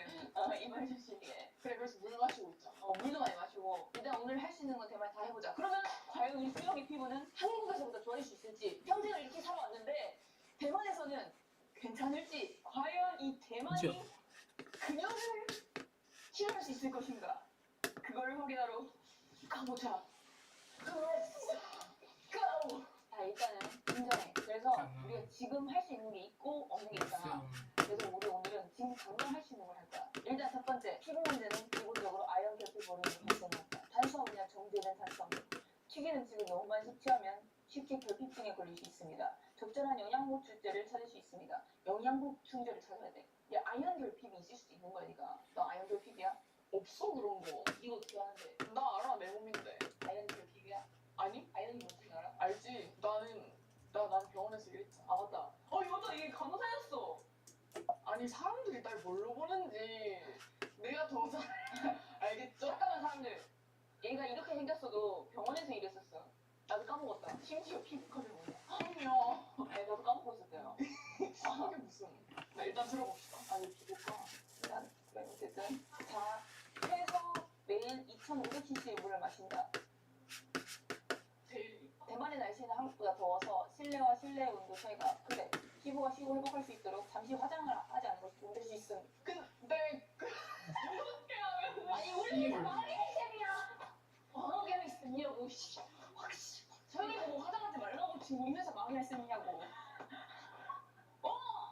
그런 말 어떻게 할 수 있어? 아니 그렇게 진지하게 하는 게 있냐? 얘 화장 안 하면 우리 회사 어떻게 먹고 살라고? 우리 계약 조건 그거잖아.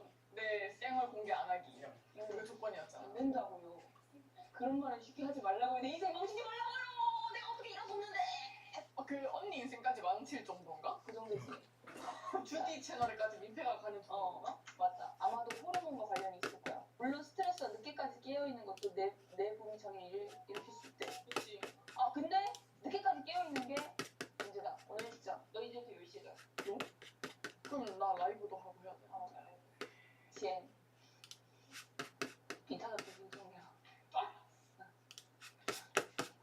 모두가 이렇게 널 위해서 생각을 해줬으니까 얼굴 너무 깨끗하게 씻지 말래. 아니 이거는 나도 이 댓글 봤거든. 나 화장 이틀 동안 안 지고 한 적도 있어. 그거는 진짜 좀 더 요원티. 한약. 중약 먹지 중약. 한약은 안 먹어봤다. 신박한데? 이것도 괜찮다. 한약으로 고쳐지나? 고쳐지니까 얘기를 했겠지 근데? 주디는 수영이를 주무이원이라고 했구나. 똥약에서 똥약으로. 근데 매운 거 먹으면 안 된다고 그랬거든. 근데 내가 오늘 아침에 발견한 게 있어.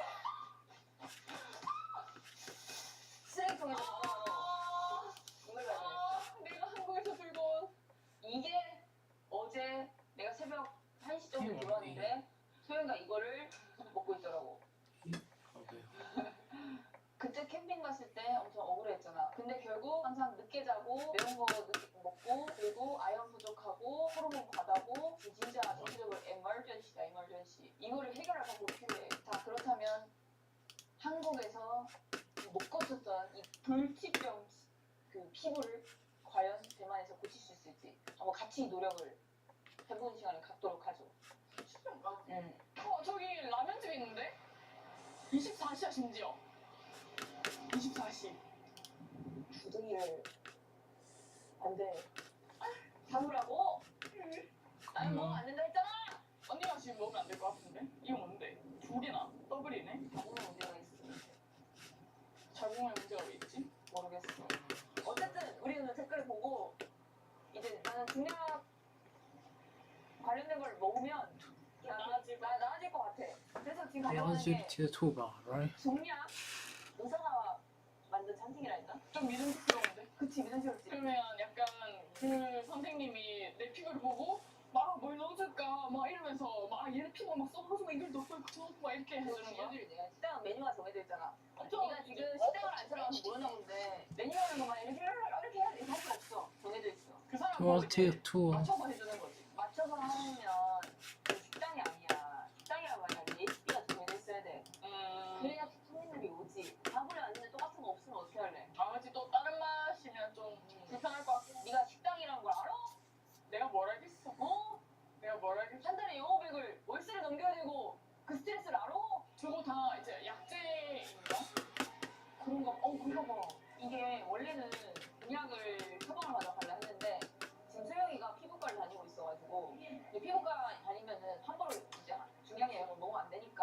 그래서 그냥 할 수 있는 게 최선이었 거지 이게. 맞아. 그래서 이 등산팅에서 일단 피부에 좀 좋은 걸 먹고 그다음에 이거 끝나고 또 가서 뭔가 중요한 카페를 갈 거야. 아 그런 게 또 있어?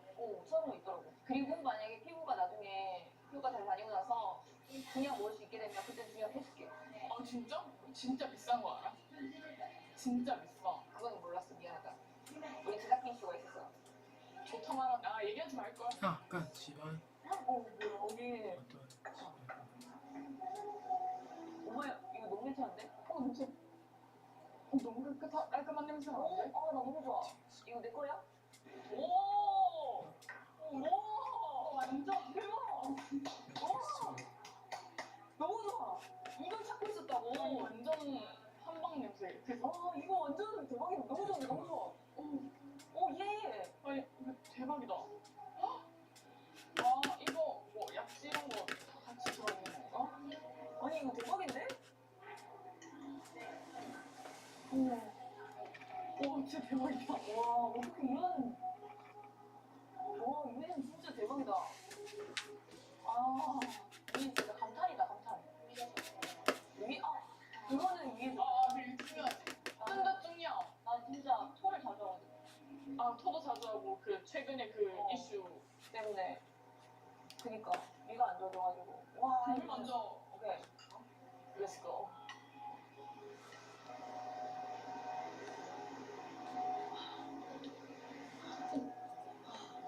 진짜 맛있어요. 이것도 진짜 맛있어. 아니 이거 장난 아니야. 나 감동했어 너무. 이거 대박이야. 이거 맛있어. 이게 양맛이 나거든? 근데 맛있어. 신기하다. 이거 한약 맛이 나는데 그 뭐지 이 야채 같이 이를 끓여가지고 엄청 깔끔한 맛이야. 달달한 맛이야 그때. 와 진짜 몸에 좋은 것만 가득가득. 아니 얘도 뭐라 해야 지 향이 내가 먹어본 적 없는 그런 향이야. 아니 이게 자꾸 마시게 되네. 끝에 맛이 좀 다르다. 두 개가. 엄청 얘는 찐해. 찐한데 안 무거운 맛이야. 이게 중량 맛만 나면 좀 그럴 수 있는데 중량 먹었는데 갑자기 끝에 단맛이 돌면. 맞아. 맞지? 단맛이 돌면서 뭔가 계속 이 맛을 돋고 그냥 양만 넣고 그랬으면 진짜 별로였을 거야. 맞아. 어떻게 요리하셨는지 모르겠어. 이런 것도 다 약재인가? 진짜 그거 먹는 게 아니야. 네 맞아요. 먹어요? 먹는 거래. 우리는 다 먹어볼까? 이거는 천국이다. 난 고기보다 야채를 더 좋아하니까 이거 진짜 건강한 맛. 这是什么有效能的吗？有效能。有。那皮肤是拿那个嘛，皮肤枸杞跟洛神嘛。对，这两个。对，这个是胶原蛋白。蛋白。对。这样子。好 ，OK。对，谢谢。한약 주스 처음 봐. 먹어봐. 그냥 생각도 못한. 여기 이거 대박이다. 이거 있었어. 그抗发炎 그 이게 얼굴에서 열나는 거. 좀 강제해주는 거? 밑에 뭐 건더기도 있어. 아니 이런 걸 봐라 식당에? 소주스 같아.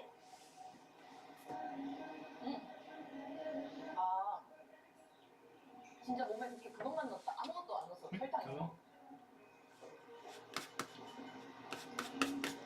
진짜 맛있다. 맛이 진짜 깔끔하네. 아니 좀 쓸 줄 알았거든. 나도.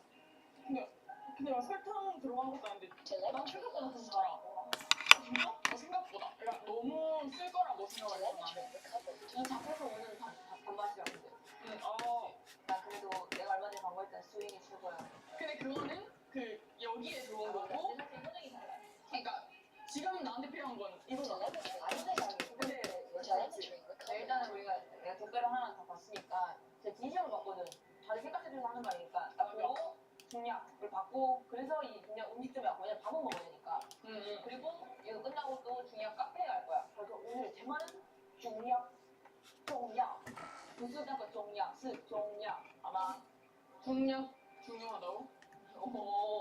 不是那个中药，是我刚刚说的是中药，好吗？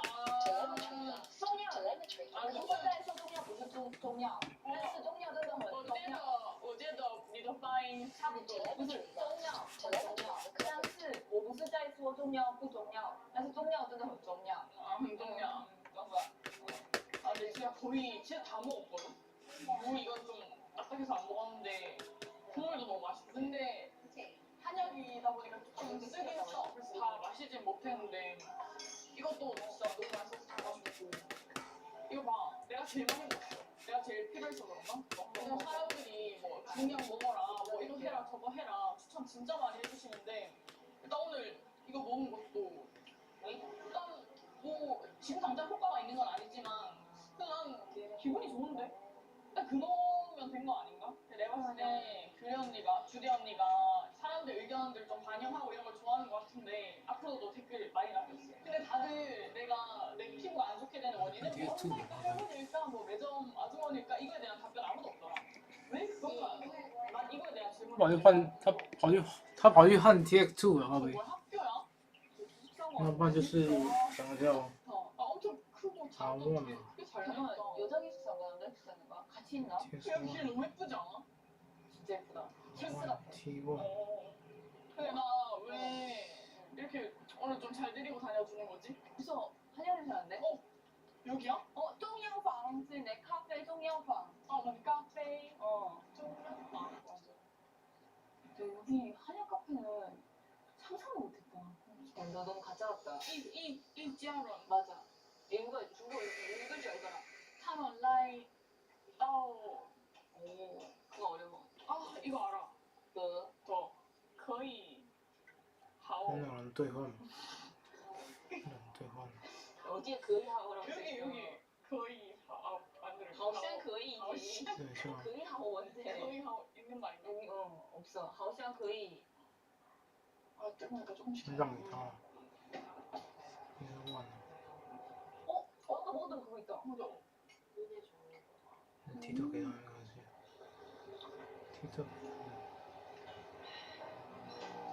뭔가 아까랑 뭔가 조금 익숙한 그 맛이 아닌데 뭔지 모르겠어. 아예 비슷하지 않거든? 내 생각에는 이 비슷한 맛이 이거 주황색 들어있는 이거 같단 말이야. 아까 한약 먹었을 때 맛이야? 그러니까 그건 이 주황색의 그 맛이 정말 많이 나. 啊，特给他。